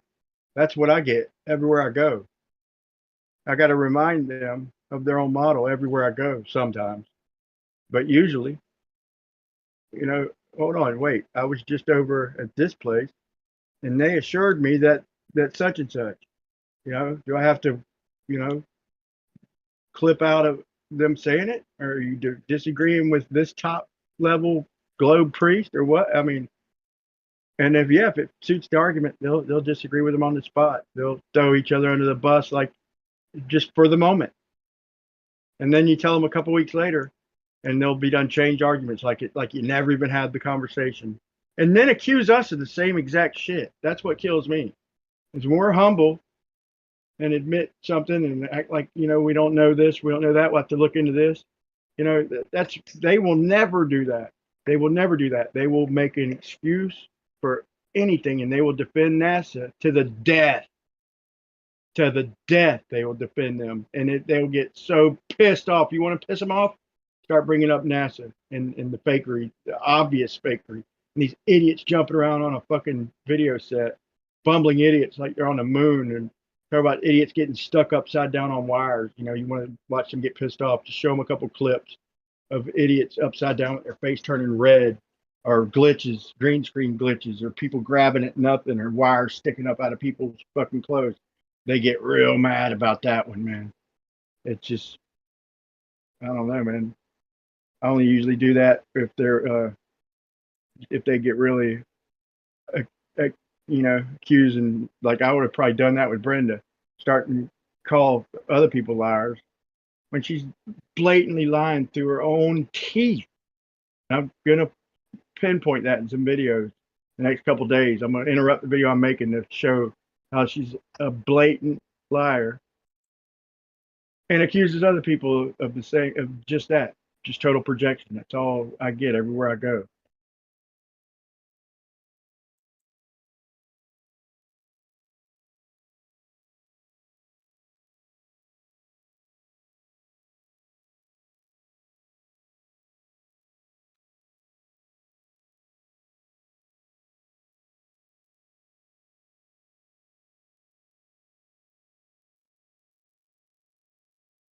Okay, I am going off to bed. Thank you Okay, very much. Good Thanks night. for popping in.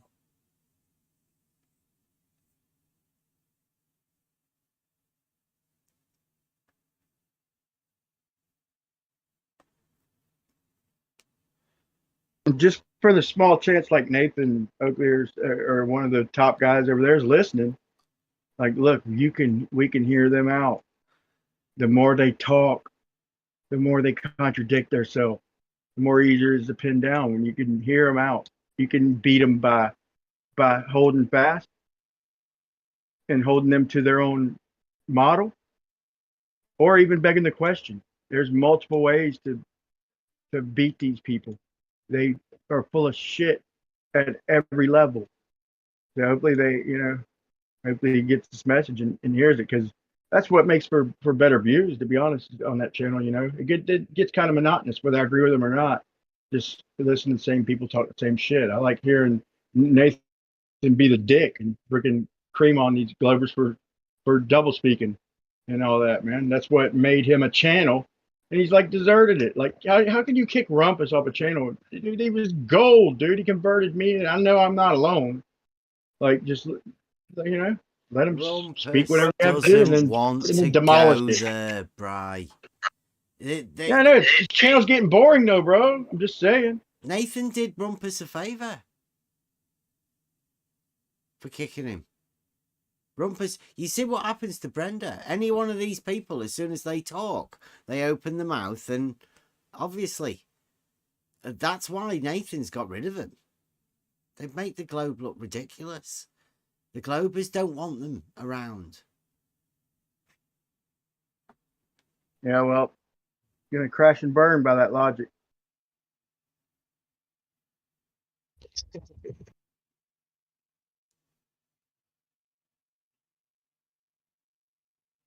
Bro, like his channel literally converted me when I was on the fence and trying to look into it. Literally. And I'm being honest and telling him what did it. And just, well, and I don't even, I'll skim through the shows now, dude. It's like, I've hung with it for a couple of years, but for fuck's sake, dude, just same shit, dude. Like, there's no new people. Like, if you want to get new people to keep repeating this shit to, then grow. Do what you do. Do what got you there. Do what got you there to begin with. What made him famous, Brian? I'm just saying. Well, I'm only me. I'm little fucking few hundred channel. Look, what made him famous? Why is he deviating from what the fuck made him who the fuck he is? I'm just saying. I mean, it's obviously not working. Got a question there for you, Brian. What are you actually looking for? The Nathan fucking Oakley that fucking had, hundreds of people every show fucking watching, people bringing their conflicts and him slamming them and him holding them to their own shit. Yeah. That's not what I asked you. I said, what are you actually looking for? What will how do you say? What will actually put you on your way? You don't have to worry about none of this stuff. Man, I like to go around and hold them accountable for the shit they claim and go multiple places, man, and hold them accountable. So you're looking for to smash these Globers that they don't even fit the same mold. So you're just looking just to bash people. That's what pretty much exposed, man. Is it took a group effort, man, and holding them accountable to their bullshit.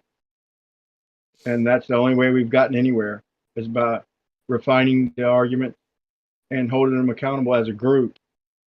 When one of them tries to veer off the group, like Brenda tonight, we got a reminder of her own model. You know what I'm saying? And anybody watching can see. Yeah, but you. So that's what I'm saying. I'm trying to pay it forward. Man. Let's have a conversation. Not like a declaration. I knocked this person off. Is there any way of learning anything? Man, I'm trying to pay it forward. The people who taught me, and hopefully the people who learned from what we exposed will pay it forward to the next new group, just paying it forward. Yeah. But if all you're doing is still jumping on the same little bitty trampoline and preaching the same thing, instead of looking at something different and be like, hey, let me check something out. Let me come on a night something I don't know anything about, and maybe you take you in a different direction. Better yet. Maybe so, man. The truth is, I don't know what the fucking this place is. To be perfectly honest, I don't know what this place is, and I don't think nobody does. And I'm gonna scream it to the rooftops as long as I got a voice, man. Because I don't think Discord, Bri. They claim a glory, but I think it's a model and nothing more, nothing less, man. And I'm gonna scream it to the rooftops as long as I got a voice. Say that again, Beth. I said this is Discord. On the level. Discord. Not flat Earth. None of that.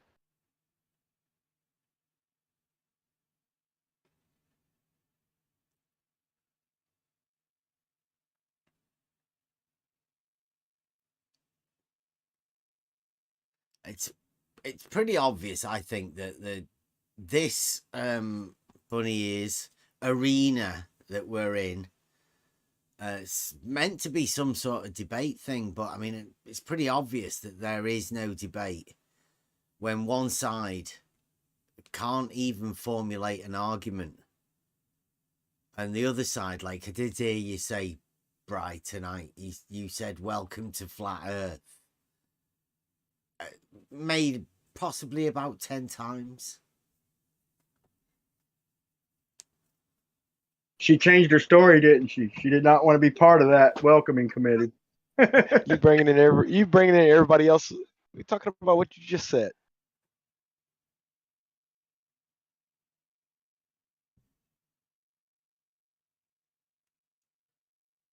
Self-reflection. Something to think about.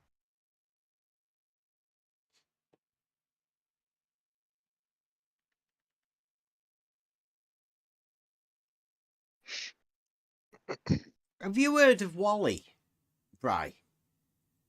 You know. Hold on a Where's sec. Wally?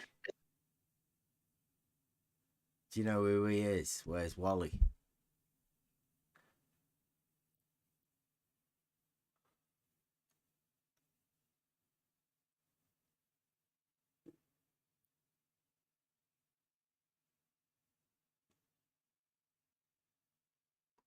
Have you heard of Where's Wally?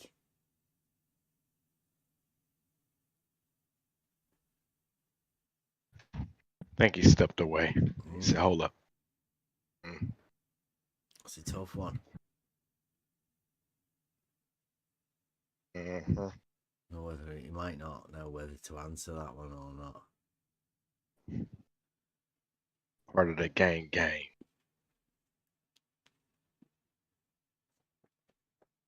Mike, I did pin one today from Mike that he got.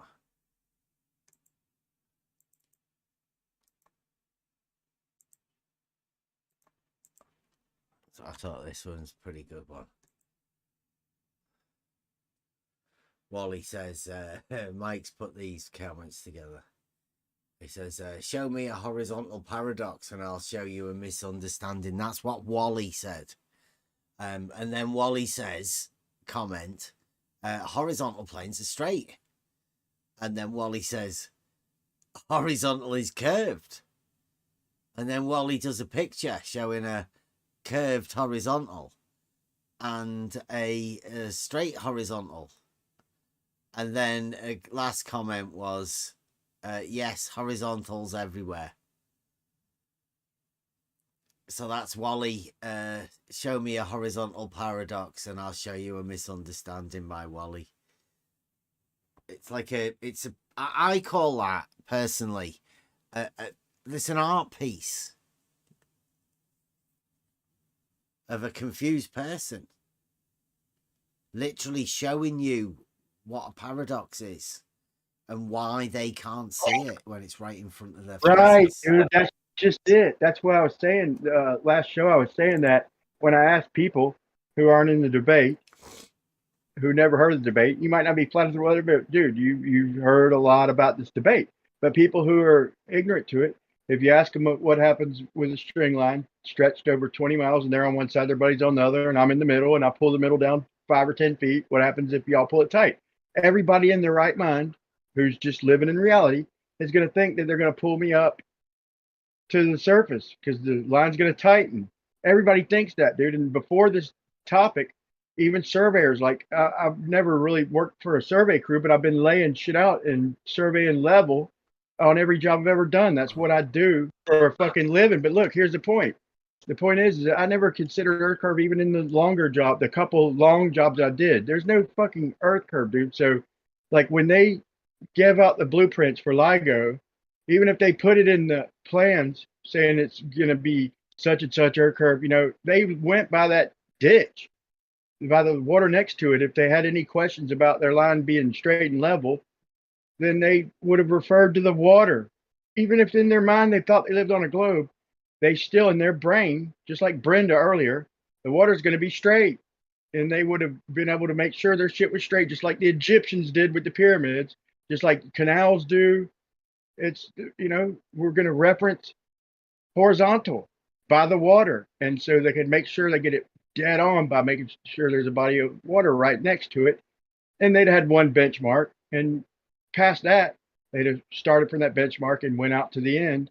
And if they got any question, they'd have checked it against the water. And that's why I think when I go to LIGO, which is not going to be long from now, and I'm going to shoot the beginning, middle, and end, it's going to be level with the water, period. And it ain't going to take that long. It's not going to be a great big effort. And what are they going to say? Are they still going to say that the level is curved when the straightest thing in their universe is level with their curved water? What could they possibly say to get out of this one? I mean, I can see excuses for the other one saying that when I went down the beach, I was changing angles and didn't know it. But hold on, now they're saying that it doesn't line up with the water because it's the straightest thing in the universe, and their water is curved due to their gravity. There is no way out of this one for them. That's why this will be my personal proof and my gift to globe skeptics everywhere, because I'm almost positive that's what I'm going to see. I can't imagine it being any other way. Them bending a tube, not lining up with the water and calling it level like 10 years ago. Unthinkable, man. Do you know Wally? Yeah. Yeah, you know, have you ever had a conversation with him or anything? I think we've exchanged a couple comments, but I've never talked to him one-on-one, no. But I'm familiar with him, and I think we've exchanged a couple comments, I do believe. Yeah, he's very shy talking wise. He doesn't come out and talk very much. Where would you rank him in the I wouldn't know, what do you call it, a globe hierarchy? Obviously, Simon Dan's at the top, right? Dude, Simon Dan has never spoke to a flat earth. He's nothing. He's the best globe. Dude, Brenda's higher than him. He's never debated. He's never had a conversation. I mean, he's nothing. He's a fictional character. Look how many subs he's got. He's got definitely at the top, right? There's no globe defender or globe earther better than Simon Dan. What's he ever proved or disproved? I mean, well, he knows it all, but I mean, where would you put Wally on that scale? Wally's at least a little higher than him, because at least he gets down in the trenches. To me, if you're not down in the trenches, you ain't shit. Like, you're down in the trenches. You're hearing it out from the best of them, the best they have to offer. You're going against anybody who will come here. Anybody is free to come here, and you're going against them. So that's who I judge by. Who's underneath Simon Dan? Who's the next one? Man, I'd say at their top, it ain't definitely Simon Dan. He's never been in the trenches. He don't even count. It's like Professor. Yeah, he's definitely at the top. I'd say it'd be like McToon would be their number one. McToon and Rumpus would be the people who will get ultimate say when they've had ones. That's when they make a claim, them two. Then other people who claim against them, they're two out of them two. And I would have said George Numchuck before that, but he dropped out for a while. And Rumpus kind of took over his role. But usually what they say goes. And other people have to change their argument to fit McToon's or Rumpus's. Yeah, they'll have to change their argument. Wow. I've heard him hold him to claim too when they were talking about the what you call it test, the old test, the well test, Eratosthenes or whatever. Like, he held them to it and said, "So y'all use longitude, right?" And they're like, "Yeah." He's like, "Okay, well, I thought maybe y'all did it, with without globe measurements and like measured it some other way." I mean, I've heard him actually hold these people to their shit a couple times, but what he says, he shouts the rooftop. He's been wrong maybe a couple times, but usually what he says goes when it comes to the Globers. And same thing with Mattoon. Whatever he says, they have to even fight the flat earth, submit Where to would you put McToon. Blue then? He's probably right, probably close third, man. That'd be my top three as far as bosses. I'd say MC Tune and I'd flip a coin over Rumpus and Blue, probably.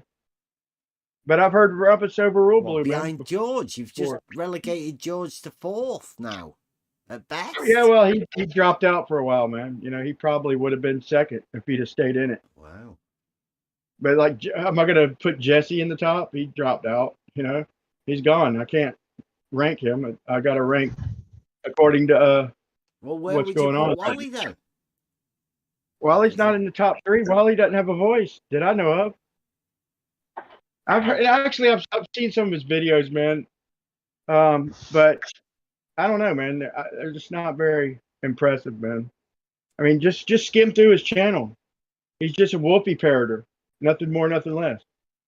Wow, I think we should do this, like a scale at what people think the best globe defenders are. I don't know about the best globe defenders, but they're the bosses, I think. You think they're the ones that give the orders? The ones who will lie are probably the best. Like the ones who will lie on the spot, like Slash Barcane. He'll say anything in the argument, you know, and then change it up later. And then like people like is he I don't know, still man. around, Slice Barcane? I mean, I know. Yeah, absolutely. Talking shit about you all the time. Trust me. He'll lie and he'll go do an experiment. And I mean, dude, he's obvious. Dude, if you can't connect PVC fucking pipe after just collecting thousands of dollars, you've got no respect from this man. Well, I mean, who's going to respect you, dude? I could use primer and seal PVC. He's going to finally do a fucking experiment, and he can't even fucking seal his PVC. That's because he's a cheap fucking bastard. He was going to return all the pipes. He didn't want to get glue on them. He's a fucking con artist, a cheapskate, or he'd have glued them. Wow. So I guess he wouldn't rank that high then for a globe. Yeah, as far as debate goes, because he'll lie through his teeth on the spot. But I'm talking about like the bosses and who gets the final say is what I meant by like Rumpus, McToon, and Blue. But like as far as like debating, you debate somebody like him, he'll say anything, dude, on the spot. You know, he'll lie through his teeth for the sake of the argument and the people listening then and there. Because the people on his team will correct him later. It doesn't matter, and he'll just assume the other people won't know any better. He'll say anything. I mean, people have made videos. You know, me being one of them. How he's saying just made a video a few weeks ago where he went to do this other test, you know, and he hung some lanterns up about, you know, 3/4 of a mile of a whole string of them on a bridge, not Pontchartrain Bridge, a different bridge, and he's waiting to show the Earth curve, and it just never was there. So he time lapsed the whole entire night. And then finally, when the sun came up the next day, the very end dropped down a little bit. He's like, "Oh, here's a good one.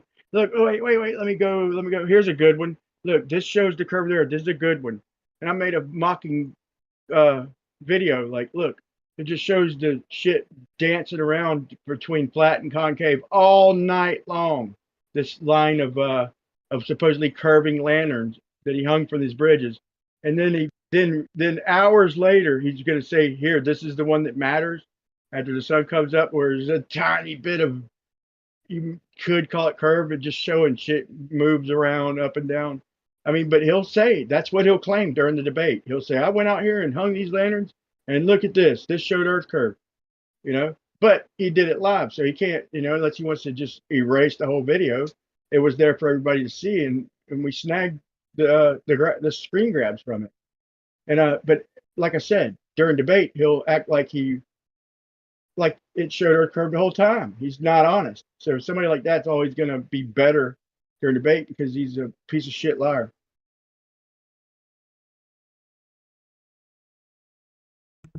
Wow. So who's the most honest glober then? In your Probably opinion? like Crow or maybe Bacon, maybe maybe Trulon, you know, a couple of these foreigners, you know, they might rank up with us, you know, humble people who they won't concede that it's flat, but they'll concede, you know, an obvious argument right in front of their face at the moment. They won't make shit up much. You know, maybe they'll try and make an excuse, but ultimately, if you pin them down, they'll have to defer. You know, there ain't many of them like that, man. None of them popular. Like Fight the Flat Earth. Look, I mean, I've made so many videos where, in the same debate, he's going to tell me that science proved that there's no ether or something like that. The Michelson Morley proved this, and then the same damn debate say science doesn't prove things. Like, are you fucking kidding me, dude? Just an hour, not even 30 minutes ago, you just said that science proved this, but now you're arguing something else, and now science doesn't prove things. Like, this dude's gonna say he works on a freaking, you know, had to do calculations for how much diesel it took to get across the globe. That's what he did every day of his career, and then say he worked on a nuclear sub. Like, dude, then he's gonna say he like was a war veteran. Oh no, I didn't mean war, but dude, everything he says is a lie. He's a bumbling piece of shit liar, you know. And luckily they ain't all like that, dude. Who's that? FTFE. All right. Fight the Flat Earth. Like, luckily, if they were all like Sly and FTFE, like, dude, I'd have gray hair, man, pouring out my head right now. But luckily, you know, at least they try and stick to the stupid script, most of them, you know. And then every now and then you'll run into them, you know, none of the popular ones, but that are halfway honest, you know, hear you out. And you know, FTFE, he's not an honest person, man. Been pointed out over and over and over and over. They call you a liar, Bev. How do you call a man a liar for sticking to first principles and logic? That's how low they'll go. It's unbelievable. Like, I can imagine them asking the same questions as some other Glovers and hearing what they had to say. I'll debate any one of them, man. And depending on their attitude, is aggressive as I'll get. You can't debate them. You can't debate somebody who has no argument. It's just not possible. Yeah, well, I try and beat them at their own game, man. Well, not debating. No, I can't debate somebody who won't debate, but I try and beat them at their own game. If they say that a balloon is showing Earth curve, and then in the same, you know, in another argument, they're going to say that the horizon's 360 degrees around us. I'm here to remind them of that contradiction, you know, and that's just one off the top of my head. I'm here to remind them. I'm here to say, yeah, they brought up new shit, but I'm here to reintroduce the old argument, you know, showing you that the Himawari website, directly linked to NOAA, specifically states that it's an overlay from the next generation blue marble. And then you look up next generation blue marble, and it's where Rob Simmons worked for, and they make a new composite every month. And I got to show them all this, and every time I talk about it, I got to dive deep in it. They say, well, it's a color. No, it's an outline of continents. And every time I'm like, dude, look, it's simulations from NOAA up to the year 2100. Just look at tomorrow's and look out in the middle of the ocean where there's no radar and watch it'll magically match. Himawari you think they're going to get the clouds just right in their simulations every day? I guarantee they will tomorrow, and they hate it. But I'm here to remind them of that. There ain't no real pictures from up there. I'm here to remind them that I've put a side-by-side Epic and Himawari with the same exact focal length, the same exact resolution, the same exact angle, except for with Himawari's, the moon is blocking part of the Earth. How can Epic, 750,000 miles further with the same exact angle and same size, not see the moon? It's not possible. It's mathematically not possible. I brought it up, and even Kosho will usually argue mathematically with them, and he even had to concede, which sometimes he'll say he did, sometimes he'll say he didn't. Sometimes I got to bring it back up, but I have it saved. So it's just shit like this where I got to remind them of these arguments because they renew their website. This information is getting harder and harder to find, and I've got a lot of it saved, and I got to keep it circulating because they're burning the books basically.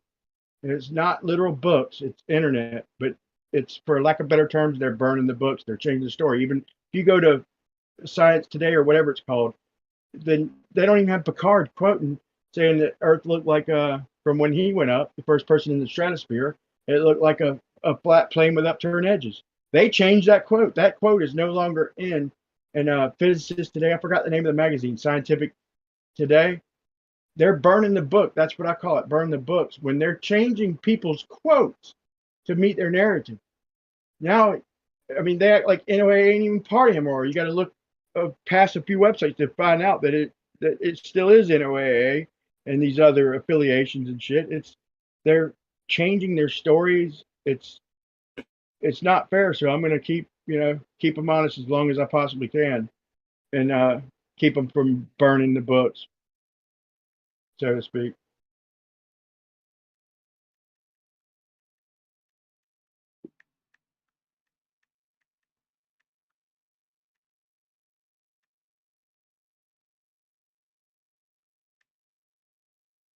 The other day, I'm arguing with Left Lane. He's like, they never claimed that the horizon was stationary. I'm like, really, really, Howard? So before I even pulled it up, I talked to him logically, and I think he backed down. I even have to pull up the videos that multiple people have made where you're measuring things above the horizon, like getting the horizon and then telling me how much something's looming above the horizon by looking at the Earth curve calculator and telling me how much refraction is going on, judging by its position against the horizon. Like, he backed down, so I didn't have to pull up and like make a video on his ass. If people, if something that blatant, I'll make a video, and hope. And some of them have spread. Some of the ideas have spread when they won't change their tune. But so they want to act like, yeah, the horizon's never been geometric. Oh yeah, yeah. No, they change their argument. And if we don't stick around, if people like me don't keep voicing it, and I'll even give Nathan credit for that, but I've just, constructive criticism to keep it freaking tense. But if not for us, who's gonna keep these people honest? Even the ones who are honest, even some of them forget. Like Left Lane might have forgot. I don't think he's a liar. I just think he forgot, or maybe he wasn't around then. But no, they usually have the horizon as a demarcation point of the edge of the globe, and they would tell you what's happening refractive wise by measuring how high something is above or below the horizon, right? And so it's up to people like us to hold them, to keep them honest, I think.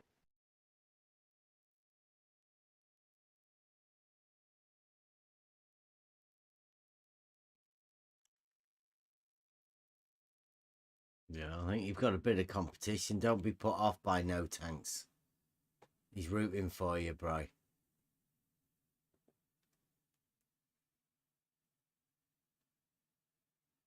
Hey, who's rooting for me? No Tanks. He's the resident shit stirrer. The resident community shit stirrer.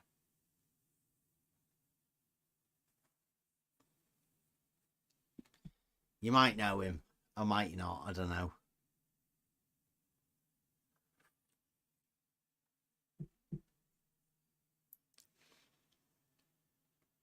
Thanks for popping in anyway, Bri. Thanks for having me, man. Anytime. I'm glad I could. Sometimes I could be of good use, man. Especially with people who don't even know their own model. It's funny watching y'all kill them, man. But I come at a whole different angle, man. And y'all finish them off like a fatality. Can you really do with an angle? I'm starting to agree more with Bev though, man, about being able to do fuck all with an angle. Like the more I test this shit out in reality, I mean up close, Pythagorean theorem, I use that shit. As far as triangles go, But if you don't have the lengths and everything, if you're like just getting distances or approximating distances, that shit breaks down, especially like over long distances. Like it works up close and the Euclidean aspect of it does, but I'm starting to see what he means, man, in real world about these angles. Because they really are worth shit, dude. They Yeah, if visual. you don't, if you don't have the information to go with it, they really ain't worth shit. Well, it's a problem for me when it's like you take this visual angle measurement and then you go and check it to a physical, measurement and they don't match. Well, something's going on.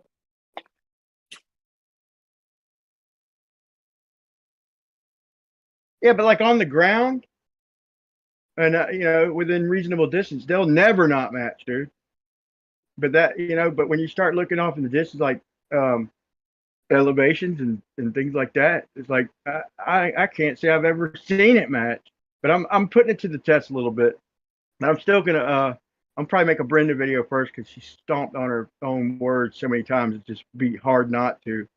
But I'm gonna make my front yard hemisphere video, show them what their angles are worth and how you don't use a model to prove a model. And so many of them do this, dude. Try and use their model to say, look, see, model says this, and look, we measure it, and then ta-da. Like, dude, that's your model, stupid. I mean, Yeah. It's unbelievable they don't understand this, but they really don't. I don't know if any of them. The model dictates the reality. That the reality has to match the model. Strong. They'll change reality to match the model, not the other way around. They forgot why they made the model.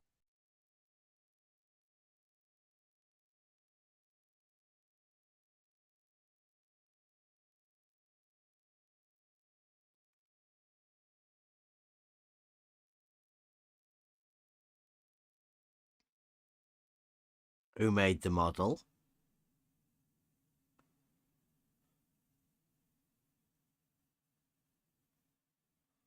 Well, I would say it started off innocently enough, back whenever it started, trying to, just make a map and describe where they are and where they're going.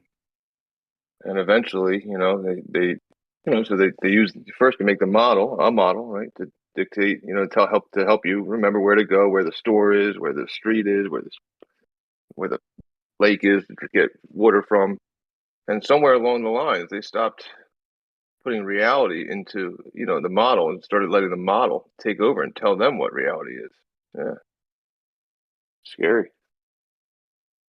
That's how they reify everything. Like they're doing it right now as we speak with dark matter. Like, and they admit that it's a freaking hole in their math. The fact that shit ain't doing what it's supposed to do, and gravity falls short. The mathematics falls off by, like I said, a number we can't even predict. But as time's going by, first it was gravitational waves. Like it was a concept, a mathematical concept, and then freaking next thing you know, there's really gravitational waves. It's such stupid shit. They're doing it with dark matter, dark energy. It's in neutrino, everything, electrons, all this stuff. It's a convention. Look, I understand that you have to make light a particle to count it, to put it in your computer. You can't compute something if it doesn't have a quantity.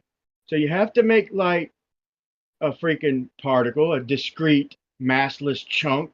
How can a particle have no mass? Then it can't have momentum because that's part of their math, dude. It's just a big contradiction. But the fact is to make a device, to measure current, whatever, or to measure spectroscopy, whatever, or to simulate it in computers.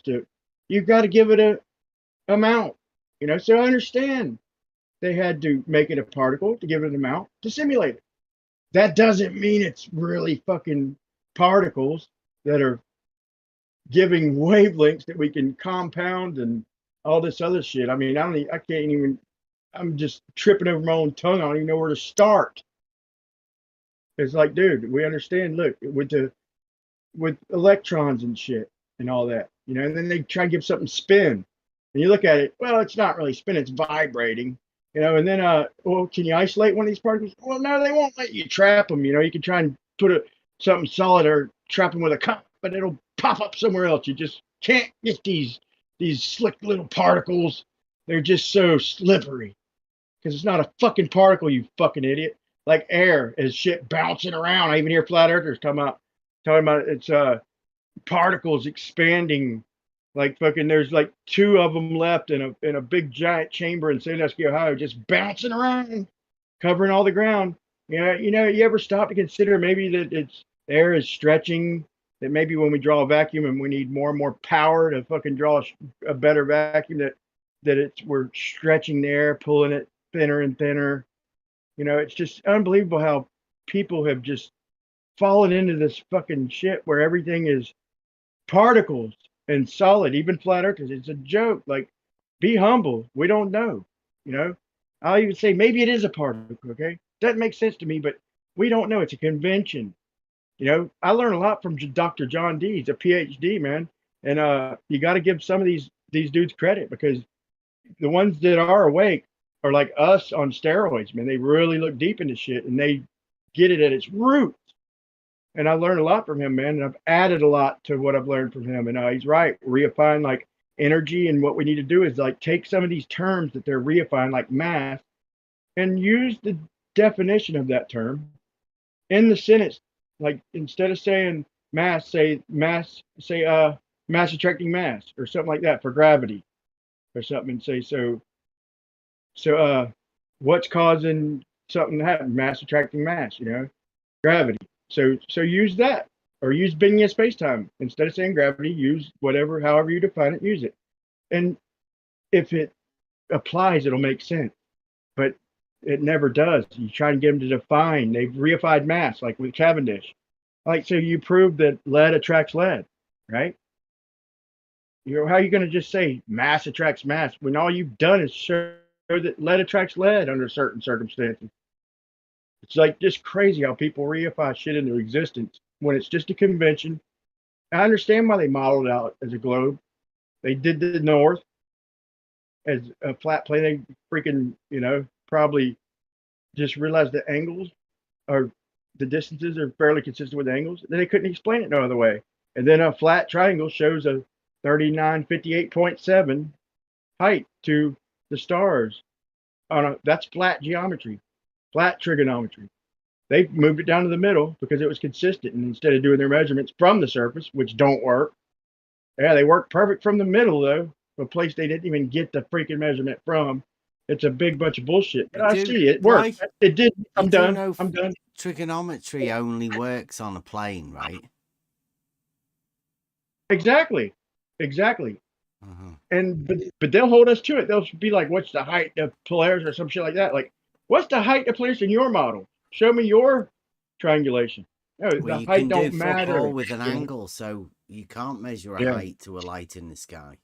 Right. They don't in their model either. So anybody who lets them hold us to that standard, like, show me it in your model. What's the height in your model? They damn sure don't triangulate to what y'all are claiming.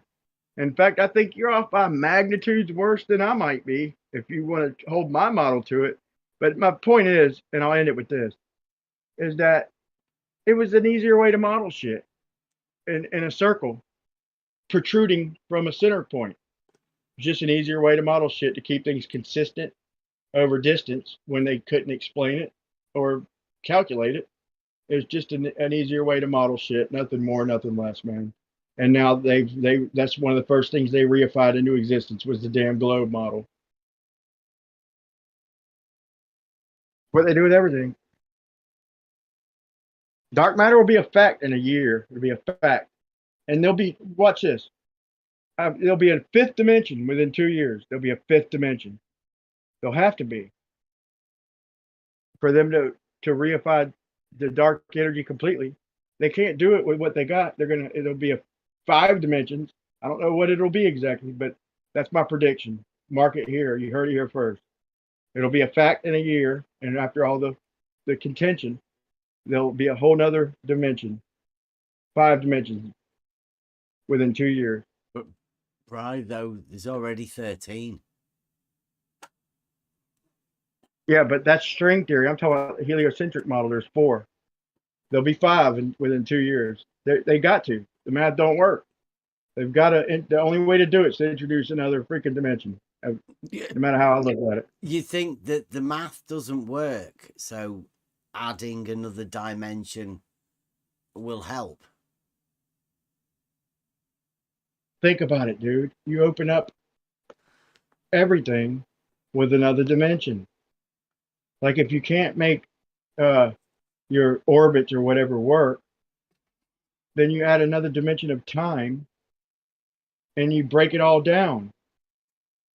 And it's cheating basically, man. You just add time to, all you're doing is getting least common denominators.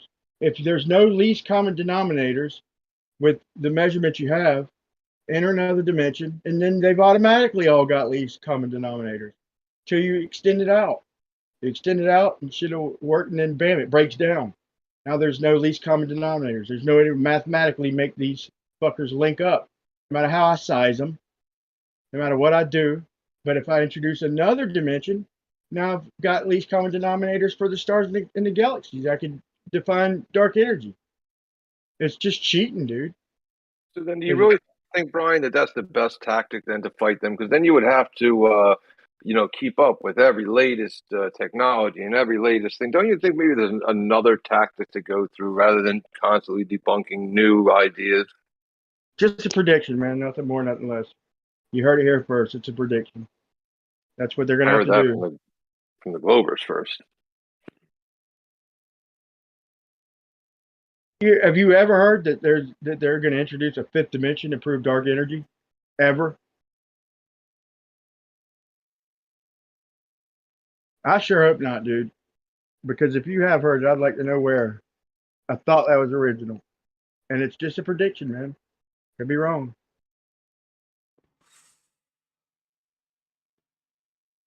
Wally said that locally level and horizontal are equal. I mean, that's not right, is it? Don't think he understands. It's a shame. Like if you can add time, basically, instead of things squared, you cube them, basically. So then you're going to be able to divide them all by a common number that didn't work before because you've already squared the fucking thing. Then you've squared the things, and the results you were good, and then them results, boom, they didn't work. So you added time. Now you basically, I mean, just for simplicity's sake, you squared them again to make them all divisible. That's what space-time did. I mean, that's a very simplistic way to put it. But now that on a bigger scale, they can't do it. They're gonna have to make them all make all the shit divisible. All they gotta do is add another dimension, and just, I mean, man, I might not understand it the way I don't know the way they do, but that's my prediction either way. It's just a simple prediction, man. And I don't think none of them people are really arguing for that. They know how stupid they sound when they start talking about shit like that. You don't get much of that debate in this arena because none of them will really stick behind Big Bang or any of that bullshit because it's so stupid of a story. You know, they'll take it into space, but they seldomly take it out of their heliocentric solar system. Seldom, if ever. See, I don't know, like, what sort of conversations you end up getting into, but I don't really have those sort of conversations anymore. Can't see the point in it.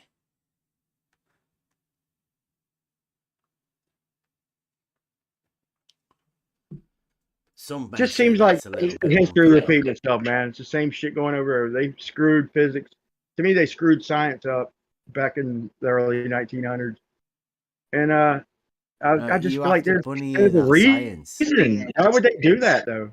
To me, there's a reason, man. I think it's slowly becoming apparent that the layman is figuring out all this horse shit. And the more we learn, knowledge is power. They can't rule you you got to fool somebody to rule them. They got to fool me to rule me, dude, period. If I'm as smart as them, why am I going to hold them over me if I'm as smart as them? I don't know.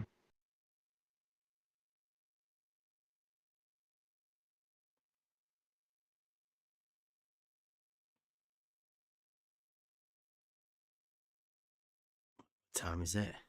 Oh, nearly 1 o'clock. It's been a good night. Going for 5 hours. I'll be the first to thank you for having me again, Bev, man. Appreciate you tolerant. And I'll see you probably Friday or Monday, brother. Y'all take it easy.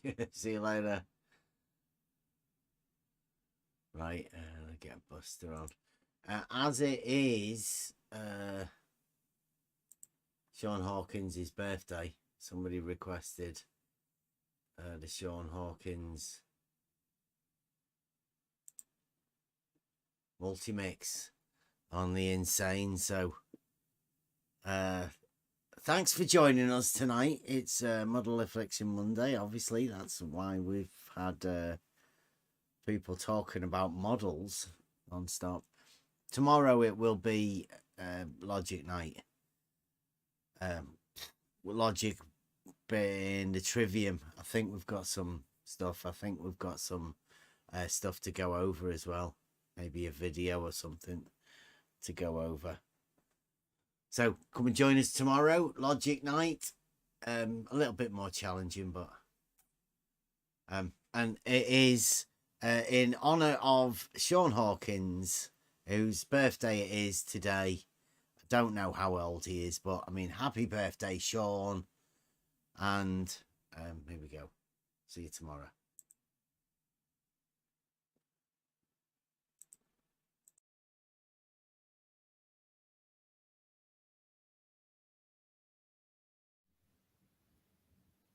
I'm fucking pissed. I mean, there isn't a fucking scale on this goddamn planet that can measure how fucking pissed I am right the fuck now. Hey, so yeah. I can't get any of these cowardly fucks to debate me unless someone can give me a good fucking reason to keep doing this. I'm fucking giving it up. I don't I got better things to do with my time. Nobody ever cites my work. My Angles to Polaris video. Nobody ever cites that. It's not the best one in the world, but you know, it's fucking something, you know, with a physical model. And it gets a lot of compliments. So I know it's not complete shit. Nobody ever plays my videos on their live streams.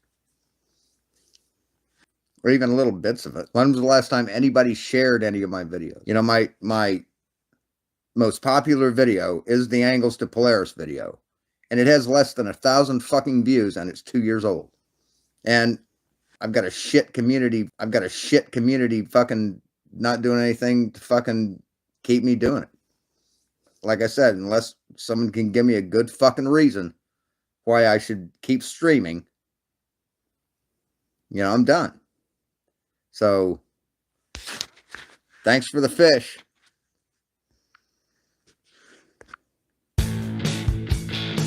I'm so pissed off right now.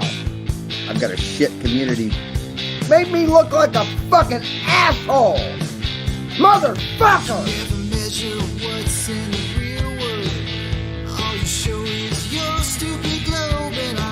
Fucking asshole! Motherfucker! I'm so pissed off right now. Your world is full of illusions, contradiction between fact and fiction. Fucking talking shit! You never back your claims. Like a little cowardly bitch. Fucking talking shit! Driving the wrong way down a one-way street. Motherfucker! Unstoppable force on immovable feet. You don't know how fucking pissed I am! Straight lines converge in the distance. Fucking asshole! Why do I get so much resistance? I know. Fucking talking You'll shit! never prove me wrong. Right the fuck now! God damn it! Motherfucker! Now we get our physics deniers. Pathologic compulsive lives. I know. You'll never prove me wrong. You don't know how fucking pissed I am! Driving the wrong way down a one-way street. I get fucking emasculated by Jose J.G. Gonzalez. It's where knowledge and ignorance meet. Fucking asshole! Motherfucker! Paradoxes and confusion. Your mind is in delusion. Fucking talking shit! We all know you're insane. Oh, God damn it! I can't get one of these pussies after fucking talking shit to this motherfucker. I fucking still like him, but he fucking pissed me off. Motherfucker! God damn, he owes me a fucking apology. Talk about your 2D surface. We all know you ain't got no purpose in life. When you think that you live on board, I get fucking emasculated. driving the wrong way down a one-way street. I get fucking emasculated by Jose J.G. Gonzalez. It's where knowledge and ignorance meet. Fucking talking shit, motherfucker! Paradoxes and confusion. Your mind is in delusion. Fucking talking shit! We all know you're insane. We all know you're insane. I get fucking emasculated by Jose J.G. Gonzalez. And I'm pretty fucking pissed off. That's all I've got to say about it. Motherfucker! Made me look like a fucking asshole.